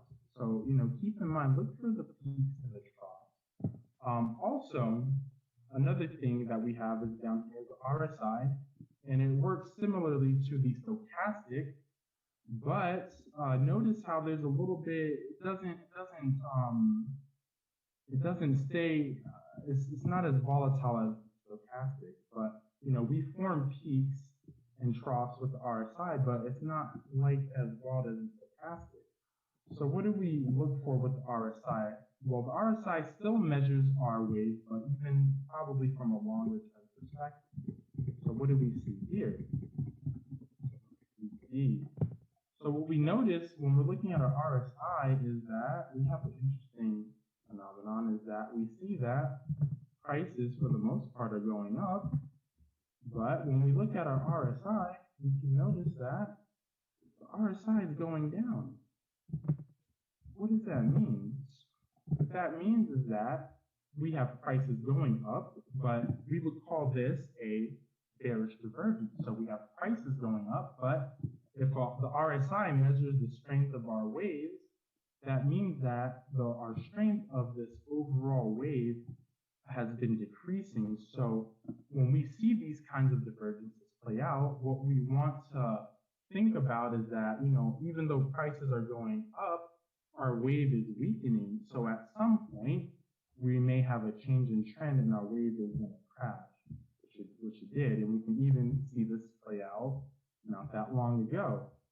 We have a increase in price right here, increase in price. And on our RSI, we have a decrease in the strength. Once again, a divergence. Prices are going up, our strength is coming down, which is probably going to indicate in the near future that we may have a change of trend coming on. That is what and there's other oscillators, but for the sake of this, that's just what we're looking for when we have the RSIs. Look for peaks and troughs, and look for divergences. Look for when the waves are weakening, but prices are going up. That's one way where we can use these RSIs to better help determine, okay, where prices are going. And the next thing I want to talk about is death crosses and golden crosses. Now, with this, and especially if you are a long-term holder or investor, these are very important. Take it with a grain of salt, but our death cross forms when it's a special relationship between the moving average, the 200-day and the 50-day. And it goes something like this. If our 50-day moving average comes below the 200-day moving average, that's what we would call a death cross. And what this means is that we treat this as a warning sign that prices in the future, or the price trend in the future, may just be trending down for a while. It's typically a warning sign that prices may be coming down for an extended period of time. So notice how our 50-day moving average, which is our blue line, this is back in 2018, comes down and goes below our 200-day moving average, which is our yellow line. And we can notice that prices have come down tremendously, and it went through a period of years until we get to our next stop, which is our golden cross. And just like our death cross, is the opposite. When the 50-day moving average comes right above the 200-day, we form a golden cross. And what this can tell us is that prices may see greener pastures ahead. Like I said, these aren't perfect. None of this is perfect because we can truly never predict the market. We can only make judgments and assumptions and use the best tools and data that we have to better forecast where things need to be going. Well, we form a golden cross and we had greener pastures, and we come back down to our death cross again. 50-day moving average goes below the 200-day. Prices slump for a couple months. And it's not until we get here, this was a special event. In this case, our golden cross and death cross didn't really pan out how it traditionally does, because this was the flash crash of COVID-19. We crossed, but we had a golden cross, but we didn't really see greener pastures. We came down, we formed a death cross, but only after the fact, because these are lagging indicators. So once we form these crosses, prices are already either up or down. But still, it's a good indicator on what to expect maybe longer term. And you see that we come out of that death cross only to form another golden cross, and that golden cross right there has taken us all the way to here, where we're currently at right now this year. We went up exponentially, actually. Exponentially, and it wasn't until the Elon crash that we completely came down during the summer, and we formed that death cross around June 18th. And even though we formed it after the crash, prices were still slumping for the next month, which was still, like I said, death crosses made it as a warning sign. And it wasn't until just recently, or last month, beginning of September, we came out of that death cross, and our 50-day moving average comes back above our 200-day moving average, forming another golden cross. So, like I said, take it with a grain of salt, but this typically indicates that there may be some green pastures that lie ahead. And even aside just from crypto, because when we would like to see this, the good thing about this is that this is works in pretty much all asset markets, these indicators and these techniques. So I'm going to just take us back and just even look real quick at even the S&P 500 during 2008, the big infamous crash that many of us remember so well. You can see here we formed a death cross around December 2007, and that death cross led to over a year of just slumping prices, and the market completely crashed after that death cross. And if you were a market participant at the time and you've seen that, and you understand what death crosses probably mean, you may have thought of how to manage your money or how to manage your wealth or what to do when you see that. You probably would have saved a lot of pain. But only for us to go on into around June 2009, we formed another golden cross and prices went up from there. But that was the S&P 500. So very important to understand from the long term because, everything is cyclical. Everything happens over and over and over again. It's a never ending pattern. But I'm almost, time's moving by so fast, but 3 important takeaways that I want to at least people to understand from this is when in doubt, zoom out. So let's just get up a chart of Bitcoin real quick. When in doubt, zoom out. Let me remove all these drawings. So yes, what many people were saying in the panel earlier, this is very true. Bitcoin in a nutshell, even crypto, it really is a long-term game. It's a long-term hold. So we could still capitalize on shorter-term trends and patterns, but overall, you zoom out in Bitcoin, the chart, if you look at the monthly, since it's still in its inception pretty much, we're under $2 trillion total crypto market cap. I mean, for the most part, we have been going up ever since its inception. When in doubt, zoom out. The other thing I would like to talk about that is away from the charts is the fear and greed index, something I wish I would have used a lot back then. But aside from all the patterns and technicals that we see with the charts, we have to really understand the psychological and emotional side behind the charts, because the charts is one thing, but the emotions and the psychology is another. And what I want people to take away from the fear and greed index is try to understand where the emotional state of the market is. So typically we're going to either be in greed, we're going to be neutral, or we're going to be in fear or extreme fear. Takeaways from this is when we get to levels of greed, and especially extreme greed, you'll notice that prices will start to come up. But since everything's cyclical is a pattern, our natural human emotions, when we get greedy and so euphoric, we're immediately going to start turning fearful. And when we start turning fearful is when we get a stagnation in prices, slumping or declining prices, and it's not good. And, we make really bad decisions, especially when we're very fearful. But only, after we're fearful, the only place we can come back is to being greedy again, because we can only be fearful for so long before somebody starts to get greedy again and our emotions start picking up that greed. So we come back up to greed, prices go up, and only for us around September 7th, El Salvador, then we have Evergrande in September as well, and we come back down to here. And now we're tired of being fearful, and like us humans, we can only come back to being greedy again, which is where we're currently at. And the last thing I want to leave us off with is really managing our emotions of FUD and FOMO, fear of missing out, and fear, uncertainty, and doubt. Because the whole point is, and I'm going to go right back to the chart, the whole point is that we want to avoid buying up here and selling down here.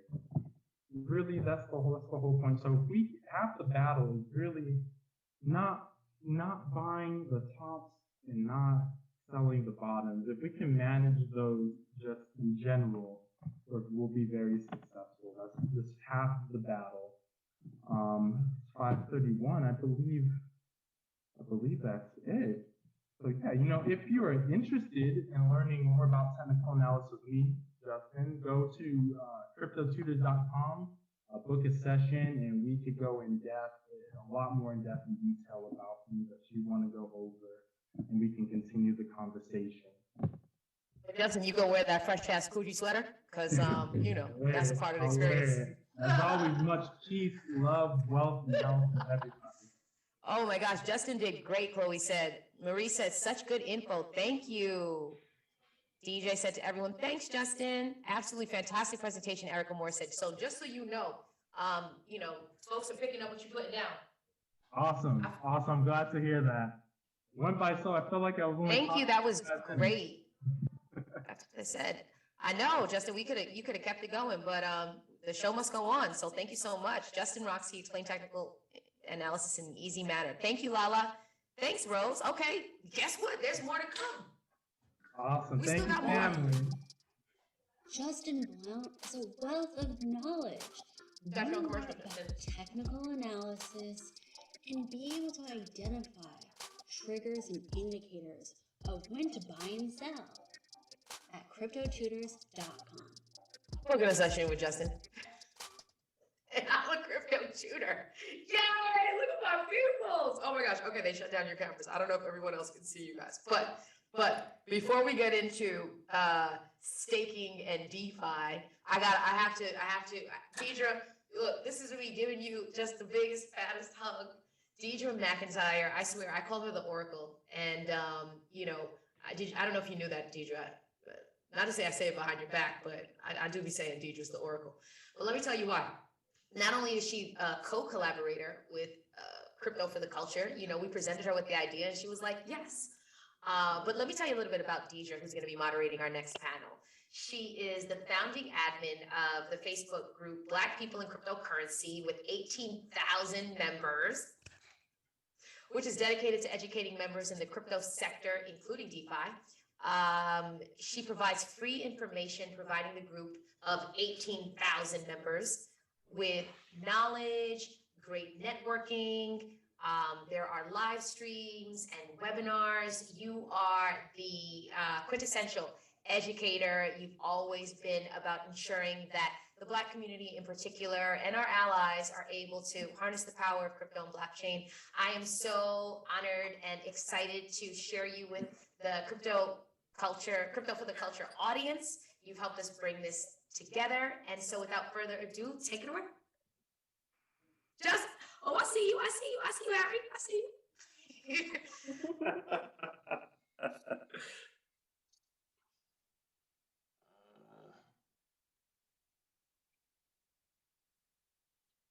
Deidre, come back. I can't hear. Yeah, me neither. Is she on mute, maybe? Let's see.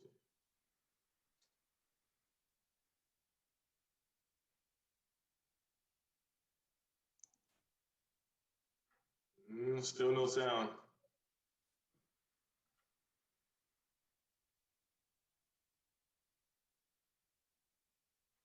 Okay, Lisa says they're working on her audio.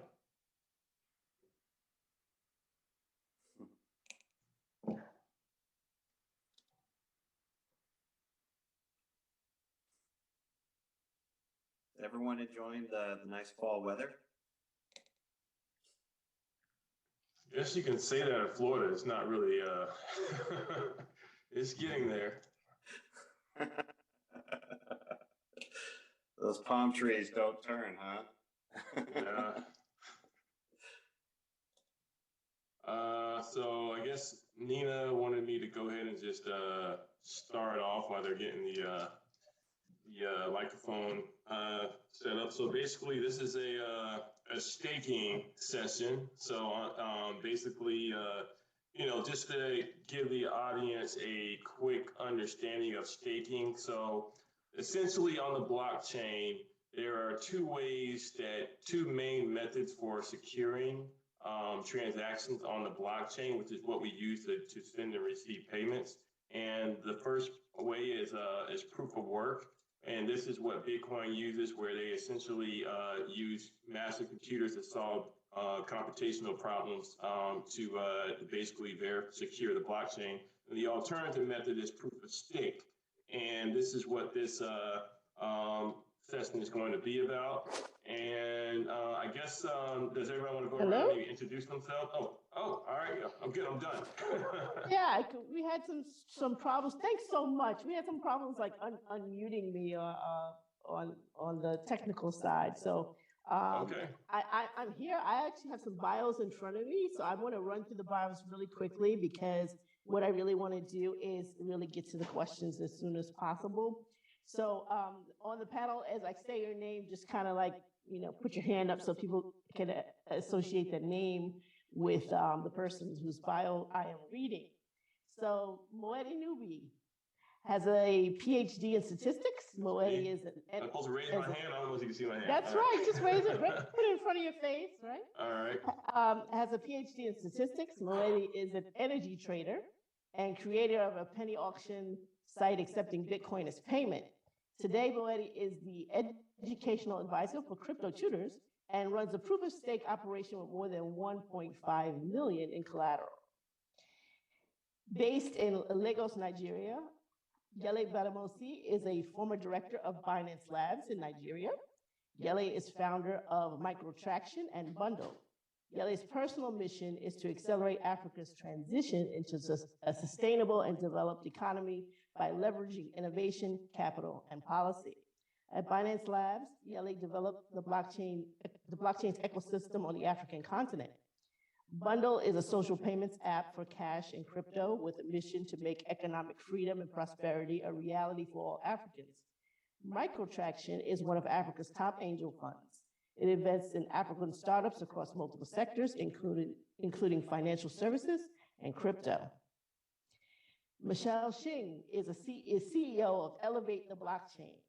Michelle was an attorney at PayPal, where Michelle helped the large merchant services team achieve ubiquity.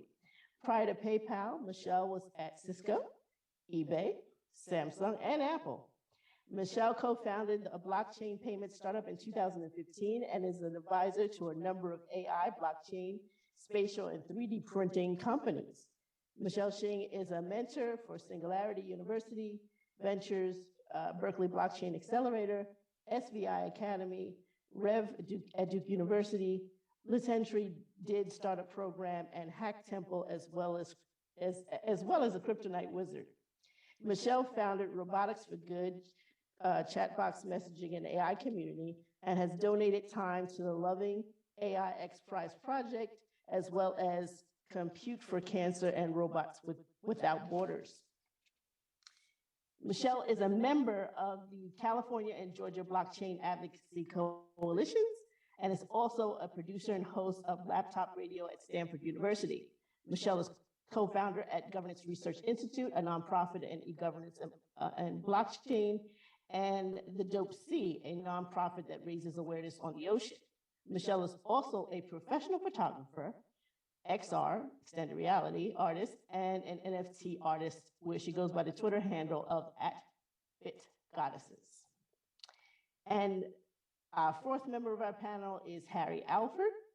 Harry Alford is a business development manager for Coinbase Cloud, leading sales and business development efforts for key protocols and engagements with major financial institutions, funds, exchanges, and custodians. Much of Harry's career has centered on funding and advising startups and innovations. Before joining Coinbase Cloud, Harry co-founded a venture development firm aiding Fortune 500 enterprises, placing innovation into action through consulting, programming, and investing. Harry has a master's in sports industry management from Georgetown University and an MBA from Davidson College. Harry has experience playing lacrosse at the University of Maryland and professionally in Major League Lacrosse. This panel could be like 2 hours, but we only have 30 minutes. So what I'm going to do is I'm going to go person to person, and hopefully we'll get about 3 questions in of each person. And then if we have time, we might double back for some extra questions. Okay? Good. So Moedi, first question goes to you. Uh-oh. How would you, All right. it's going to be easy. It's going to be easy because we all get this question. Everybody, I don't care if you've been in Bitcoin and crypto for like 2 weeks and you've told anybody you were in this space, you get this question. So how do you explain, and in this case, it's staking and DeFi, to someone who's not into crypto? How do you explain staking or DeFi to someone who is not in crypto? Okay, so I guess I try to come up with analogies that we understand in everyday life when I try to understand. Usually people ask me, what's the difference between proof of work and proof of stake? And I say, like, when it comes into blockchain, everything is about trust, because ultimately DeFi means that it's a decentralized system, means that no one is fully in control of the network. So therefore, we are trusting strangers. So one question that I ask people, I say, okay, let's say that, someone is proposing to get married to you. Okay, this is something that, maybe we'll all deal with at some point. I've been married for 9 years, but, everybody at some point might get, a proposal to be married. Now, the question is, how do you know if you can trust the person? Okay, now this is an interesting question, because there's two different ways that we kind of build trust if we're going to have a partner. One way is that they can prove trust by doing work. They can take you out on dates. They can take you on a vacation. They can wash your car, walk your dog, all these different things over the years. It's proving by work that they're proving that, hey, this person is trustworthy in my life. There's many different ways. I'm just giving you some certain examples. Another way is that they could buy you something very nice, like a car, a house, an engagement ring. These are things that we actually use, and that's what I would say is staking method. And so basically, the same philosophy behind what, when you're trying to look at, how do you prove that somebody trusts you in real life? These are the same ideas that we use on the blockchain, where there's the proof of work method, where you have machines do a lot of work to verify that they're trustworthy. And the alternative method is proof of stake, which we're talking about today, staking, where you stake something valuable as collateral to prove that you're trustworthy. All right, so then how do you see the staking industry merging with the traditional finance industry, or do you?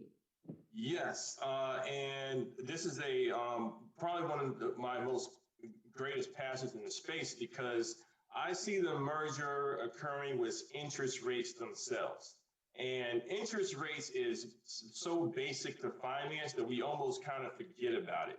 But interest rates, if you think about it, historically has always been a function of borrowing and lending money. For thousands of years, when you think about when you deposit money into a bank, they say, I'm going to pay you 0.1% or 0.5%, whatever that interest rate they're going to pay you, it's a function of, I'm going to lend the money out and I'm going to give you a cut of it. What staking is doing is redefining everything we know about interest rates, because historically, interest rates has always been a function of loans. Now you have a staking option, which is a function of security. So in the interest rate model in traditional finance, the interest rate is the cost of borrowing cash. In the staking world, it's the cost of securing the blockchain. What this does is that this actually creates two different banking models, where I think in the future, what we're going to see is that we're going to have brick and mortar banks, where you'll have a traditional interest bank where you can deposit your money right now and maybe you'll get 0.1% interest a year. And then you'll have a staking bank where you can bring your exact cash. You'll convert your cash into a stable coin. The stable coin is collateralized by a proof of stake cryptocurrency. And then you will earn interest from the staking revenue that, from depositing in that bank. So I do think that there is we will see a merger of as the innovation continues to go. But I do think that we're going to start seeing a new way of depositing money and generating interest from a totally different method, using staking as opposed to this fractional reserve banking. And a final question for you is, what are some examples or different ways that you know of to stake that you could convey to our listeners? Just some examples. Well, we actually have a course on Crypto Tutors where we talk about one specific way where you can open up a bank account on the blockchain on wave.exchange. And on this particular blockchain, they have a stable coin, which is decentralized, and it's collateralized by their Waves token, which is a volatile token that fluctuates up and down, but their stable coin stays pegged to the dollar. But the benefit of this model is that they have collateral very similar to the gold standard. How when they back when we had the gold standard, they would issue paper dollars and collateralize it by gold. In the stable coin world, they issue stable coins which are pegged to the dollar, but they're collateralized by cryptocurrency. And this cryptocurrency is basically staked on their blockchain and is earning staking rewards. And those staking rewards are distributed to the stablecoin holders. And so using this methodology, you can actually generate 8 to 15% interest a year, which is amazing.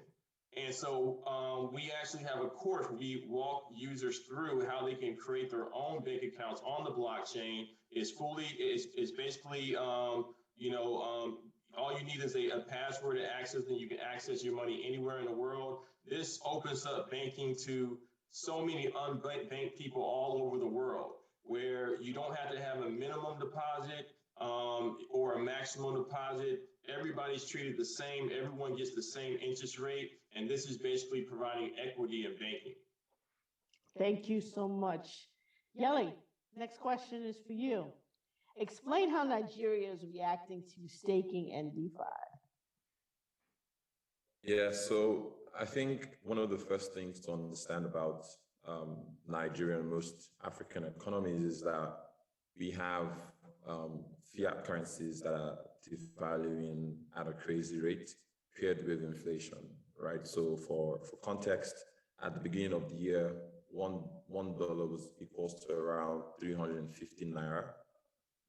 About 9 months later, $1 is worth almost 600 naira, right? So if you were keeping your money in the bank account, you've lost almost 25 to 30% of the value. In the last 1 month alone, the value of the naira against the dollar dropped 10%, right? So you have a bunch of fintech apps that allow you to save your money and earn interest, but they pay out 8% per annum, right? When you take into account inflation, which is roughly around 12 to 14% a year, plus what you lose on devaluation, you can be down as much as 30 to 40% in a single year. So for a lot of people, crypto gives you the opportunity to, have or hold your value in USD, USD stablecoin or a cryptocurrency, and then earn interest or yield on top of your assets itself,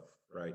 So, despite the central bank's ban on crypto, one of the things that we built was a peer-to-peer network that allowed our users to sort of match each other and kind of go from African fiat currencies directly into crypto. And then if you have a non-custodial wallet and a mobile phone and internet, then you can kind of stake on like Trust Wallet or any of the sort of products that are out there, right? So for a lot of people, it's a way to kind of hedge against inflation and also earn, a return on like your hard-earned money. Then you also have like, yeah, go ahead, please. Do you find that, so you're saying that they are reliant more on staking on stable coins that are based in maybe USD, but are they earning interest back in Niger or USD, or is there a mix of what's happening? So the interest is sort of like in whatever you're staking or doing your DeFi in, right? So if you're staking sort of like, if you're doing maybe you're using something like Aave or Venus, you're gonna earn interest in USD stablecoin. But if you understand, let's say you understand the value of like Axie Infinity's token, right? Right now on Axie, you could earn as much as 164% if you lock and stake your Axie tokens, right? So one of the things that we do help people understand is, crypto presents thousands of options across hundreds of protocols. So we focus a lot on trying to help people identify, what are, good assets that are worth looking into and the ones that are a little bit more secure. And, that really helps people to understand like, okay, what do I want to understand and then put my money behind. So in what ways are Bundle and Microtraction guiding customers in this staking and DeFi space? Yeah, so at Microtraction, we've been around for about 4 years. We've invested in about 30 plus companies across Africa. The vast majority of them are in the financial services space. And we're seeing the same kind of activity within crypto. And so on that side, it's really around looking at the next generation of entrepreneurs and investing capital, expertise, and networks that allows them to grow and scale, and then connecting them to US and global investors. With Bundle, we literally built an extremely simple app that makes sort of like earning yield on your crypto assets really easy, right? So for a lot of people, we have about 400,000 users, doing around $60 million in monthly transaction volumes. For a lot of the users, Bundle is like the first app that they use to get into crypto. And with everything I do, I just care about like how do I drive the adoption of cryptocurrency, not just for Africa, but for anyone who has been financially excluded, who depending on sort of like the economic circumstance, doesn't have access to the best financial services in the world. And I think like that's one of the most empowering things about crypto in general for us as Black people. Awesome. Thank you. Michelle, let's switch the tone a little bit to DeFi a bit. What is the significance of DeFi and how does it differ from CeFi?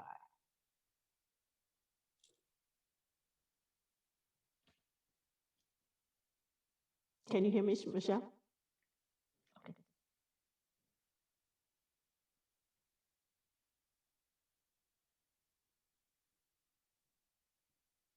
Hi, I was muted. No problem. And I cannot unmute myself. I think DeFi is different from CeFi because I think CeFi, as you guys know, is centralized, and you need to have certain credentials in order to sign up for certain services. So you need to have a credit score, an identity check, and you need to qualify. And there's a centralized authority that makes up these rules to allow access. And also you may need a certain amount of money to place, into that entity or body in order to invest. With DeFi, it's just a little bit different because it, semi-anonymous, and you don't have you could basically log on to any blockchain or any protocol to conduct a transaction without permission, right? It's permissionless. So I think that's very different. I think there are certain cases where CeFi and DeFi merges, and there's certain things like stablecoins that bridges CeFi with DeFi. And then there's certain, because of user adoption, there are certain things that may seem CeFi that may have DeFi in the back end, and because of compliance reasons as well. Wow. Because you come from an extensive art background, photography and art, beyond trading NFTs, how do you envision the merger of the art world in the finance world within the DeFi sector? Yeah, I think one of my earlier insight is that payment will become a vertical in every company, and I could bravely say that smart contract will be, as well as a dispute resolution. So everything that you see in payments in the traditional sense, like I was at PayPal for a while, we have a dispute resolution, and then with blockchain and smart contracts, I think every project, every company needs that, right? And when you really think about the blockchain, we think of a fat protocol, and it could get fatter, but it's because we need to think about compliance, we need about security, and we need to think about e-commerce. Another one of my vision is that I can purchase directly from you, peer-to-peer, and that's also Bitcoin's vision, right? And that is PayPal's earlier vision as well, that we don't have to go through middlemen. And if you really look at NFT today, you currently see a lot of correlation by, big NFT platforms.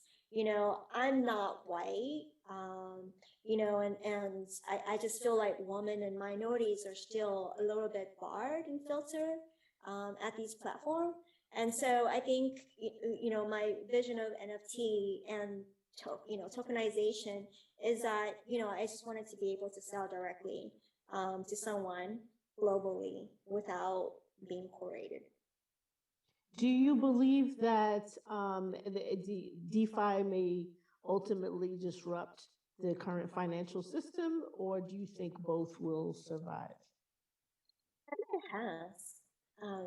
I think if you look at the growth of DeFi in the last year, it just have grown beyond what anyone could imagine.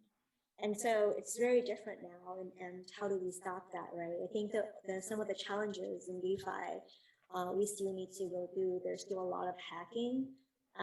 There's still a lot of not, KYC challenges. The balance between law in terms of AML, KYC, and being able to be anonymous, and also tracking, right? So if you pay with cash, you're not tracked. But blockchain is also a giant tracking device, if not built correctly. So how do we balance that with DeFi? How do we keep that, access, global access to people and having people to stake and earn interest while they remain safe and secure and also, semi-anonymous, right? How do we build that? So I think there's still a lot of opportunities for startups to continue to build a global financial system that allows for democratization and decentralization, and not have that concentration of power that Bitcoin has, as we have seen. Thank you. Alfred, all right, let's bring it home. Question, is there an interest, I tell you, it should be 2 hours, this panel. Is there an interesting way that you have seen staking or DeFi merge into the athletics world, or do you believe there could be such an impact in the future? Oh, yeah. And also, first and foremost, thank you for having me today.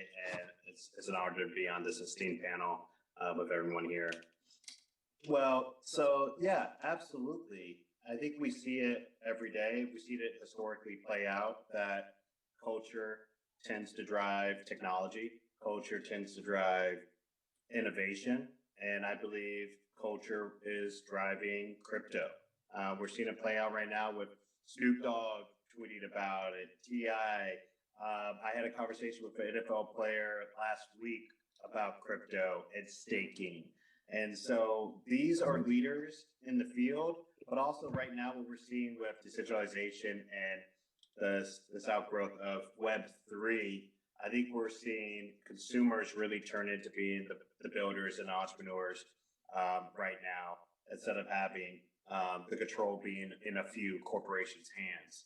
And I think it's really empowering. And especially right now, I think the last stat I saw, there's 300 billion locked up in proof of stake right now. And so it's a growing ecosystem, and it represents a huge opportunity for enterprises, but also individuals. The way that I define what's happening right now is that in Web 1, it was a static web. Web 2, it was a social web. So like Facebook, Twitter, all those companies came up. And I believe that Web 3 is really going to be the decentralized web, a web that is orchestrated with tokens, but the main players are going to be the builders and the entrepreneurs instead of those incumbent corporations. So yes, I think culture plus commerce will definitely be a driving force, and we'll see it play out in athletics and in other music and other types of entertainment for sure. 2 more questions before we get to boot, because we're a little bit over time. Okay. But what advice would you give startup founders looking to encompass staking or DeFi? Yeah. Because you got the MBA. Come on, let us know. Yeah, people don't let me forget that.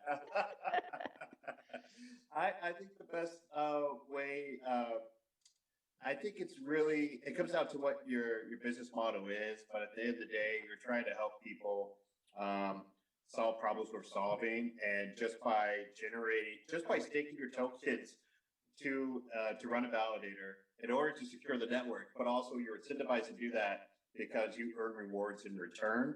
That's kind of like the new risk-free rate. This is free money, and as someone said in the chat, money while you sleep. And as we've seen play out historically, Black people in particularly, we've been excluded from building this generational wealth.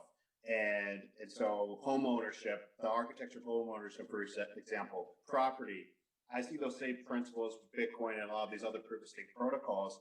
And I believe, having seen the generational consequences of the past, I think this is a great opportunity, especially for minorities or those enterprises that are targeting minority customers or end users.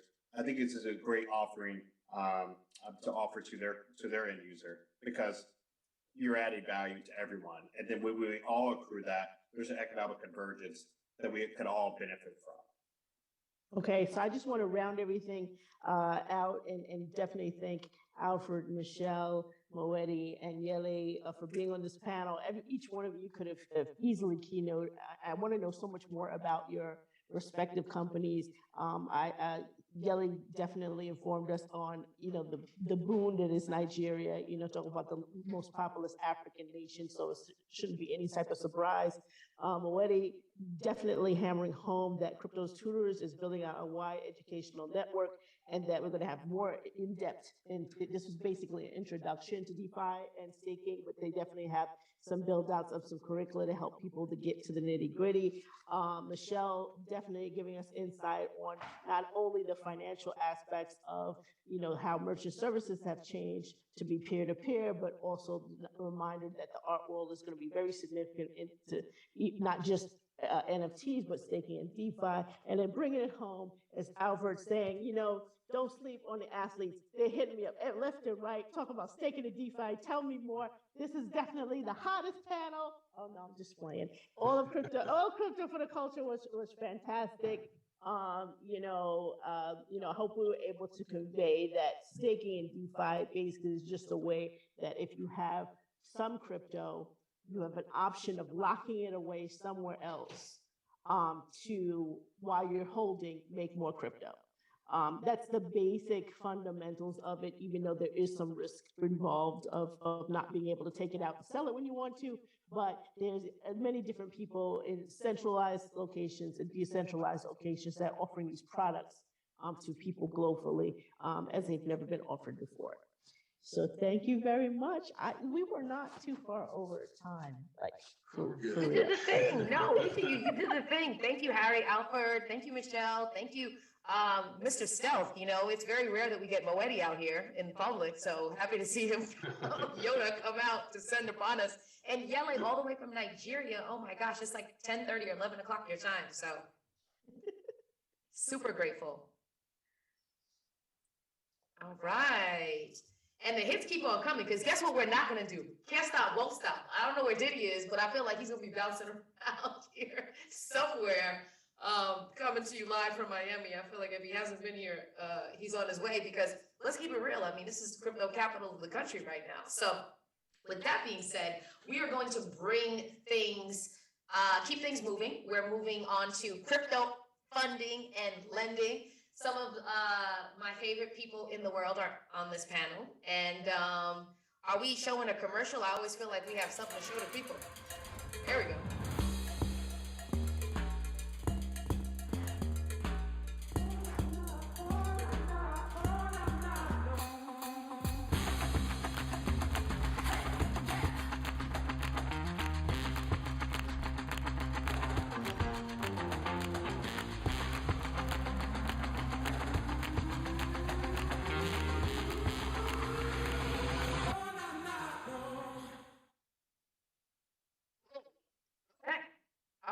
We got one more? Are we good? All right. Staking and DeFi, we're going to need to update that to funding and lending, please. Africa, especially Nigeria. Kimberly says, Africa, especially Nigeria, is heavily into crypto. Yes. Actually, in my research, I found that Nigeria has eclipsed the United States as far as crypto adoption is concerned. And so very interesting trends that we've seen in the emerging markets. But Africa is definitely leading the charge globally. Did you enjoy learning from Deidre, Moetti, and Michelle about staking and DeFi? Well, if so, go to cryptotutors.com to continue the conversation. And each of them would love to tutor you. All right, all right, all right. I see Eric can. Yes, you can. Eric can. Hi. In the MF his house. In the MF his house. We're talking billions here. Okay, here we go. Let me do each of you just do. Okay. And introduce you properly. So we will lead with Eric Can, who is my homegirl from the LinkedIn days. I'm gonna throw it back real quick, Eric Can, because I want folks to understand how long you've been in this game. You know, at LinkedIn, when we met, you were in financial services, advising asset management companies, hedge funds, VCs. I am so happy to announce that you launched your own fund, the Audacity Fund. And don't pull up on Audacity if you don't have Audacity, okay? Because we're not checking for you. It's like not even a question. Come on. Come on now, come on. And I also want to call out that you're the co-founder and president of Crypto for Black Economic Empowerment. And on the previous panel, we had Yele, we had Harry, we had Kai, Micah. We've had a number of people, a number of people that came. Stefan, Clev, she's coming up. Just a number of people that have come from Crypto for Black Economic Empowerment, the CBEE. So I want to give you all your props on that. You know, literally built an ecosystem and community of Black and African crypto founders, investors. I'm honored to be a part of that community. Furthermore, you are on the board of the Henry Kravis Leadership Institute.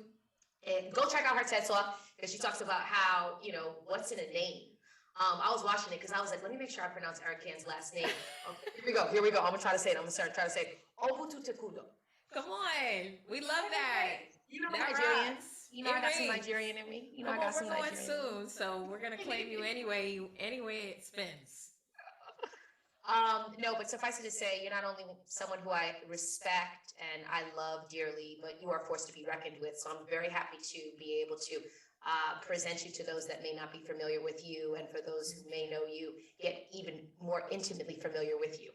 And as we continue on the boss lady train, let's bring Ashley Meredith. You know, Ashley Meredith is the VP and director at Mousebelt Labs. I really love what Mousebelt is doing, because you have a super dope startup accelerator that was launched in 2016. Mousebelt is not only supporting from a funding standpoint, but helping early startups in blockchain, like scale their businesses, you know, sales, you know, marketing, etc. It's more than just funding. And I love the fact that Ashley has a penchant for marginalized communities and empowering more marginalized communities to harness the power of crypto. We also have, because, you know, like all of the juggernauts, you know, like I hope people are able to, like, if you're not tuning in live, when you watch what's about to unfold in this conversation, it's going to blow your mind, because the next guest is Jamari Peterson, core strategist for Snowball, which is a smart crypto investment automation platform on the Avalanche network. Snowball is a community-led DAO. We talked about DAOs earlier, decentralized autonomous organizations. We probably could have a whole entire session around DAOs alone, but essentially they are democratizing wealth building within the communities by giving the community voting rights and the ability to decide what happens, what decisions are made, etc. The Snowball-led DAO has reached, okay, so hold on, let me take a step back. You've recently reached over $100 million in total value locked, and are on track for 3 to 4 million in yearly revenue. Jamari, shaking your head. Okay, so Fancy Pie got it right. Perfect. You know, and talk about overachiever, because if I'm not mistaken, you are also a PhD candidate at Carnegie Mellon right now in engineering and public policy. And on top of that, you have a BS and MBA in strategy and logistics from Howard. Ain't you? You know. And last, but certainly not least, we have Jeff Amico, who's a partner on the crypto team at A16Z. One of our partners, super happy to have you. And Jeff, before we get started, I got to give folks context who may not be familiar.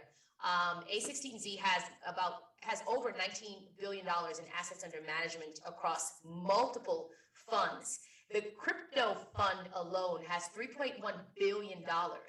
And Jeff leads the firm's Crypto Network Operations Group, which focuses on protocol governance, across the portfolio. And I had to read it to make sure that I had everything right and I did you all justice. So let me know, are we good? Are we Gucci? That's what the kids said. All right. So Fancy Friday has been going for hours now, literally. We started at 12 p.m. and it's 6 p.m. and we're gonna keep rocking and rolling, keeping the energy super high. Right? Can't stop, won't stop. I told you, Diddy. I don't know where he is, but I feel like I'm channeling my inner Diddy.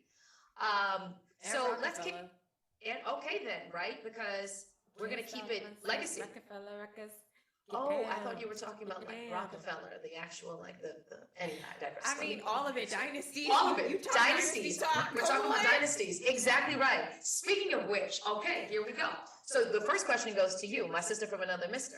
You recently launched the Audacity Fund, as I mentioned, and I would love to know, and I'm sure a lot of the folks in the audience, if you have any tips for founders around how they should be thinking about the various forms of capital. Obviously venture capital is one form of capital, but it may not be appropriate for your business depending upon what your vision, your objectives, and what have are. So Erica, can you tell us a little bit about what your perspective is there? Yeah, so hey everybody, so nice to meet everybody. Just want to give a big shout out to Crypto Tutors and just everybody on this team. There's so many people, I'm sure, behind the scenes who are making this inaugural experience happen. Want to say thank you to our host, Fancyfied, and thank you to Nina for rallying all of these amazing people together. And the biggest shout out actually goes to everybody who's listening right now.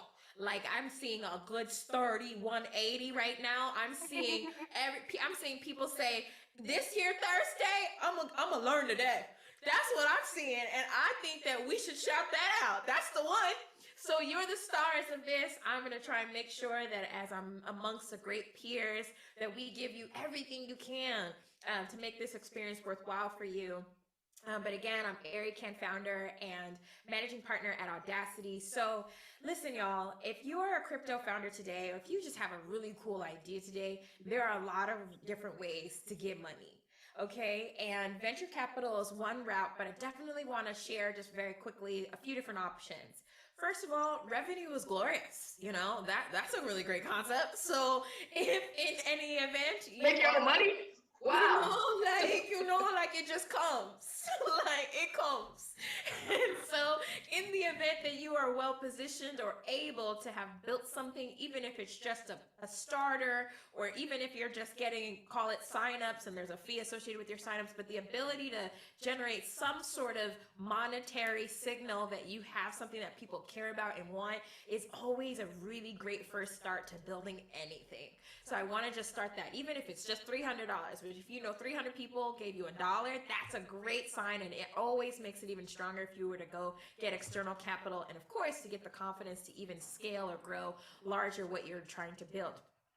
Secondly, in the traditional finance world, which still applies to crypto, you have what is generally like a funding arc that goes more or less as follows. You can bootstrap something, which really just means, you're resourceful, you're a hustler, you're someone who says, I could get a favor here and I could get a favor here if I build all these things together and push the product out and not get any external capital and really try and drive up revenue to remain sustainable. Maybe you have savings or a pot of savings to work with. That's an option for some. For most, it's not. And then in other cases, they go to their immediate network, their friends, their family, somebody who can give them 1,000 here, 5,000, maybe 10, maybe 20, maybe 50. That is what's called a friends and family round. So you'll bring that round of capital together to give you the initial money that you need to maybe just get to the next step. And then there's what's called a pre-seed funding round. This is typically when you're starting to reach out to people that are outside of your most immediate networks. These are people who maybe are angels, and those are folks who are essentially in the United States have a certain level of accreditation, aka a certain net worth. But globally, you do not have to be accredited to be an angel investor, which essentially allows you in the pre-seed stage, meaning you don't quite have a product just yet, you may not even have revenue just yet, maybe even in some cases you just got an idea, but you need to raise capital in order to build it or hire some people for it. And so this is the stage where you can maybe start asking strangers and of course people There's of course crowdfunding, which is a route you can go in different platforms that exist for you to say list your company and opportunity and get capital through that. But then after that, and crowdfunding is its own beast. Then there's the seed round, and that is essentially you've more or less got an MVP. You've got something that someone can sink their teeth into and see how this is ideally going to be $1 billion business. Thereafter, you have a Series A, Series B, Series C, and really when you start getting into the seed stage and series stage, the implications and expectations are that you're going to take this to the moon, literally, meaning billions be flowing, exits be happening, IPOs be doing, that's really the expectation. So really know that if you're going to get capital from an external source, there are different expectations with each of those checks. So you want to be prepared to have a conversation with someone to say, what are you expecting with you giving me this money? I know I'll be able to deliver, or I want to be able to deliver by this, and really get to a source of alignment. But hey, we're in the world of crypto, so there are also alternative forms of raising capital and revenue via maybe doing an NFT.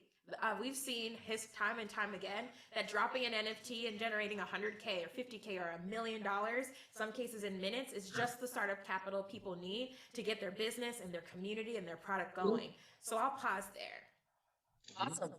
Super. Yeah, Jamar was getting hyped. He was like, yup.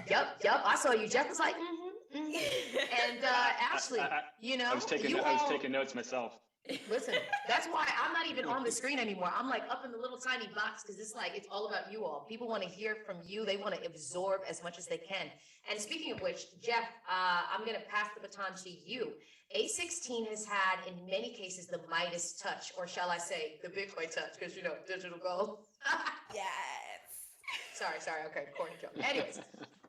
But when it comes to crypto companies, your firm has invested in, a variety of incredible companies. We heard from C Labs earlier, Cello. We obviously heard from Harry Alford over at Coinbase, the first crypto company to go public. And since you're stage agnostic, you whether you're at the seed stage, late stage, or what have you, can you share a bit about your selection process for the crypto fund?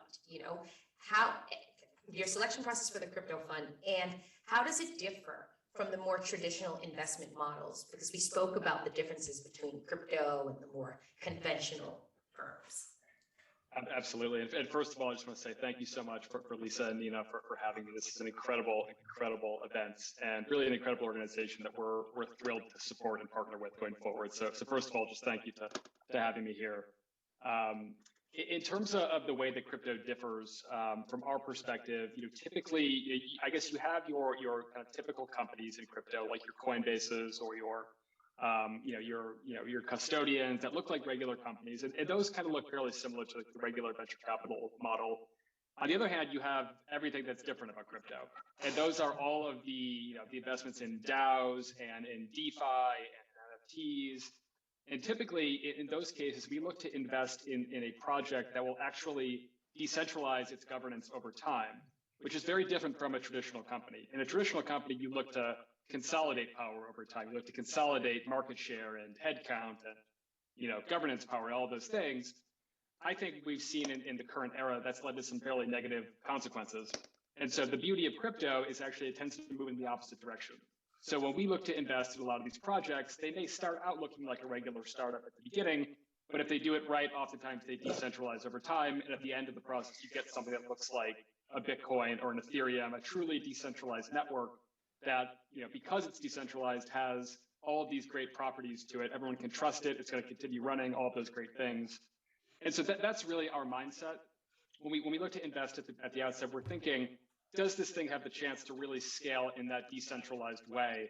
Can it attract a network of people who are really excited, who want to contribute? There's an incentive for them to contribute, and that's the kind of trajectory. So it's, in some ways, it's kind of the opposite of traditional venture capital investing, because we look to kind of disperse power out to the edges over time instead of kind of consolidating it. Such a stark contrast from the way things have been done.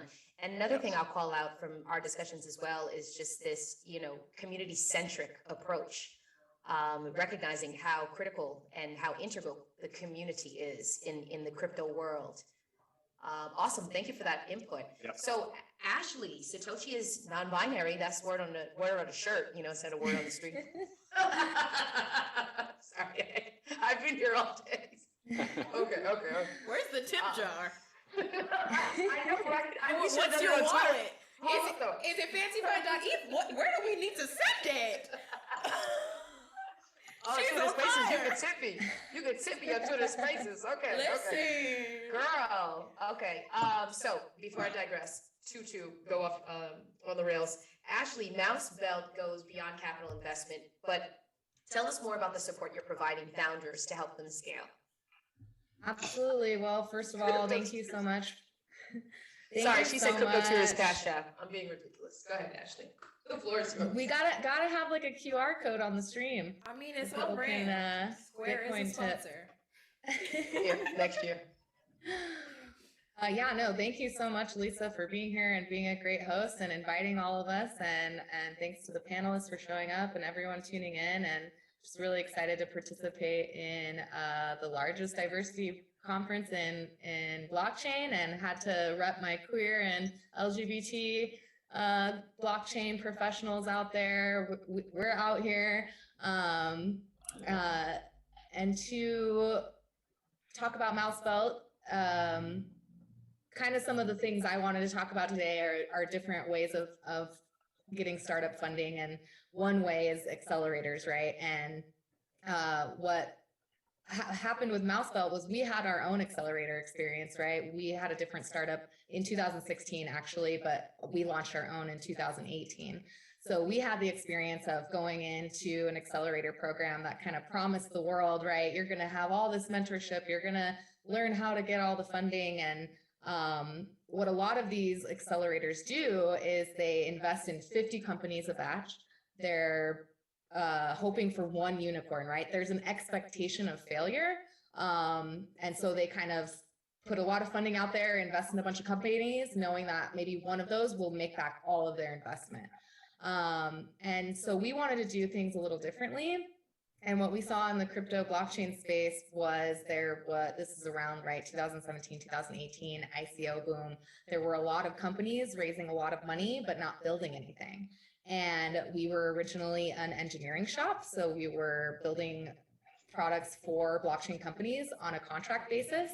And we thought, how early can we intervene in the startup process, and how can we make sure that these startups are utilizing capital efficiently? And one of the ways that we thought to do that was to not just invest cash, but engineering hours as well. So part of the funding packages for the startups who are part of our program, and we only do batches of 3 or 4 companies at a time, because what we do is we're actually actively building them. So we have a limited capacity because our developers are actually building these products. So along with some capital investment, in exchange for equity or tokens or cash return from these startups once they grow, is a certain amount of cash and a certain amount of hours of development work. So kind of been proving that model over time. Another thing that we did was, the earlier we intervene, can we influence their success? And so we started a university program as well.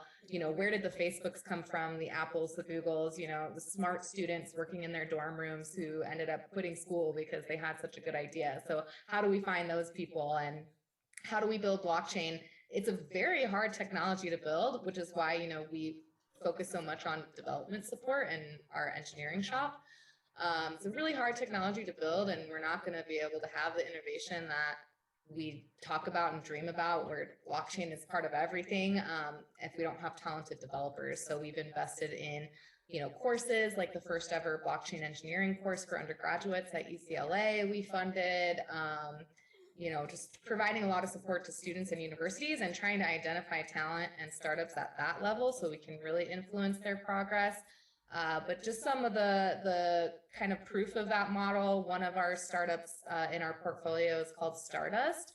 And we invested in them when they had an MVP, and kind of took them from the MVP to actual adoption.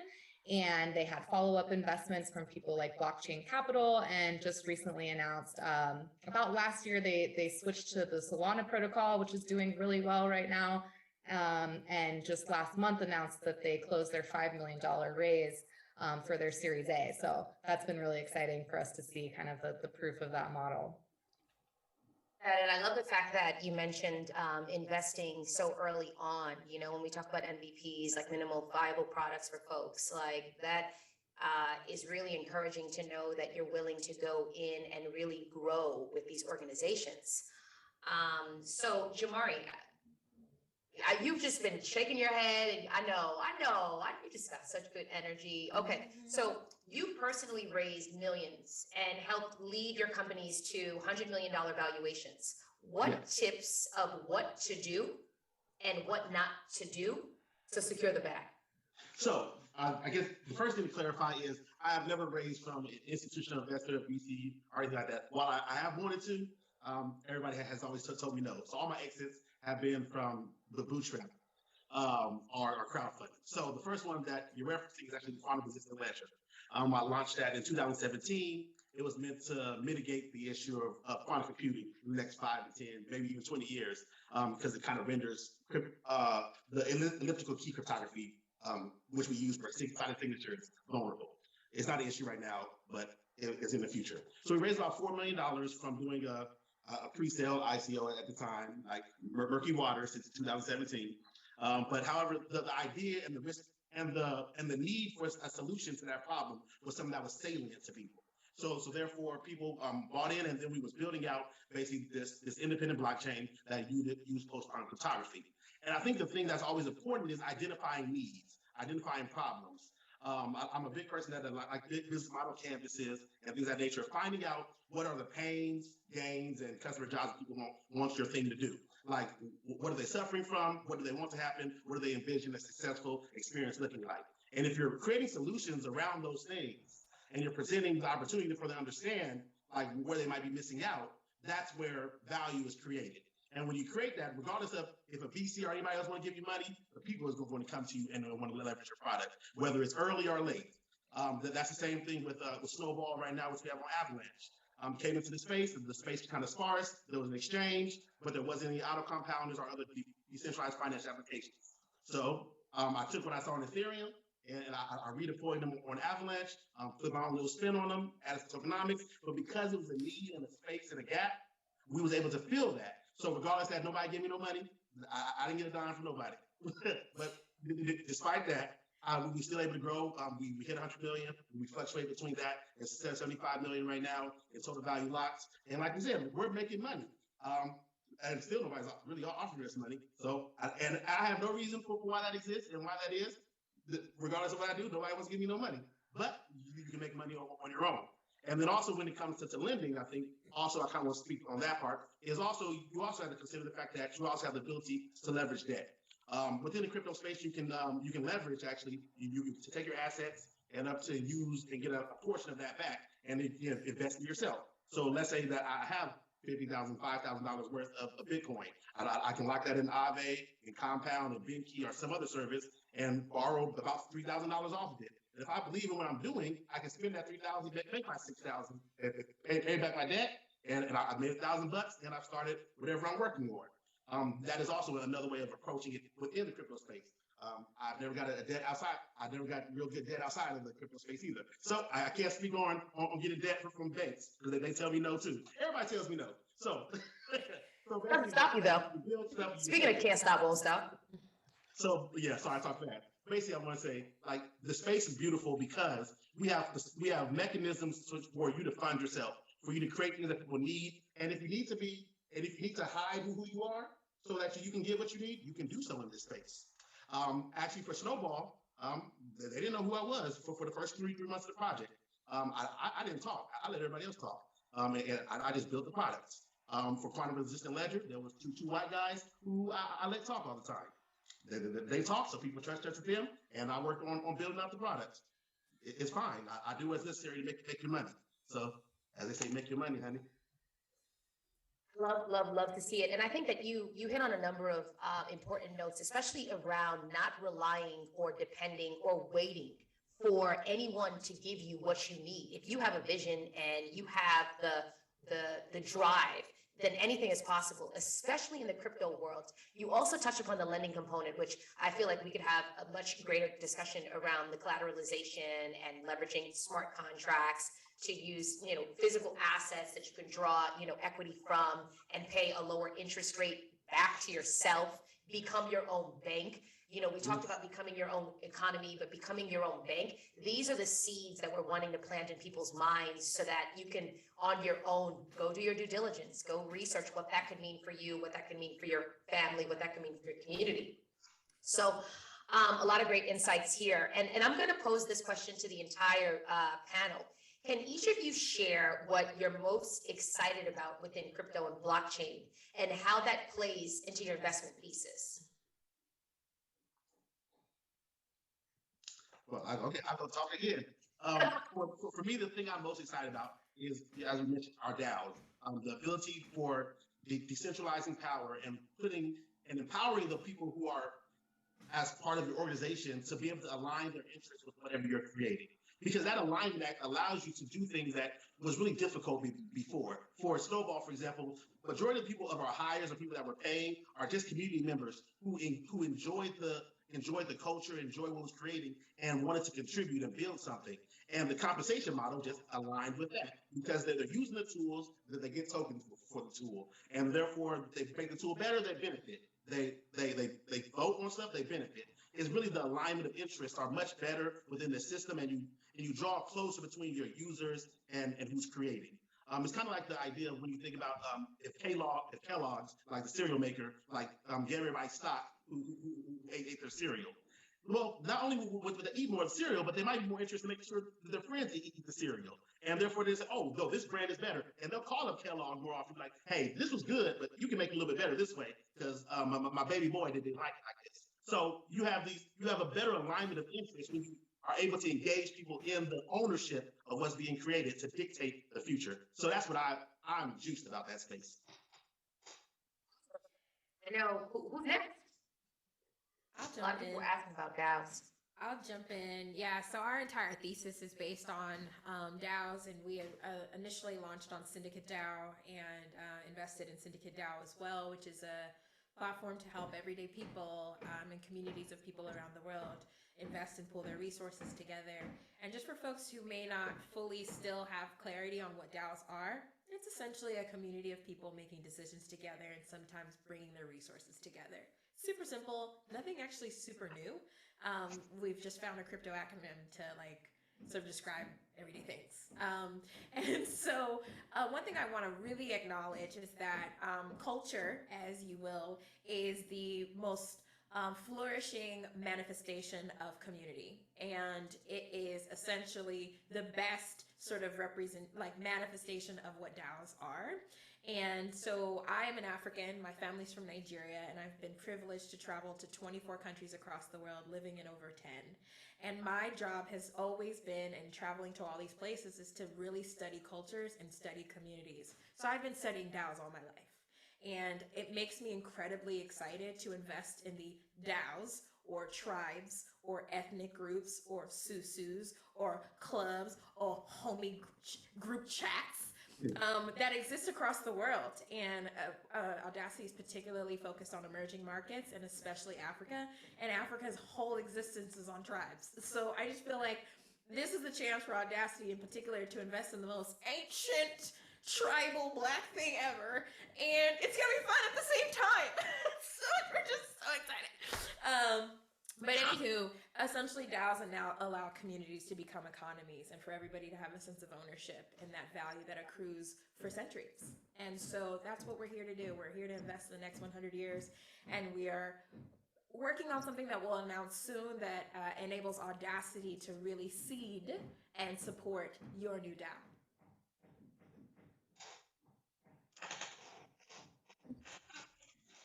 Yeah, DAOs are definitely one of the avenues I wanted to talk about as far as recommending to startups who are looking for funding. So there's accelerators. There's also DAO run accelerators. So for anyone tuning in who is not aware, a DAO is a decentralized autonomous organization where blockchain technology enables us to encode certain rules about how a community is going to be driven, right? So you have some shared goal shared resources or a treasury, either that you've purchased interest or this governance token where the money is all kind of in a pool and someone is a decision maker. Maybe it's the entire community. Maybe you have to earn the ability to vote on particular proposals based on your contributions to the DAO. And then you have the rules of the protocol. So I think what's interesting about DAOs is that you can find value aligned groups that are investing in things that you care about, and you can participate on a lot of different levels. A lot of university students are getting really excited about DAOs, launching their own DAOs to fund their college blockchain clubs, participating in other DAOs. You know, there's DAOs around media content and you know, think about an artist who wants to, like for punkscomics.com, check it out. You want to produce a comic and you need funding for it. So you're going to release all these NFTs, and then the people who bought the NFTs have the option to burn their tokens for governance tokens to actually own part of this this community. So that's really exciting. And you know, we're here at a diversity in crypto, and just have to, you know, recognize that women are 2.3% of startup founders who get funding. Black founders get 1.2%, though that's, you know, quadrupled in the last year. It's still, you know, we have a long ways to go. And what's really exciting is folks like Audacity. I'm glad you brought up, you know, Syndicate platform. There's also the Komorebi Collective on Syndicate, and they're a DAO that launched specifically to fund female and non-binary crypto founders. So it's really exciting to see how many DAOs are out there that are values aligned, and when people are collaborating and able to put their money in things that they care about, kind of the interesting projects that come out. Another one is Seed Club. They have a DAO accelerator, and so some of the projects that are coming out of that is they've got a podcast, a creator platform, a community called Eve Wealth, which is a community for women to build wealth by sharing their experiences. So being able to go out and find values aligned DAOs that want to fund projects like yours, especially if you're a minority founder, it's just exciting to see all those opportunities that are popping up. And I guess I'll just echo the group. But please make sure you write down all those things you just said in the chat. Yes. Well, don't worry about it, because guess what? We're recording this. So, you know, everybody's going to get it when it's done. Excellent. I'll just say a few more things about DAOs that have me so excited about the space. I think first, it's finally like a true meritocracy in DAOs, in the sense that literally anyone around the world can contribute to these things and earn a living from them. You can be totally anonymous in these DAOs, and it really does not make a difference to your ability to rise up, to earn money from the protocol, to get your kind of status, your profile out there in the community. In fact, many of the most high-profile, successful contributors. And so, you know, it helps to kind of like level the playing field in a way that has really not been possible, I think, to date. The other thing I'll say is, if you go into some of these DAOs today, and we can share some resources on which ones, but you know, you can really these things tend to have treasuries that people can tap into and apply for grants. You can apply for a grant to build your kind of project on top of something like Uniswap or Compound or MakerDAO. A lot of these like DeFi based DAOs, and they have real amounts of money that people can go and you apply for a grant and you can get funding almost instantly. So it really is opening up a brand new funding source that is totally internet native. It's much more meritocratic.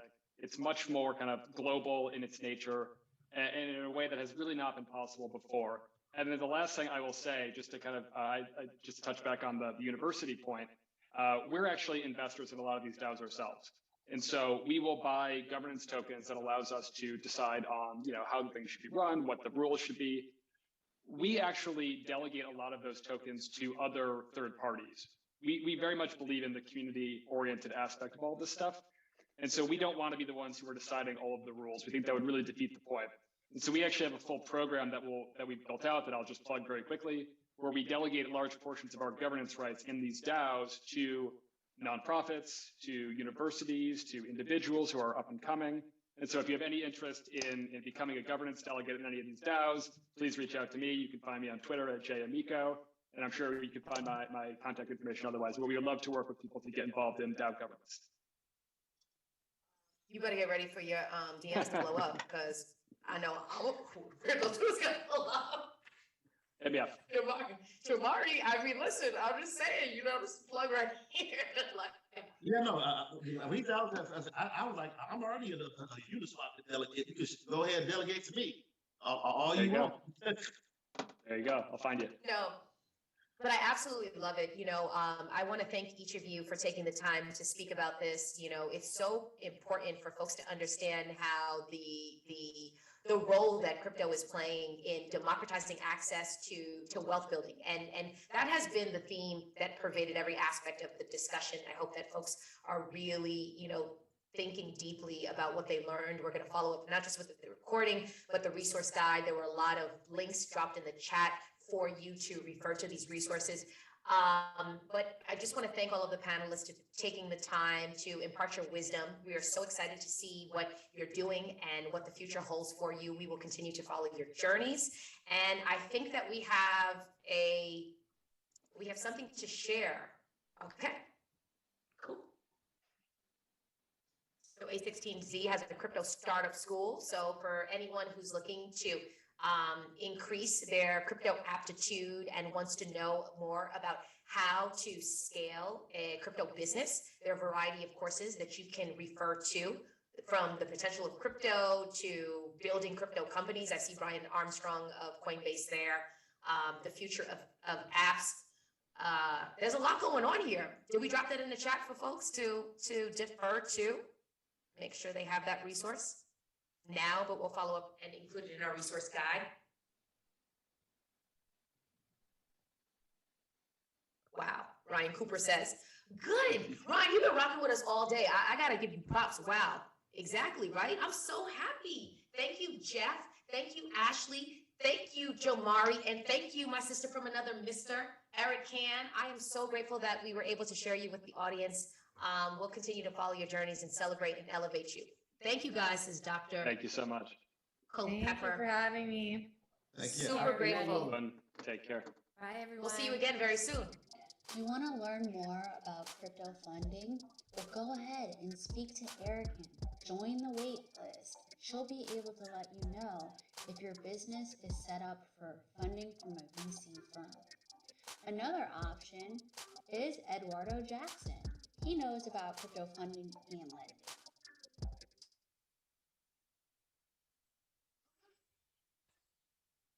We're excited for this next panel. We are going to update our slide, and while we get that queued up, cryptocurrency adoption has soared as everyone from private investors and public companies to underbanked individuals are all realizing the benefits of digital currencies.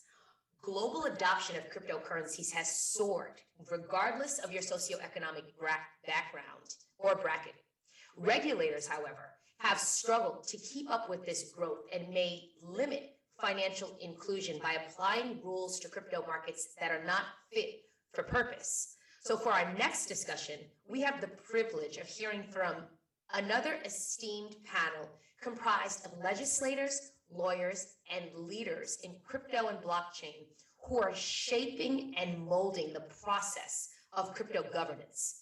This panel will be moderated by our co-collaborator for Crypto for the Culture, a woman who moved mountains to make this vision a reality, a woman who has 20 years of experience working at the intersection of policy and politics, presently the head of Bitcoin policy at Cash App, and a staunch advocate for diversity, a verifiable powerhouse and friend, Julie Stitzel. Lisa, thank you. That's such a nice intro. Oh my God. Can you hear me?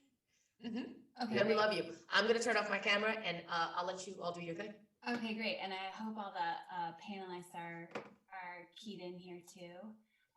Yeah, I just want to thank everybody I want to thank you, Lisa, for that kind of introduction, and congrats to the entire Crypto for the Culture team. This has been a great day for everyone. I'm loving all the comments in the chat. Keep them coming as we're having our conversations. I've been looking forward to this discussion. First of all, that was a great panel, and the panel before it was great. I've been really looking forward to this conversation because Not only do I love the topic of crypto regulation and policy, I've spent a lot of time in the space, but these panelists are amazing. And so I'm going to introduce folks as we go. I'm not going to eat our precious time running through the roster now. So just to get things started, we are going to tee up Nebraska State Senator Carol Blood. So she started her political career in 2008 when she was elected to city council. And then in 2016, she was elected to the Nebraska State Senate. And she is actually currently running to be the next governor of Nebraska. So Senator, thank you so much for being with us. Are you able to hear me? Are you able to talk? I am. Can you hear me okay? I can. You're looking great. So let's start. This entire program has been phenomenal. We've been talking about blockchain and crypto. And so I want to start with you because you have been such a strong advocate for technology throughout your political career, and in particular, blockchain. So you recently had a bill that was introduced that is intended to study the application of blockchain and how it's impacting agricultural operations. So I was hoping that you could talk to us a little bit about this, but also touch on why you think it's important for your constituents to understand this technology. All right. Well, good question. And hello, friends. I'm excited to be here today. So as you just heard, I'm very excited about the potential for blockchain in Nebraska, especially in our ag industry. And that's because it's really important, I believe, that we have funding in place so we can start lifting this community up and help it succeed here in our state. So we can use this tool for things like verifying farm to table. We can use it to set better market prices, put more money in our farmers' pockets, which is a good thing, for faster quality control, better maintenance records, health and safety things like foodborne illnesses can be better tracked with blockchain. What I'm really excited about is that we can better confirm our organics, and then of course inventory management, just for a few starters. But we also are looking at cryptocurrency here in Nebraska, and we just passed LB 649, which is a start. And what LB 649 did was create digital asset depositories. And it can either be a new type of digital asset bank or a department within an existing bank. But the controversy, the concern that I have, and I want you to know that I'm an example of you're never too old to get excited about technology. I'm 60 years old, and I get giddy when I talk about technology, especially cryptocurrency and blockchain. But what our concern is, and I know that others are going to talk on this, is that I want you all that are on this today to know that it's really important to educate your elected officials, mostly because you don't want them to do harm to your industry. This is really important that people become properly educated. And if we do legislation, we want it to be beneficial to all of you and not restrictive. Well, thank you for that, Senator. We're going to come back to you because we definitely want to touch base a little bit more about how the benefits of the technology and particularly crypto are benefiting folks in Nebraska. But let me move on to Mayor Jason Stewart, who is an environmentalist. He is an entrepreneur, and in 2020, he was elected to be the mayor of Cool Valley, Missouri. Mayor, thank you for being with us. Hi, thank you so much for having me. Do you hear me okay? Yes, we can. So we heard Senator Blood's efforts in the state of Nebraska, and I'm excited to talk to you about how you're bringing the cool to Cool Valley. Before we start talking, before we get into the Bitcoin conversation, can you just give us a snapshot of Cool Valley? Tell us a little bit about your town. In Cool Valley is my hometown. We're a small municipality in St. Louis, Missouri, about 1,500 people, give or take. We incorporated in 1951, so we're actually a relatively new municipality in terms of how cities go. And I'm just really excited that the people here had enough faith in me to give me an opportunity to improve this area a little bit. So talk to us a little bit about what you're thinking about with Bitcoin. Is you've piqued some interest in hopefully with your constituents, but also outside of Cool Valley. Talk to us a little bit about your thinking. Yeah, my thinking on Bitcoin is this. I believe that it's one of the most important innovations in all of human history. I believe that Bitcoin will accelerate the adoption for humanity of clean, renewable energy sources. And I also believe that Bitcoin has the potential to raise more people in the world out of poverty than any invention in human history, potentially. So given my views on that, I feel that the best thing I can do for my city and my constituents right now is to give them some Bitcoin. So that's what we're doing. We're giving every single person in Cool Valley $1,000 of Bitcoin, and we will be tracking the progress of what happens on this little experiment. And I'm thinking some really cool things might happen for my residents here. So what are you anticipating for the residents? Well, I mean, general wealth creation, right? Just having an asset that's going to go up for them is really important, and getting them on this sort of revolution that Bitcoin is, making sure that they have the knowledge and the tools to empower themselves in the future going forward, because this is one of the most important moments in human history. And I'm going to make sure that my residents here are completely empowered to position themselves to take advantage of the new future. It's a really cool idea. I know lots of folks have eyes on Cool Valley that might not have been knowing. It might have been the first time that they've heard of it because of your Bitcoin idea. So we're going to get back to that, but I want to move to Cleve Messidor, who is, anyone who knows Cleve knows that she punches above her weight for sure. She leads the National Policy Network of Women of Color in Blockchain and is an advisor to the Blockchain Association. And on top of that, she was previously an Obama presidential appointee and senior staffer of Congress. And if that's not enough, she's also an author. The Clevolution, My Quest for Justice in Politics and Crypto. Cleve, I want to see you. I'm here. Okay, great to see you. Thanks for being here. No, thank you for having me. So we heard about Senator Blood's efforts in Nebraska. Just talked to Mayor Stewart about what's happening in Cool Valley. We got to shift to federal, which I feel like is definitely a shift. If anybody has been following what's happening in DC, so can you just give us a quick, not quick, but can you just talk to us a little bit about what's happening in DC, but also how this federal activity has the potential to impact the diverse communities that we've been hearing from all day, focused on crypto? Yeah. So, it's great to see the awesome things happening at the state level and the local level. So kudos to the senator and the mayor for the work that they're leading. Unfortunately, we have some roadblocks in Washington, right? And that's expected. And crypto is at the heart of that. We know that, Washington didn't start paying attention to crypto until 2017 when it hit 20,000. And so now, the one thing I want people to start off by making sure people know, crypto is currently regulated.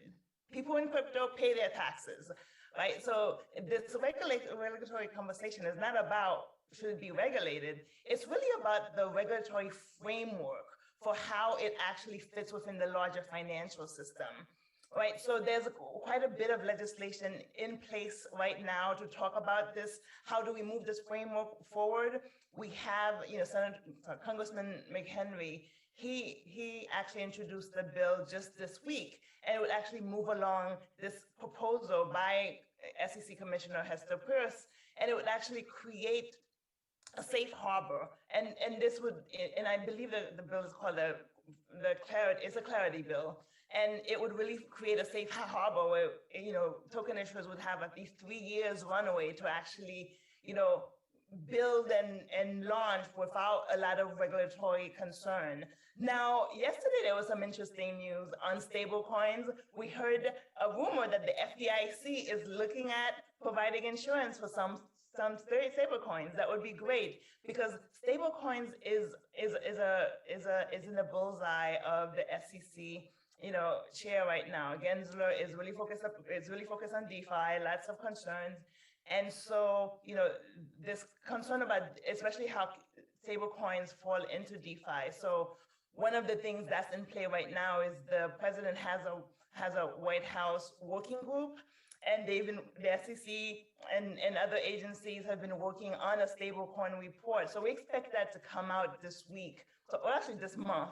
And so there's quite a bit happening on the regulatory framework, as you see. But what people really want to know about is the infrastructure bill. Right? The vote is delayed. Nancy Pelosi says, probably by the end of this month. But what's interesting about the infrastructure bill, and it goes back to what Julie mentioned in terms of diversity, again, the infrastructure bill is this includes this last minute provision that the Biden administration included last minute, and it was in the pay for section. So it's essentially in the pay for section, not in the bill, because it would be great to have crypto in infrastructure. So the goal was to try to generate $28 billion to pay for the infrastructure bill. That doesn't sound terrible, right? And we talk about the market value of crypto. The problem, one of the biggest problems was the fact that to get to $28 billion, they had to extend the definition of broker, right? So they had to say that we know the brokers, right? They're Kraken, they're Gemini, they're Binance US. And now they want to extend that definition to include software and hardware developers, stakers, miners.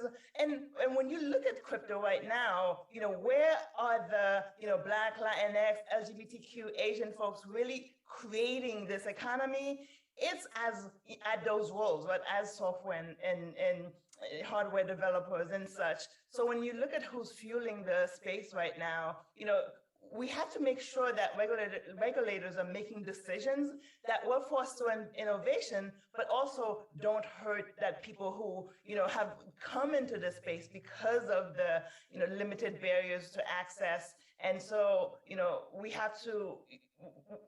Consumer protections are important, which is at the heart of a lot of the legislation that we're seeing. But we have to be concerned that we're not throwing the baby out with the bathwater. I think that's right. And going back to the point that you made around Commissioner Peirce's safe harbor, I think it's reflective in Representative McHenry's bill.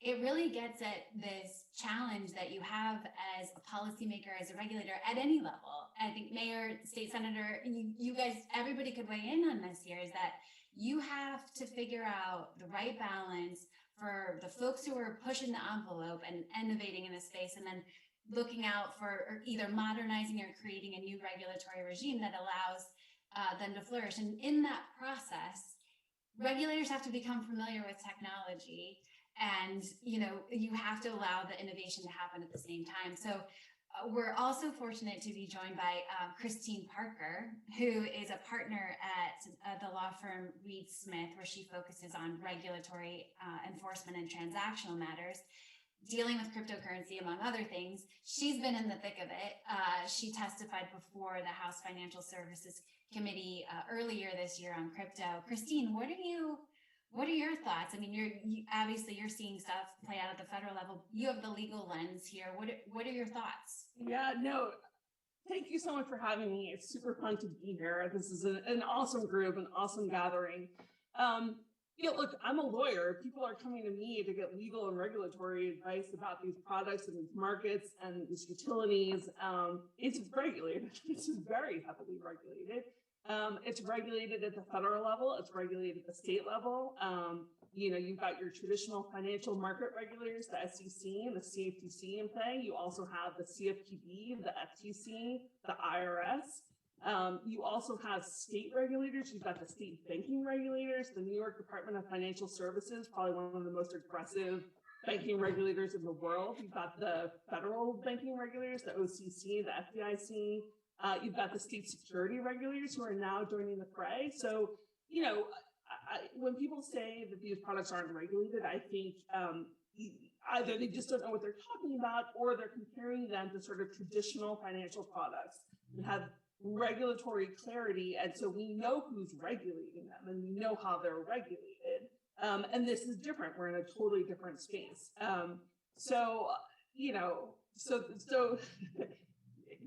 these products, this space is heavily regulated, keeps me in business. It keeps me very busy. That's not necessarily great. What I would love is for there to be more regulatory clarity and less of this enforcement approach first, because I think what the panel and this whole conference is really getting into is that this is like a really interesting space where those who've traditionally not been involved or embedded into the traditional financial services, the traditional financial system, the traditional monetary system are really we're building our way and creating space for ourselves. And this enforcement first approach by non-diverse regulators, I think, is very problematic and is really tearing down a lot of the good work that's being done or could be done. And I want to say that it's not intentional. I want to say it's sort of their traditional approach that they've taken, and that may be the case, but it's still very problematic.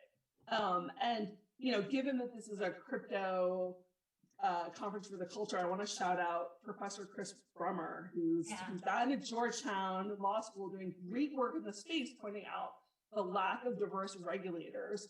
And how that really harms diverse communities in this space. So, two key points. This place is incredibly well regulated. So don't, if you have any questions, come to me, but don't for a second think that this is not,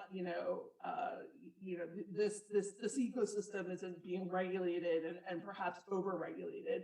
And the second point is that a lot of the regulators and frankly Congress, they haven't sort of done all the work that they need to understand what's going on in the space, and more importantly, who the participants are in this space.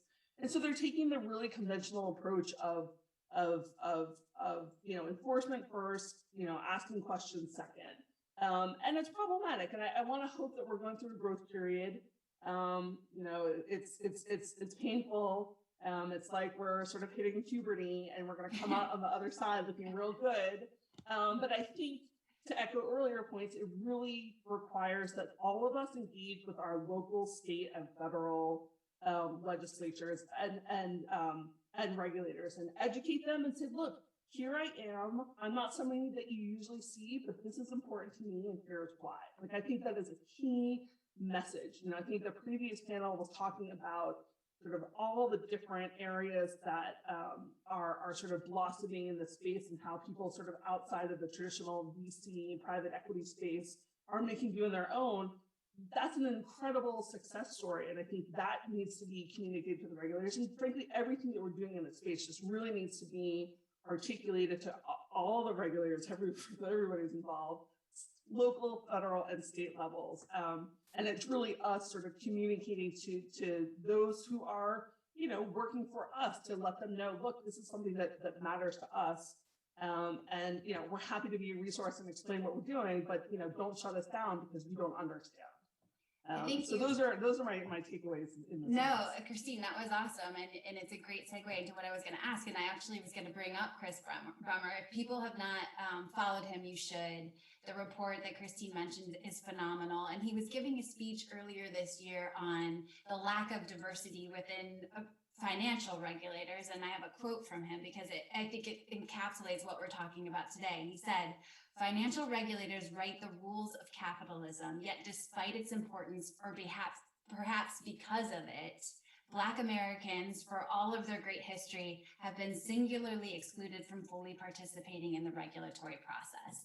And the paper that Christine, you were mentioning, he lists, there's never been a Black chair, or a diverse chair of the CFTC, the SEC, the FDIC, all of these financial regulators. And on top of that, if you look at Congress and the policymakers, you've got roughly a quarter of racially and ethnically diverse members, which is the most diverse Congress we have ever had, but it's still not making the grade. So when you think about that, I just want to tease out something that you said, Christine, and this is for everybody.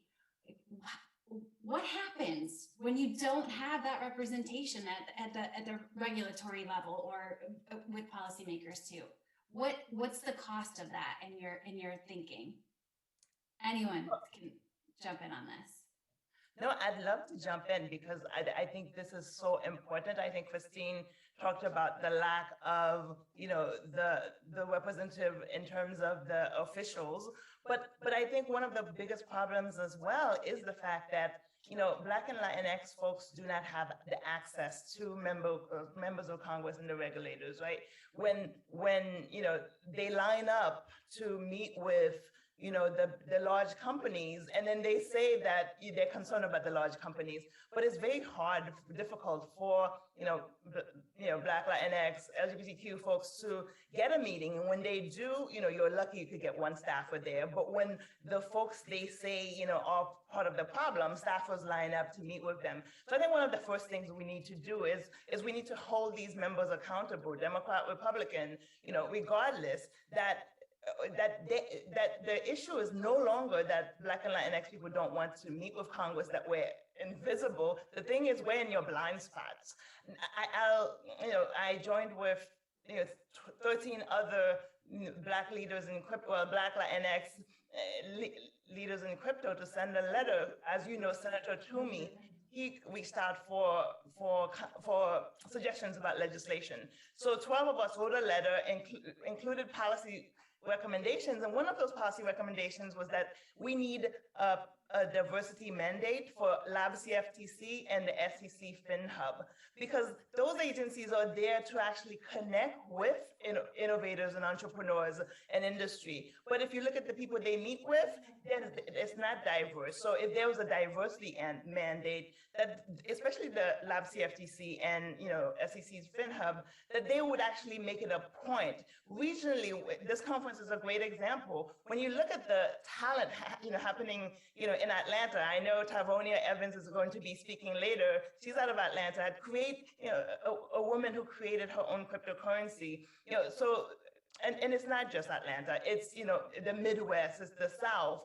And so these agencies are always talking to the people from New York, from California, from Silicon Valley. So it's not just the landscape that was set up that's not diverse. It's the people who are creating the policy still do not give access to the people who need it, who are demanding it, and who are crying out. Deserve it. I mean, who deserve it, right? I mean, we all deserve a seat at the table.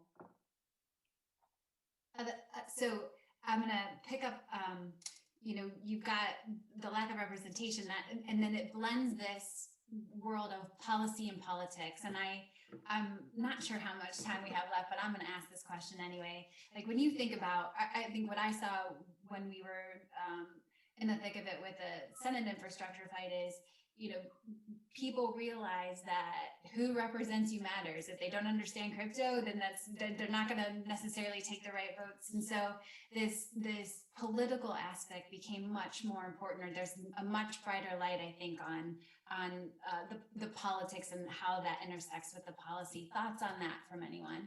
We've got a few folks who need those votes. So I don't know if State Senator or Mayor, if you want to comment on that, but I just feel like the politics are elevating as is the policy. Yeah, I think you're absolutely correct. It's extremely important to get people who actually understand this subject in the positions where they're making decisions that affect this subject. And if I have an ask of any specifically Bitcoiners or people in the cryptocurrency community in general, if you don't see yourself represented, go ahead and take that seat. For me, that was my personal form of protest or revolution. I never had a seat at the table in Cool Valley when I was a kid, and I wanted great things to happen. And since I didn't feel represented, I decided to go for the seat that would allow me to make some of these decisions and hopefully move this place forward. So my ask of anyone here is if you understand this subject strongly, please put yourself in a position of power so that you can assist us in creating the better future that we're all working on.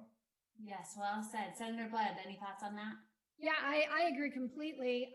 When I look around the legislative floor, there's a lot of old white guys. And I don't mean that in a negative fashion, and I don't want to be mean, but old white guys. And so I say this to everybody: if you look at our body, and we are unique, we're the only unicameral in the whole United States. We're a one-house system, so we're a little more efficient than some of the two-house systems. So that makes us even more powerful when it comes to what we can get done. But what I ask you is that if you don't like what you see when you look at the body, then you need to run. And I don't care who you are, where you come from, how you identify, what you look like, how much money you have, you need to run. Because until you run, you're never going to have effective change of any type. And you heard me earlier talk about educating the body. I can't do it alone. And when you're working with people who choose not to learn about technology, who choose not to learn about cryptocurrency, it's going to take a village, and that's going to have to be you guys. And so you need to bombard people on social media. You need to come and knock on our doors. You need to pick up the phone and make the calls, because if you don't, the banking industry is going to shut down and has already shut down. So much good legislation that will lift your community up. All right, so lightning round, pun intended. What's the one thing you want folks who've tuned in today to take away? I'll start with Clev. Great. One thing that people may not know, that polling and data and research shows that Black and Latinx communities are leading adoption in crypto. And that's because Black and Latinx innovators in crypto for the last almost decade have been going into our communities. So people take a bow, right? This was all us. So, now that that has happened, we have to figure out how to capitalize on that momentum and make sure that, communities that have been left out are participating, that we can be producers, not consumers. But, for all of the Black Latinx folks who have spent all this time with no money going into our communities, the data shows it's working. Christine. Don't forget that your elected officials work for you and they represent you, and your taxpayer dollars are funding what they're doing. So, it's not up to them, to lead for you. They owe you. So don't be afraid to call up your local, your state member, your local senator, your local assembly person, your local council member, figure out who your member of Congress is, figure out who your senators are, and you call up their offices and you say, this is important to me. I want you to support legislation that's inclusive of our community when you're looking at blockchain and digital assets. Figure out who the staffer is who's working on that. They owe you, 15 minutes of their time. Call them up, send an email, but get engaged, and remember that you are in charge of how these legislators act, and they are beholden to you. So right now they're sort of enthralled to others, but they really work for you, and they're supposed to be working in service of you. So get engaged. So you've got to communicate with them. You've got to reach out to them. Call the front office. Just figure out. It's all on Google. You can Google. You can find out who all of your local, state, and federal representatives are. You can get the phone number to the front office and just start calling. Perfect. We don't want to be caught behind like the infrastructure bill. We've got to be proactive. That's right. 30 seconds. Senator, 15 actually. Senator Budd, Mayor Stewart. Don't let the bastards grind you down. Use your voice. You can make a difference. Senator Budd is so gangster. Just understand that Bitcoin is one of the most important inventions in human history. It has the potential to free people from tyranny and to elevate more people out of poverty faster than any invention of modern times. And I believe in terms of legislation and governance, the government should take a hands-off approach. They should essentially leave these cryptocurrency communities alone and let them be great. Let them do great things. If we allow these great innovators to continue innovating, we will proliferate a new age of prosperity in America and societies around the world as well. Thank you so much. Love it. Love it. Thank you, Lisa. Panelists, thank you. Show some love for the panelists in the chat. Lisa, back to you.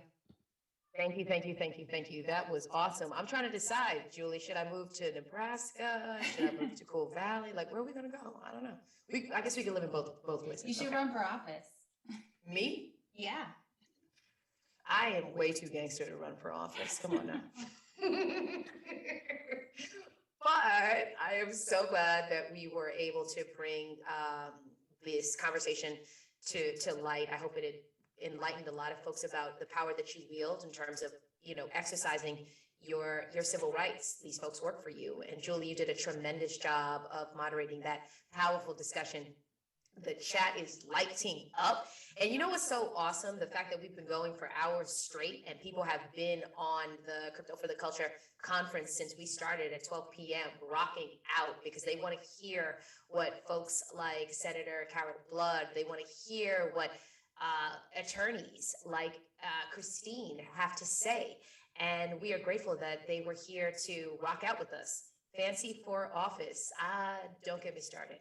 With that being said, oh, Cleb, I love her to bits and pieces. She is one of the first friends I made in the crypto world. And then come to find out that she's Haitian, I'm Haitian. It's a family thing. It's a country thing. It's a community thing. We'll make sure that folks are able to continue to follow each of the panelists' journeys when we keep the community activated. Haiti, stand up. I see you, Satoshi Slim. All right, so we're gonna keep rocking and rolling. Go to house.gov/representatives to find your representative in your zip code. Don't be afraid to exercise your civil rights and let your local representative know what you care about in relationship to cryptocurrency. Yeah, your voice is very sultry. Like, what kind of commercial is that? Elsa's laughing. I see you, Elsa. My goodness, we're waiting to get. Clef said Haitians are taking over. You got that right. Do you want to learn more from Clev Mesidor? Well, if so, go to cryptotutors.com. And Clev wants to make a special announcement. If anybody needs alternative payment options, that can be arranged. Just go ahead and submit your query here, and we'll be in touch with you. I love it. I love it. I love it. My Haitian sister from another mister coming through. All right, so I don't think that I need to be embedded within the immersive view. So we are going to keep rocking and rolling. I feel like I need to do a little two-step, we need to update the title because we are going to get to Web 3.0, entertainment.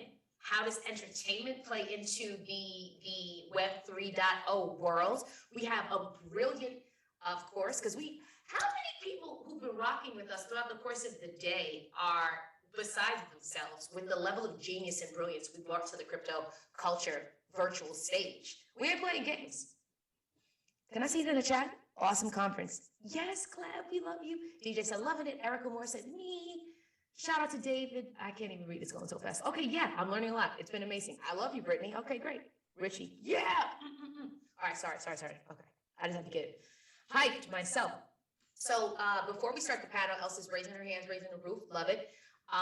Let's explain to folks. Web 3.0 generally refers to the next generation of the World Wide Web. Just like Web 2.0, it started from an abstract concept of basically sending information on an open network. Web 3.0 goes deeper into building a fairer, more transparent internet. And of course, we wouldn't be doing our jobs or fulfilling our mission at Crypto Tutors if we weren't imparting knowledge that can be transformed into wealth. And so we're going to be talking with subject matter experts on the Web 3.0 entertainment panel about exactly how entertainment, the creator economy, is playing into the Web 3.0 world. So Elsa Ramon is the co-founder of Cent TV. That's an acronym that stands for Crypto Entertainment News. Elsa is also a two-time Emmy Award-winning former television journalist. She is combining her experience as an on-air journalist with her passion educating people about the social impacts and benefits of digital and cryptocurrency. Of course, blockchain plays into that. We have Crystal Quet coming all the way from Singapore. I think, Crystal, you're in Singapore, right? Okay, damn. You know I have to pull up. I got to come up to Singapore. You have that awesome hotel that has, you know what I'm talking about? The one that, I forget what it's called, but we probably have you muted because people have been muting themselves and we've been trying to unmute them and then they've been muting themselves all day long. So hopefully that's not the case for you. But Crystal Quet is the co-founder for Bolt Global. We're actually streaming live on Bolt Global right now. Thank you for that. I know, right? Yeah. Keep the energy high. Keep the energy high. Fine, I can hear you. Excellent. Thank goodness. Okay. We're going to get into what is Bolt, but in effect, it's a media platform on the blockchain, and you guys are harnessing the power of DeFi. Your viewers of Bolt Plus can gain Bolt tokens. Who doesn't want to get paid, to watch whatever content or create whatever content? The streamer gains revenue from the revenue share of advertising dollars and tips from viewers. Listen, am I going to get my money? Am I going to get my coins? Oh my gosh. And of course, last but certainly not least, Eduardo Jackson, CEO of Cinema Draft, an early stage daily fantasy movies gaming site. Cinema Draft is bringing the excitement of the daily fantasy sports industry to Hollywood. Thank you to each of our panelists. Super happy to have you. Should we get this party started? Should we get Web 3.0 entertainment party started? What's up? What's up? All right, let's go. Good. Is everybody unmuted? Elsa, you good? I think so. Can you hear me? We can. Look, you've got your TV journalist look. Goodness gracious. Okay, girl. Well, thank you. Loving the NRG. Oh, I meant energy. You see, this is how you know I've been going for 8 hours strong. Okay. I told you I could like jump up and down. Cool. So I'm going to pose this question to everyone, and whomever feels as though they want to, kick us off, by all means. I actually have here, tell us about your projects. So I touched upon Crystal, for example. I touched upon a few of the things that you're building, you're working on, but would love to hear from you, followed by Elsa, and we'll finish strong with Eduardo. Does that sound like a plan for everyone to kind of tell us about what you're working on? Ladies first. Oh, thank you. Thank you, everyone. So, good evening to everyone and good morning from Singapore. As you can see, the sun is shining very brightly on my face at the moment. Yeah, so thank you so much for having me here. So I'm the co-founder and chief technology officer of Board Global. And Board Global is actually a blockchain-based media and DeFi ecosystem which builds platforms and services for the creator economy. Super important. I don't know if you just saw the news today that Twitch actually had all of the source code hacked and posted on 4chan just today itself, and all the streamer earnings and everything just got out. Yeah, I just saw that article when I got up. I'm like, oh my God. Oh yeah, that's a little bit horrid. But anyway, before we get into all of that interesting data hack and everything else, we work with partners actually such as Hisense Group, which is a leading smart TV manufacturer, one of the largest smart TV manufacturers in the world, sponsors of the Euro 2020, the FIFA World Cup, and Telenor Group, which is a leading telecommunications group, all over the world providing internet services to give our creators and streamers a wider audience, into the homes of millions of users. So we have 3 core products: Bolt Plus, which is where Crypto Tutors is streaming right now. Yay! It's a live streaming service which is available on iOS, Android, and Hisense smart TVs. We're actually just finishing the build for our self-serve streamer feature. So we want every single streamer on the platform, including even from Zoom, right? I mean, this is happening on Zoom right now, but it's streaming on Bolt Plus. We want to allow people to stream on Zoom, get into Bolt Plus, and take advantage of our upcoming features like live tipping and our integrated wallet, which is called OX. So we have our DeFi-enabled crypto wallet, non-custodial. You can buy crypto, swap crypto, do a couple of things inside. And we're also coming up with our own decentralized exchange called the Exchange. Yeah, so that's me. Thank you. Well, I was very enthralled. I wanted you to keep going. There's a lot to unpack there, so I think it's worthy. I think it's worthy of a story. I'd love to talk to you about it more. Here I am, like working already, people to get. No, but that's what it's about. So you're supposed to be doing that, and we're gonna make sure that you guys stay connected. I mean, Sent TV, hello. This is a collabo, right? It's like cross-chain, cross-media. We're stronger together, and I absolutely believe that. You can't go anywhere no matter what you're doing if you're trying to do it alone. But Sent TV is, you're correct, it's Sent, stands for Crypto Entertainment News Television. And you talked about Web 3.0. I just felt like creating a platform like this, we're actually creating an entire network. And how we got there was I started when I left television news in 2018. I was working for CBS in Los Angeles.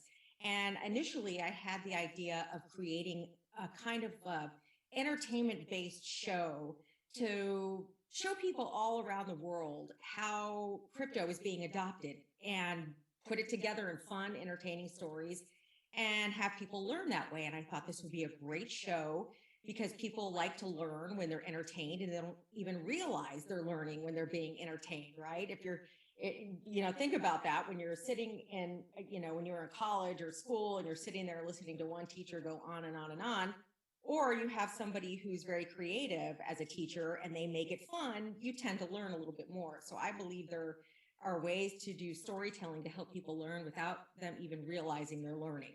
So I thought that this show that my partner and I started called Adventures in Crypto would be a great way to do that. Well, I started to realize pretty quickly that the networks at that time and even now just weren't ready for this kind of entertainment and this kind of programming because they were barely paying any attention to Bitcoin. And when they did, and even right now to this day, they chased the price of Bitcoin. And as you know, with Bitcoin and everything else that comes with it, blockchain, DeFi, fintech, all of that stuff, financial literacy, there are layers and layers and layers of stories. And there are layers of industries that cross paths like AI and all the things that come with AI and, gaming, esports, NFTs. And there's just so much more to that story that I thought, you know what? The networks aren't going to go for this. They're going to chase the shiny things. I know because I've worked for all the networks and I did it for over 20 years. You have 2 Emmys. Let's not forget about that. Thank you. But I just knew they weren't going to take this one show, and I knew they were going to take any shows. So I decided to do something even more impossible, and that was, well, you know what? If they're not going to take this kind of programming, they're not listening to us over here. We're just going to front run them, and we're going to try to create our own network. So that's what we did. We have Cent TV, and we are going to be a platform for quality, well-produced programming on all those genres that I mentioned to you. Everything that intersects with blockchain and Bitcoin and cryptocurrency and all these things that are changing our lives and that are a part of Web 3.0 need a home. All that programming needs a place to stay and needs to be in one place for everybody who is just dipping their toes into this space. They can have this one place where they can go because, as you guys know right now, everything on all those topics is spread all over the internet, and who has time to try to gather all these things? And not only that, vet them, fact check them. That's a lot of work to find that type of quality programming that is accurate and entertaining and everything all in one. So that's what Cent TV is going to be. And we are just busily building behind the scenes right now and creating that platform that we know the networks aren't going to provide at this part of our journey. So can I follow up with a question related to how blockchain and the role that blockchain is playing in helping you build Cent TV? So we've been asked that question multiple times about how we're going to apply a blockchain to Cent TV. And right now we're working in baby steps because if you knew what went into trying to create a network legally, it's a world that I never saw myself immersed in because that was always somebody else's problem. I just worked, for the networks and worked with someone. I never had to worry myself with these things. So now I'm on the other side. So what we're trying to do first is get ourselves established. And then at that point, we're going to start looking at blockchain and turning journalist stories into NFTs, and looking at the world unfolding like that for Cent TV. But we got to start with the baby steps, and we're just trying to get through the legal process right now of making sure we have all our ducks in a row before we start bringing content creators on board and investors and sponsors and advertisers and all that kind of stuff. And then we will definitely build out so that we are in sync with Web 3.0 and how the creator economy is going to start benefiting everyone, even if you're not really considering yourself a creator. I think all of us here on this panel know that there's going to be a point in time where all of us can be our own business in a way through tokenization and NFTs. And that's only going to continue to build the more we all realize how much we've been under the thumb of the financial system and just the way the financial system works, especially in the United States. Oh, I definitely appreciate that, and we're happy to, hear from you as you are, building, and it is an incremental, like steps involved in launching an enterprise like that. So we will be there to support you, to celebrate and elevate you.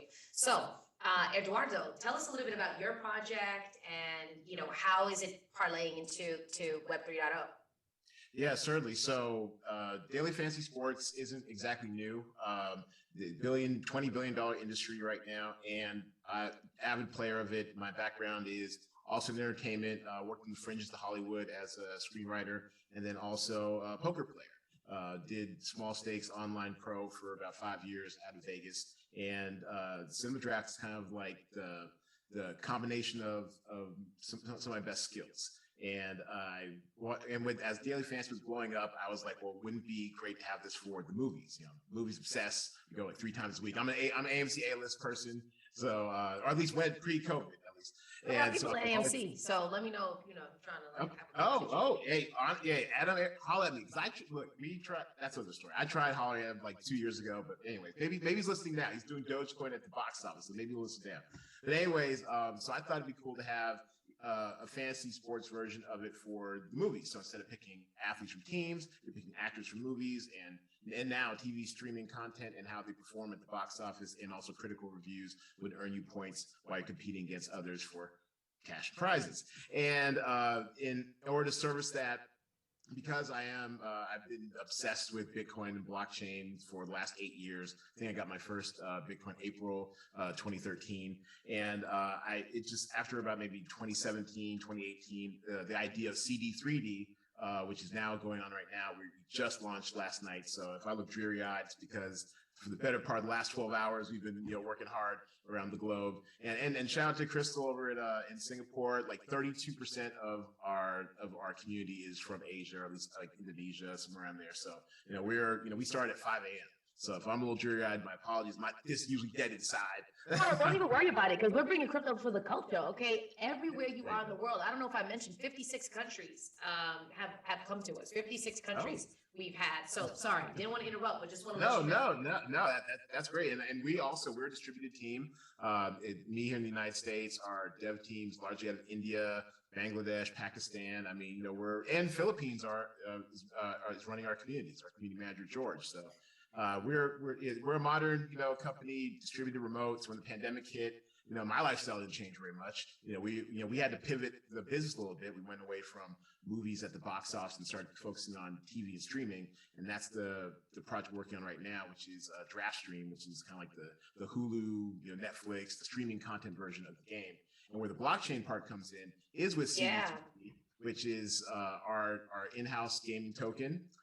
We just launched last night. We are at cd3d.app. We have our auction going on right now. It is what's called a batch auction, or commonly known as like a Dutch auction, where we're putting up a bunch of tokens for sale. You bid what you think it's worth. And after the 24-hour period is done, we'll take all the bids and arrange them highest to lowest and sell them that way. So it's the fairest launch we could think of. While VCs are welcome to come get up to your maximum buy, still we wanted to give everyone the opportunity to get a chance at getting some CD3D. And the way we would use it is both on the gaming side, which would be use CD3D to win more CD3D on the platform, use it for discounts and services, what have you, and it'd be our in-house gaming token. We'll give away CD3D and all sort of stuff. And also we have this thing called Star Cards, which are celebrity NFTs that we'll be building out in about 6 to 9 months that I'm really excited about. I actually had this idea over a year ago, and NFTs aren't new per se, but like before the NFT space really got hot, I kind of thought, well, let's have these Star Cards, which are organically built to our game. Whereas if, say, Samuel L. Jackson has a good week at the box office or whatever and gets you points for your call sheet, if you own his NFT, then you can get even more CD3 off of that. And we're also setting aside a separate fund. So if Samuel Jackson actually wants to collect his CD3D, turn to real cash, it'll be there waiting for him. So we're very excited about that. That's in the gaming side.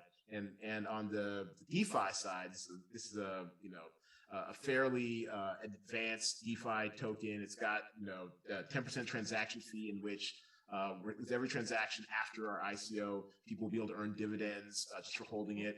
There's automatic burn, so you make it deflationary, take supply out of the market, and also a new feature, which I think is pretty cool, buyback and burn. So every time there's a transaction, the protocol will go in and buy back 1.6% and then burn it as well. So it's kind of hyper deflationary, and also our token supply is rational and sane. You're not one of these 100 billion plus 1 quadrillion token supply. What does the circulation look like? It's going to be, so 100 million, 40 million have been burned from jump to account for the burn. And so the maximum circulation in about 3 to 4 years will be 60 million. Right now, we're just getting out the initial 20 million in our ICO. Come bid, cd3d.app, you know, submit what you think it's worth. Bid starting as low as a cent, you know, and see if you can get you some CD3D. Sure, I love that. I love that. And actually, you know, Crystal, tell us a little bit about what are some of the challenges associated with building a Web 3.0 business? Would love to hear your thoughts on, you know, how have you overcome, what are those challenges? How have you overcome them? And any advice you would give to someone in the audience that's considering launching their own enterprise on Web 3.0? You go first. Oh, Eduardo? Oh, I'm sorry. What was that again? Oh, okay. I'll just throw this out to all of you. Yeah. What are the biggest challenges on building your platforms on Web 3.0? And what are some of the takeaways that in building Web 3.0 and going through the process of working through those challenges that you can share with folks who might want to resources. I would say resources. I mean, blockchain developers are in high demand. Also, just even getting funding, right? Too. I mean, I'm like 90% bootstrapped. That's why we're having, you know, the token sale to raise some funds. I've gone around to literally every early stage VC out there. 1,000 early stage VC, crypto VCs out there, all either said wait and see, no, whatever. And it's just such a different space. It's hard to wrap traditional venture capital metrics around it. So I would say, me personally, I would say resources. And sometimes it makes it take a little longer, but it might be worth it. You know, just a quick sidebar, the panel before this was the crypto lending and funding panel. And I don't know if you heard Jamari talk about just having, you know, to function and having to build with so many financial constraints because he never, ever got capital. He never got external capital. It was all bootstrapped. And so, so we might have to connect you with him. But thank you for that feedback. Crystal, Elsa, any thoughts on that? I would say from our end, it's kind of similar to also what Eduardo has gone through. I mean, we're pretty much 90% bootstrap and just sort of surviving on our own organic cash flow.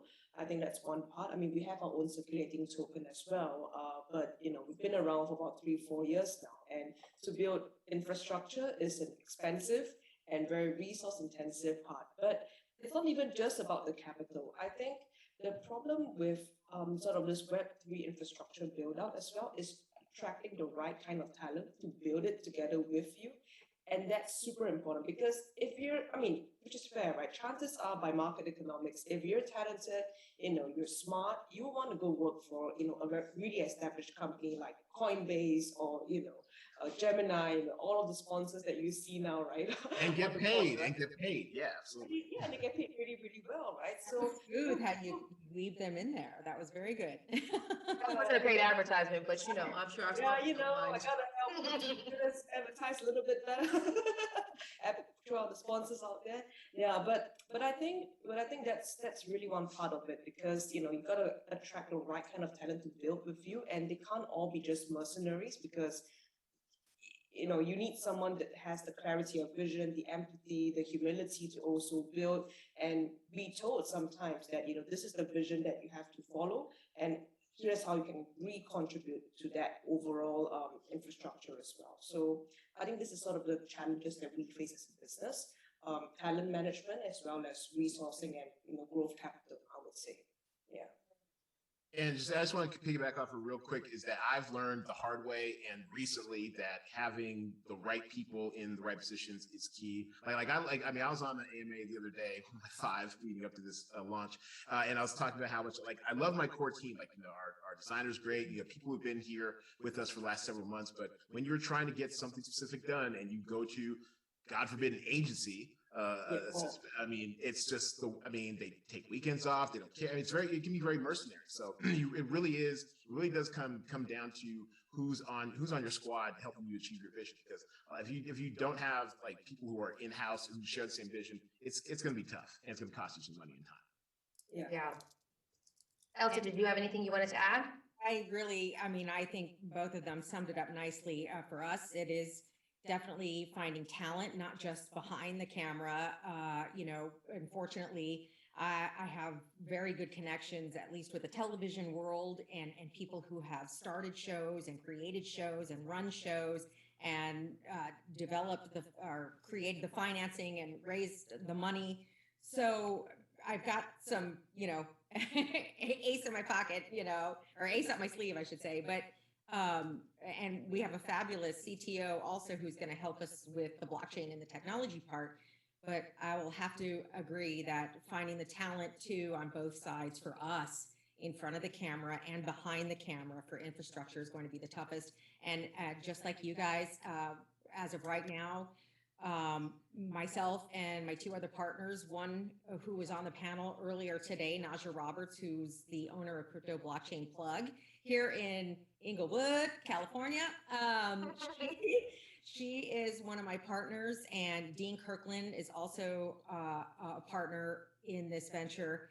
And we've all spent our own money at this point so far. So we're getting to the point where we're building the legal now. This is where the real expense is going to come in. So we're getting ready to approach investors and advertisers and sponsors to see what we can do to generate the money to keep this going, to make sure we get on the air by the very first of 2022.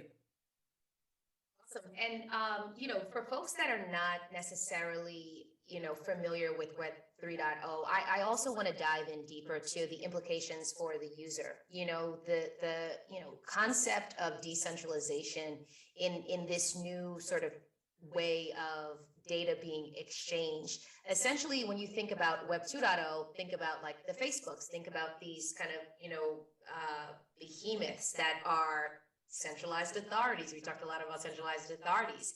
And the thing is that we are being commoditized. Our data is being sold and we are being essentially productized and as a result of that data being sold, served advertisements to drive sales, but we're not gaining any revenue from that.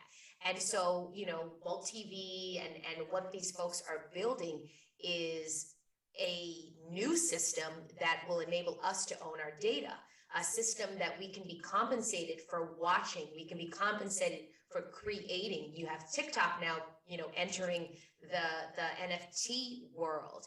And this is a huge shift in terms of where the power resides. And again, when we're talking about the power of crypto and blockchain, that's one of the most, I think, enticing aspects of what makes it so exciting for the people, because the people are reclaiming their power, so to speak. I don't know. Don't let me get on my soapbox because I'll just start preaching. And the great thing about decentralization, and especially with me in the DeFi space, is that while we all need rules of the road, and there are a lot of scams out there, and coins and tokens with no utility, no purpose, no product, no whatever, that get really hot and celebrated. It's the thing about DeFi is that when you're shut out with the traditional banking system, traditional even venture capital system, when even the riskiest of risk takers won't take a risk on you, you can still find community out there if you build it. 100%. And I think that also when we just spoke about DAOs and these decentralized autonomous organizations, where in the vein of the community funding your project, like if you have the community, there's an infrastructure in place now that enables us to tokenize, and as a result, gain investments from untraditional methods. You don't have to go the venture capital route. You can go the crowdfunding route. You can go the crypto crowdfunding route. There's obviously regulatory and compliance that needs to be factored into that process, but just putting different ideas and sowing different seeds around how you can grow your businesses and how you can be compensated for your data, for your eyeballs, your viewership, etc. So what advice would you have for anyone who's interested in getting started? Are there any resources as we wind down this panel, as we wrap things up, any resources you want to direct folks towards so that they can, become better, they have a better understanding of how to navigate this Web 3.0 world? We didn't even talk about the metaverse. Let's not go there. That's a whole nother conference. Yes. Yeah, we're going to include the metaverse too. I mean, everything in space. My advice is once Cent TV is on the air, that's going to be your location to find all of the information on all of these things that are part of Web 3.0. So of course I had to get that plug in there, but also my advice is if you really feel strongly as you're learning about this space that you can contribute somehow in some way, do it. Trust your gut, because something about this space is telling you that this is finally the way we were meant to live and meant to be and survive and thrive. And it's one of the things, it was the only thing that was able to pull me away from a 20-year career in television news. I knew at the minute I started learning about this, I knew immediately what I was going to leave that career for, and I did it. So listen to yourself. It's wisdom. Yeah. Wow, it's hard to top that one. That is so flawless. I absolutely love that advice. I mean, you've summed up everything pretty much that I could even think of, to be honest with you right now.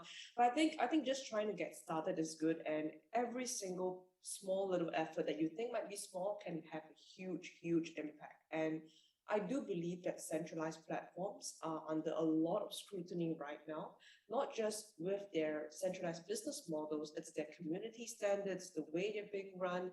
And, we were just talking about this, right? I think a couple of days ago, Lisa, we were just thinking about, how, during the Facebook outage, we actually moved on to other platforms that are communicating with other people, right? Like Facebook, WhatsApp, Instagram doesn't really matter. So there will be the day where, Web 2.0 sort of platforms are going to be slowly phased out and they will die out. They will evolve into a different animal. We don't know, but the definite new future is going to be Web 3.0, and a little participation, a little network effect there would definitely help all of us, building, future companies, future growth models, and future new community standards that we can be proud of. Absolutely. And as far as a concrete resource, also a bit of a shameless plug, but it's a terrible hobby site I've had since 2014, blacksandbitcoin.com.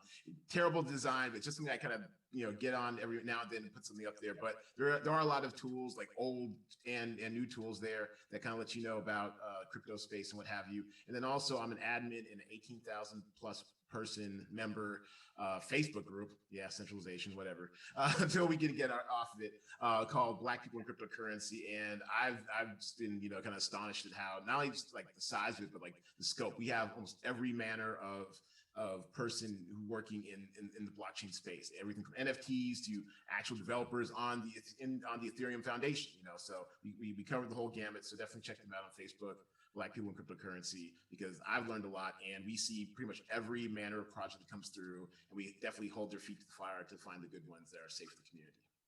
Yes, and we had Deidre McIntyre, your co-admin of that. No, she's the founder. No, she's the founder. She's the founder. Okay. Oh, I stand corrected. I call her the Oracle. So you the founder, Oracle, it's all the same thing.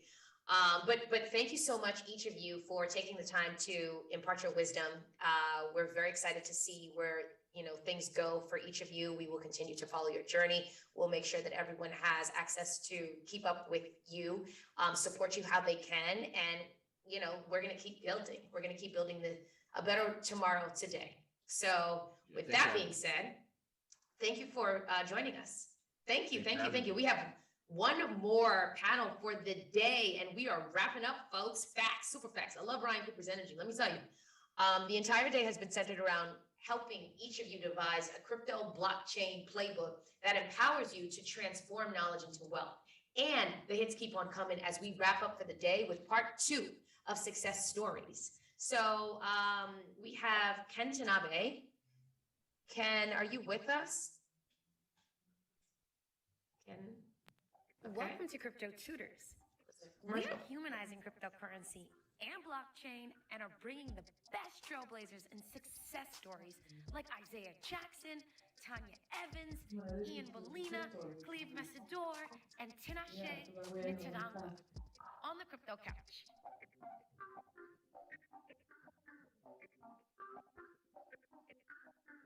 Crypto Tutors, Crypto Tutors, Crypto Tutors.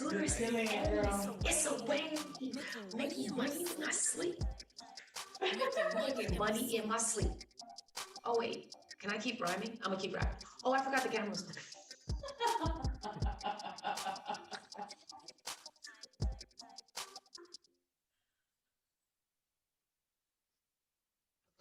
Okay, so. Oh yeah, you heard me laughing. Ken. Yes, Okay. can you hear me? Check Yes. 1, 2. Microphone check 1, 2, 1. Did you hear me rapping? I was like dancing to our song. That's how you know I love what we do. Because I just was like. I just need to ride that energy. Oh my gosh, it's for hours on end. But before we get started, I just wanted to quickly just give you a proper introduction. You're a design director for digital partnerships and fintech at Visa, one of our esteemed partners. Super happy to have had Visa support. You lead a design team dedicated to growing tech partnerships and collaborating with others to create new models, engagement strategies, and digital experiences. You're the founder of Loving Day, and this is super touching because every year on June 12th, Loving Day commemorates the anniversary of Loving versus Virginia, a historic court decision that struck down all U.S. state laws against interracial marriage. So I just wanted to welcome you and welcome your folks to the Success Stories Part 2. So I'm going to go off camera and Ken, do what you do. Oh, Tavonia, I love you. All right. Thanks for the kind introduction, Lisa. It's a pleasure to be here. My name is Ken Tanabe, and it's my pleasure to introduce also our panelists for this session. And I'm going to start with Tavonia. She just got a shout out. She got another shout out in the crypto legislation governance panel. I don't know if you knew that, from Christine Parker, I think. So Tavonia Evans, founder of AltCoin. Really impressive professional background. She's completed projects as a web designer and a developer and a creative director, software engineer too. Founded multiple companies, including She Interactive Inc., Safe to Meet LLC. And she believes that technology equates money, which is why as a mother of 8, she has worked hard to accomplish her dreams. And that current dream is being the founder of AltCoin, a cryptocurrency created to amplify the economic voice of the Black community, something we definitely want to hear more about. So welcome, Tavonia. Hi. Hey. All right, so moving down the list here, we got Amber Balde, who's the co-founder of Clover. Amber is a leading voice in the practical application of decentralized technology, appearing on a very strong list here, Fortune's 40 Under 40, frequently quoted in places like New York Times, MIT Technology Review, Newsweek, and elsewhere for her groundbreaking work. And she, quote, handily bridges the divide between the Wall Street and the crypto sets. Yes, so Amber led JP Morgan's blockchain program during the crucial 2018 entree into enterprise to Ethereum. There you go.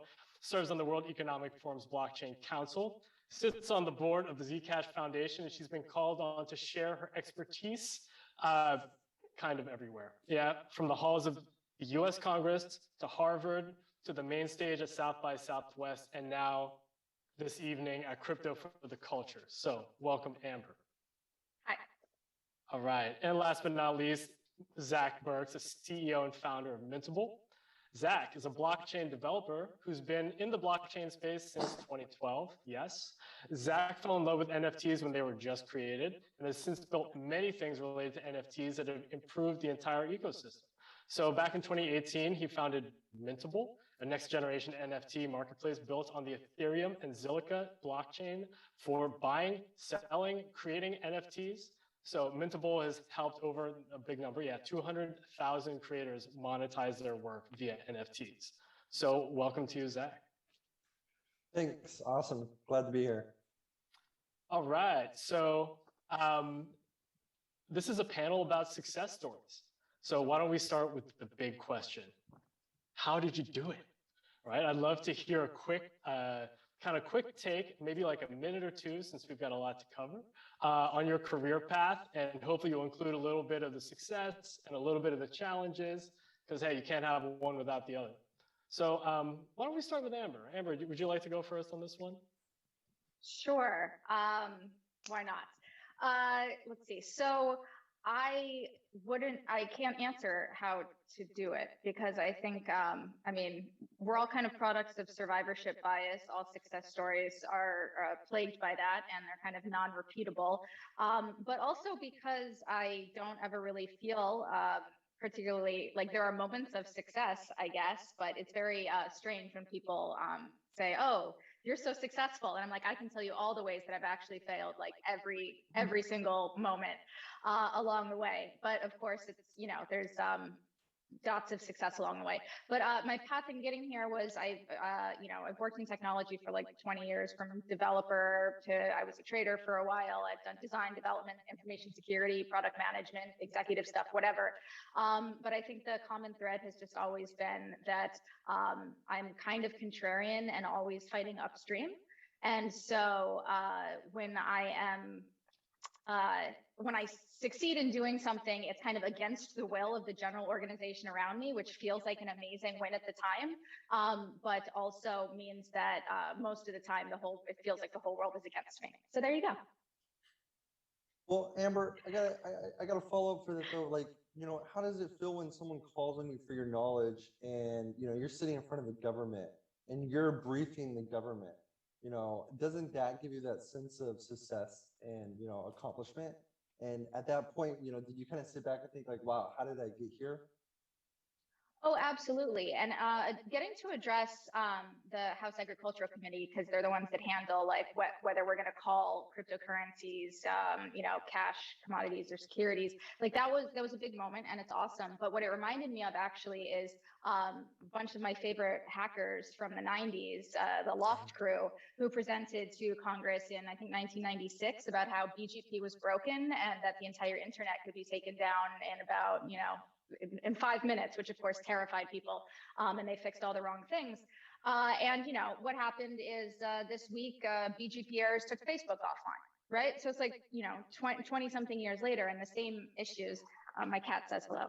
The same issues are there. So I tried to use the time to again say what's important and what we need to think about. Like what if I'm going to leave my mark in the congressional testimony? What is it 20 years from now that I want somebody to point back at and be like, I told you so, but that's the best you can hope for.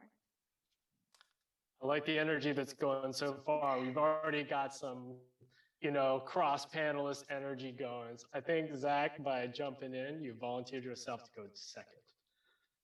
Okay, that wasn't the plan, but sure. No, I was just interested, because Amber, I've obviously heard of you and followed you in the space for many years. I've been in the space for many years as well, and I think, you have a really good point. You can't replicate success. So, what worked for Bill Gates didn't work for Steve Jobs, which didn't work for, Elon Musk. They're all different scenarios. And by I don't think, anyone on this, panel or most people that we ever interact with are on the level of Elon Musk, right? Like that's successful beyond what we're really talking about here. But in terms of myself personally, I think that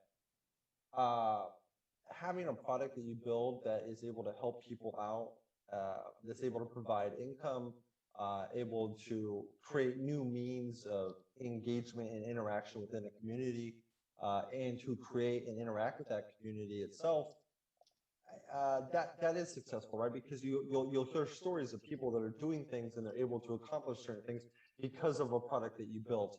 And so even if it's 10 people or 100 people, that, emotionally that is successful to me, right? Of course, at Mintable, it's hundreds of thousands of people, which is awesome. And we plan to continually grow more and more. but ultimately, I think if you can build the best thing possible and continually try to build the best thing possible in the best manner, then success will find a way, right?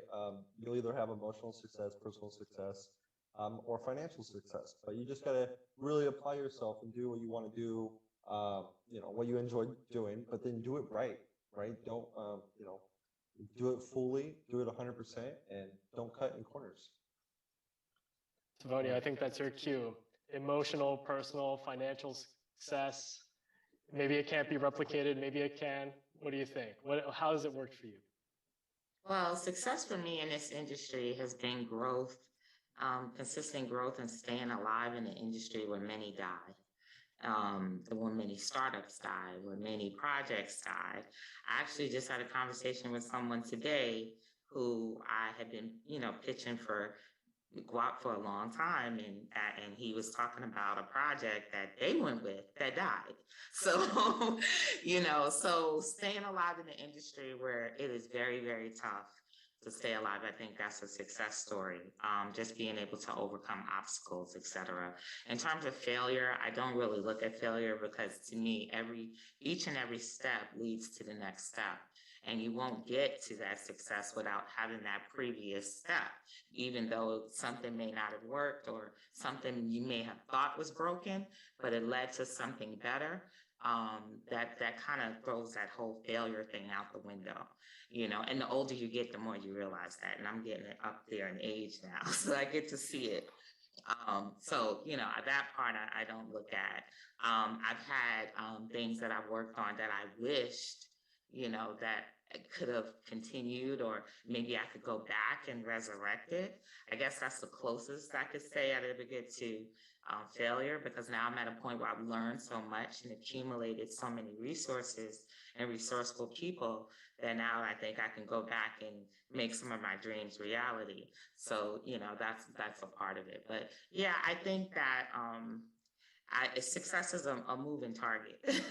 So, I got way more to go, way more goals to achieve before I fully say that, yeah, I'm successful. Because at that point, I think I'll retire. That sounds wonderful. That sounds like success to me. I want to interject and say, I think that back in maybe 2 years ago, Tavoni and I were both in a Glamour magazine article. Yeah. And that was a high point for me, because it was like, that was glossy and we looked good. Yeah, it was a high point. I think it was a tease, to keep you going. Like, I was like, oh, I have to keep going with this, But yes, it was an early high point for me. It kind of hit me like a ton of bricks. So yeah, especially as a geek that doesn't get in front of the camera for anything. Oh, wow. Well, I think that's a beautiful transition to another topic, which is what keeps you going, So we've talked about what you've done, how you've gotten there, how you believe you've been successful or not, how much road you got to go. But I'd love to hear a little bit more about why you decided to go there, even maybe why you keep doing what you're doing. And to explain what I mean, maybe I'll use myself as an example and see where you all land on this. But, I got a day job. It's at Visa as a design director. And part of my job is making sure that our design is driven by the real needs of real people. So that's what I feel should come first, even though meeting those needs might come through working with companies that serve those people and accelerating their ability to do that. And maybe even serving the companies that serve those people's needs, something along those lines. But at the end of the day, you have to serve people's real needs. And sometimes that person is yourself, right? Like in my personal life, I created Loving Day, which Lisa kindly mentioned.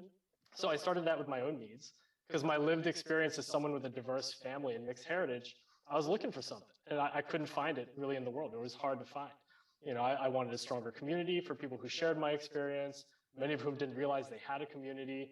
And I wanted people to learn, right? Like accessible resources about the Loving versus Virginia decision that struck down all US laws against interracial marriage, including my parents' marriage, right? So if it wasn't for them, maybe I wouldn't even be here. So that's how I got to personally my reason why, which is serving others through design and through community. So in that spirit, I wonder if you might share something about your own personal reasons, why you do what you do, because y'all have been doing it for a minute. Let's talk about that. I don't, Tavonia, you look like you got something top of mind. You want to kick us off? We'll switch the order. Yeah, I would say my why is because, as you said, serving the people gives meaning to your skills, your intelligence, your this, your that. It means nothing if you can't put it to use in a good way.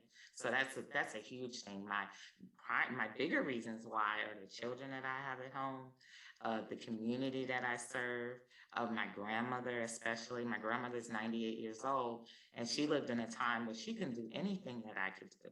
You know, and while she's still living, I want her to be able to see the huge change in the world, and want her to be able to see what we can do now and what, you know, we can accomplish now. I want her to be able to see those things and take those things with her. My children, I definitely want them to be able to exist in a world where they have more freedom, you know, and that's, you know, of course, financial freedom, more freedom to expand themselves. I want them to feel like they fit in, you know, and they feel these things already by seeing me do these things. I'm the example that they're looking at, you know, and they're like, okay, you know, I could do these things that I want to do in the world too. My mom does this, you know, so I you know, I have a lot of reasons, but serving a lot of people like I do on a daily basis is a primary reason I do what I do. And definitely with AltCoin, I feel that I saw a need, and I felt that I had the skills to fulfill, to change and to address that need. And that's why I do what I do. That's beautiful. I'm inspired. Amber, I wonder if you're inspired as well. I know that you've addressed so many different people. It feels like you have a very strong reason to do what you do. Could you share a little bit about that? Yes, it is. I do have very strong feelings that underpin what I do, and I wish that they were like an inspiration and good feelings, but it's mostly rage. I think that I've been in so many rooms. You know, conferences like this are not the norm with the voices that we're hearing. And normally, like, you know, someone will tap me on the shoulder and be like, "Oh, great, you are the woman for this," and like, we're done. And there's no other metrics for any other sort of voices, and that's bullshit. But I've been in a lot of rooms that, you know, decisions are made in that affect vast swaths of people, and to just see the callousness and ridiculousness and lack of forethought and understanding of general human conditions that of people that make these decisions, it makes me mad. And now that we're working on decentralized technology more broadly, it worries me that there's so much focus on I mean, it's fine, you know, go out and invest, and personal wealth accumulation is important, and it's important that be accessible to people. But the way that we run those systems matter. And so the reason I'm building infrastructure tooling that makes it completely easy to self-custody services and apps that are self-hostable on any host, on any cloud, on any infrastructure, in your basement, on-prem, wherever, is because the infrastructure is supposed to be decentralized too. And it has real implications to censorship resistance and resilience of these networks. Implications to privacy, to legal jurisdictional stuff, whatever.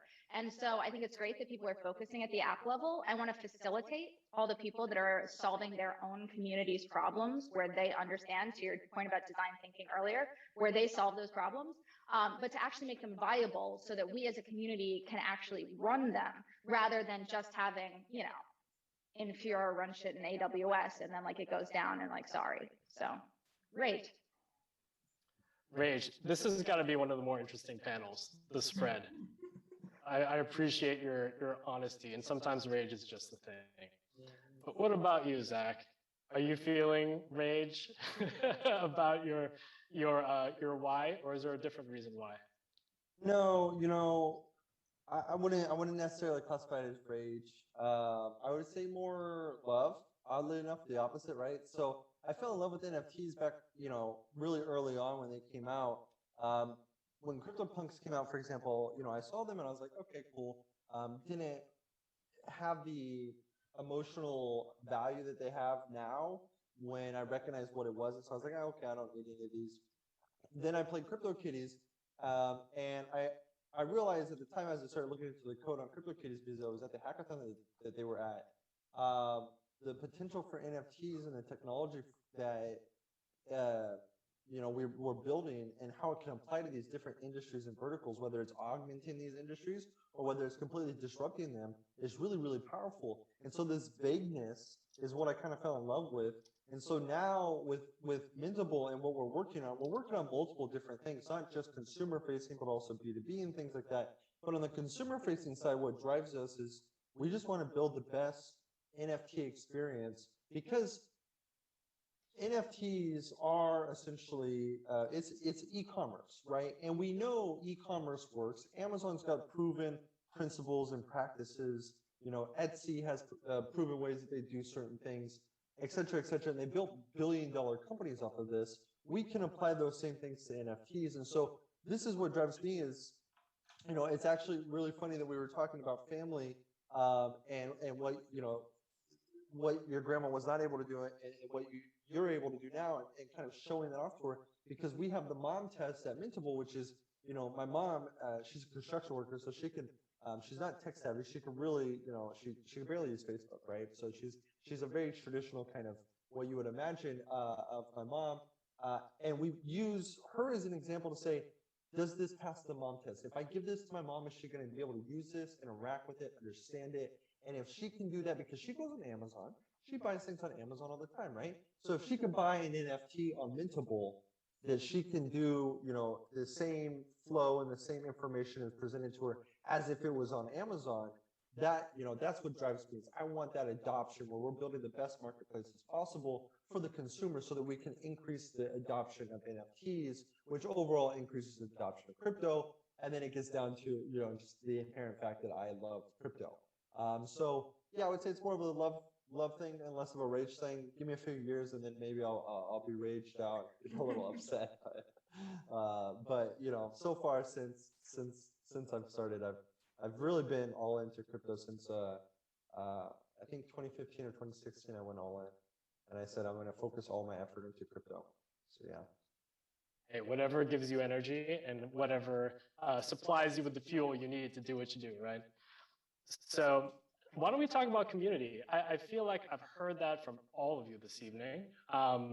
Community, Tavoni, you're talking about the community that you serve. Amber, you're talking about empowering people to essentially serve their own communities. And Zach, I think I heard you talking about disruption, building community through that. But I think personally, I'm one of my fuels is community itself. And I feel one of the most powerful parts of community is the ability to empower others. It could be personal level, like encouragement, inspiration, that kind of thing that kind of gives you energy. Or maybe it's a more practical level. It's knowledge, it's tools, it's something that you can use. So with that in mind, I wonder if there's anything that you want to share with the community that's gathered here right now that could be helpful or even inspiring. Keeping in mind you can't replicate success, but you can kind of drop a few hints along the way, perhaps. Well, my inspirational thing is to, on an individual basis, and especially if you want to do something in this space and you want to be a founder, you got to endure. You got to stick around. You got to not give up. You got to tune people out. You have to tune social media out. You have to tune a lot of people out, and you got to listen to your own heart. And you just got to keep going. I find that, and I was just talking about this to someone else. I find that most people I talk to who quote unquote, who didn't think they've been successful at something are only quote unquote not successful because they gave up. They put it aside. And this thing is a survival game in this space, in the startup space. You know what I mean? You just got to be around, because the huge thing with the blockchain space is trust. And you build trust by sticking around. You build trust by being there, participating, opening yourself up, you being transparent like the blockchain. This is how you build trust, and that type of thing takes time. You got to understand that we're in a highly, highly volatile time in this country and in the world. People don't trust each other. They don't trust the governments. They don't trust anything. So the greatest thing that you can give them is trust. So they're looking for that. And once they get that trust, they'll stick around and they'll support you. But you have to understand that that's a process. So they're not going to get it right away because you got some great idea that you want to do. And, you start doing it and you just think, and then you fall apart because you feel like you don't get the support. The missing part is the trust. This is a trust issue. We're dealing with money for the most part. So that again brings up issues of trust. So you have to stick around. You got to get to know people. You got to be a part of the community. You got to talk to people. You got to make yourself available, when you don't want to. Because believe you me, I'm not a camera person. I can't say that anymore than I'm saying that. I literally had to push myself to show up each and every time there was something where I knew I was going to have to speak or I was going to have to be there. I had to pinch myself and say, you have to show up. You have to be there. And so, that's a big part of it. So don't give up at all. Keep on enduring and you'll make it through. You're going to do something. I guarantee you, if you don't give up, you may not achieve your whole mission, but you'll get there. You'll get far along if you just keep on going.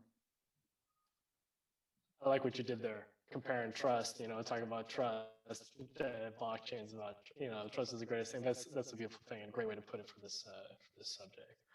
Would either of you, Zach or Amber, like to build on that? What would you share with others?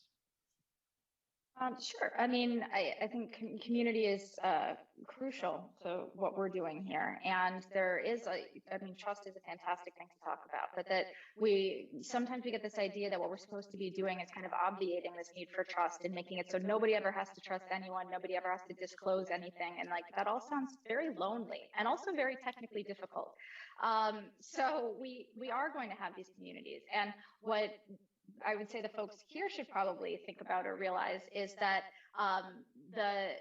it's still so early, and you're here so early that you can be that anchor in a wider community of people that have lots of different interests, where you end up kind of pulling people together. And there's I forget what the name of the principle is, but it's commonly documented thing where once you've learned something, you forget how difficult it was to learn it because now you've internalized it, and so you assume that everybody knows it already.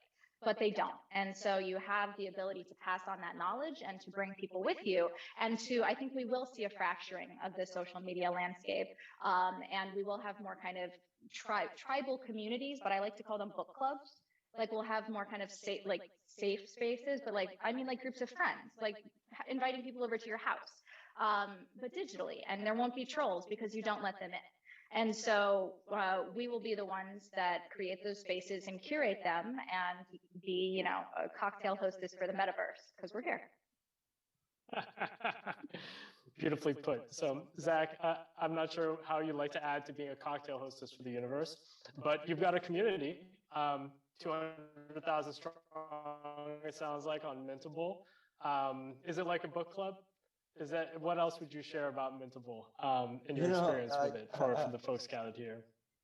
I do like the analogy of a book club. And you know why? Is because I think you could say Amazon started as a book club, literally, right? So if you wanted to go down that route, right? No, but in reality, look, we are early. We've talked about this with crypto and blockchain, especially with NFTs. There's a lot of NFTs are a lot easier to explain to someone. So if you're on the street and you bump into someone and you have a minute to explain Bitcoin and you have a minute to explain NFTs, it's inherently easier for them to grasp the NFT aspect than it is the Bitcoin aspect. Even though, obviously the NFTs require the blockchain, they don't have to really know that.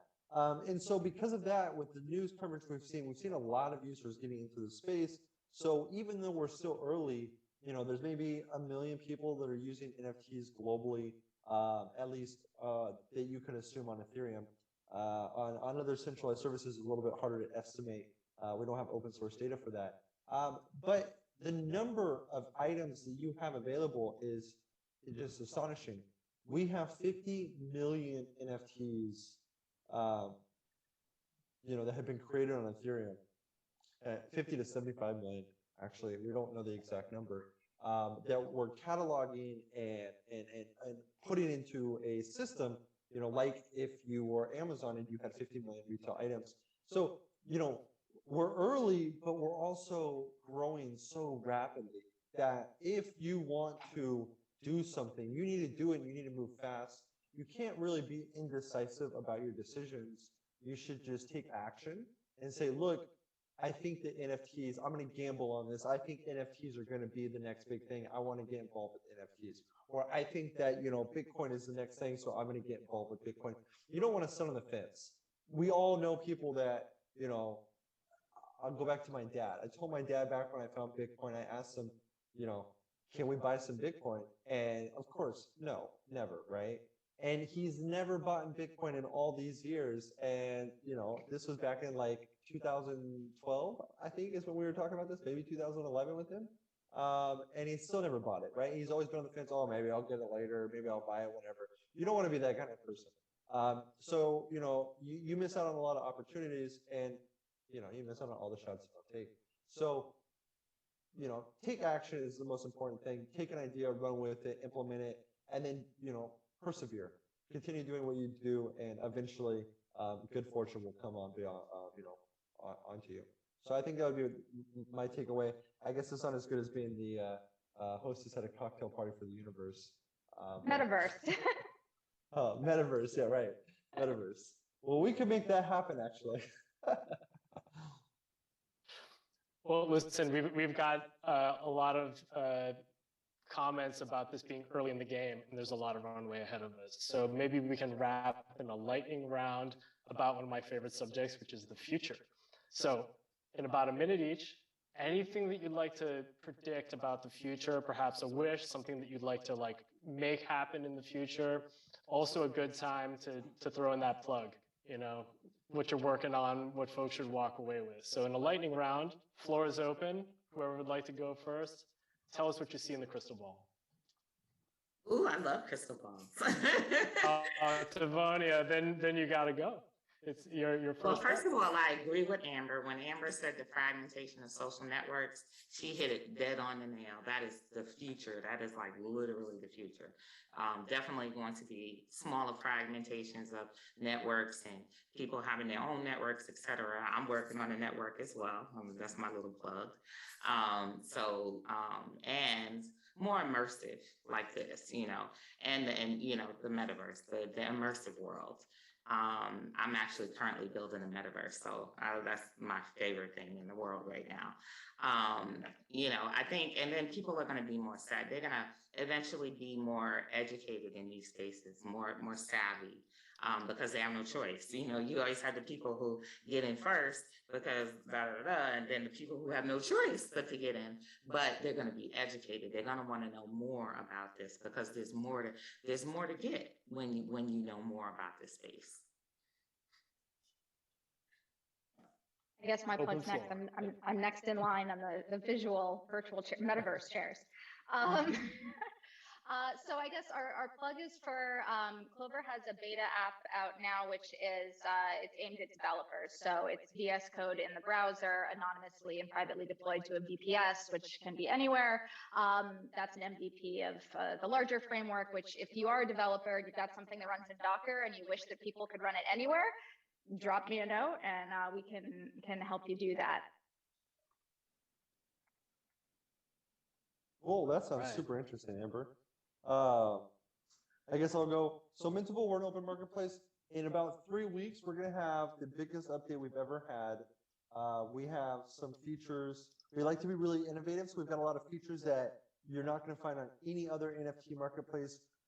We're reducing our gas costs for every single transaction for the Ethereum side of things by upwards of 75% depending on the transaction types. Obviously, we accept credit card for every single NFT that's going to be on the platform.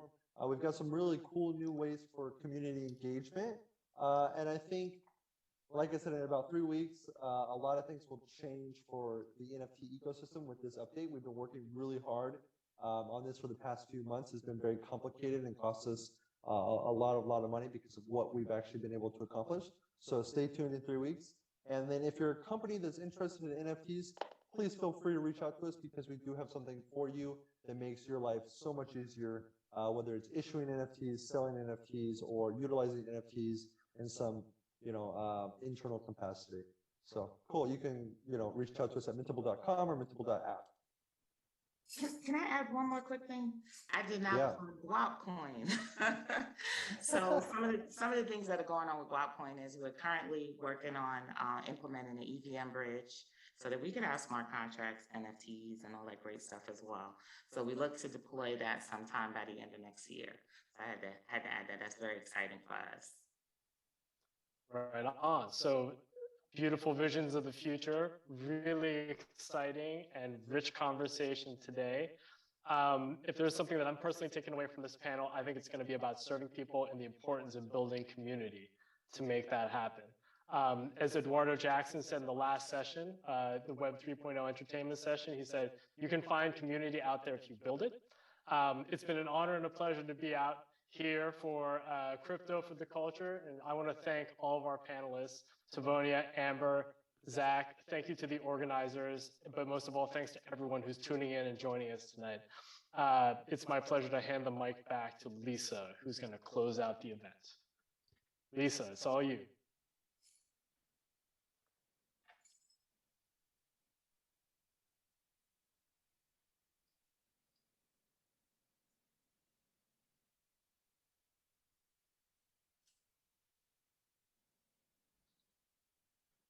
Wow, I am beside myself. My goodness, thank you so much.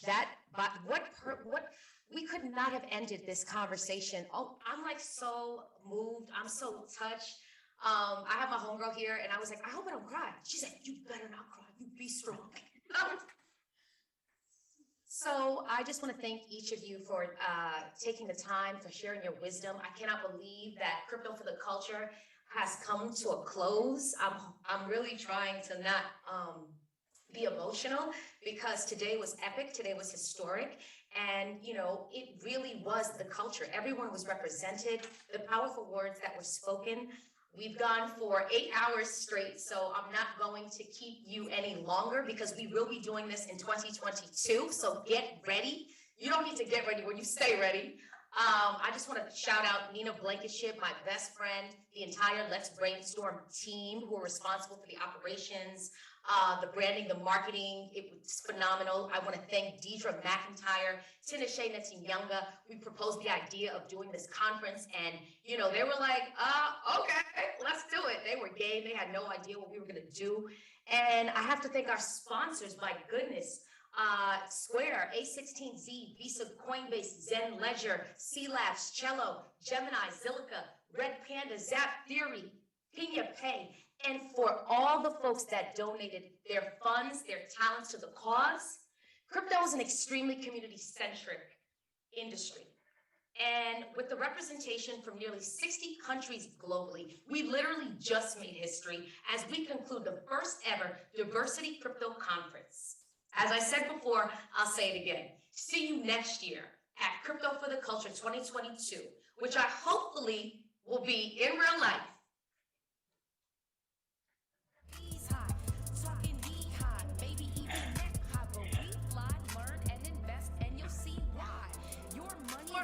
Your time, don't waste it. Buy it, trade it, keep saving it, you made it. No more to the movie, go yellow. No more to the Crypto Tutors, Crypto Tutors, Crypto Tutors.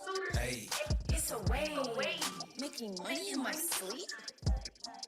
Making money in my sleep. Step by step, click by click. Waves, Bitcoin, stablecoin, we got the tips.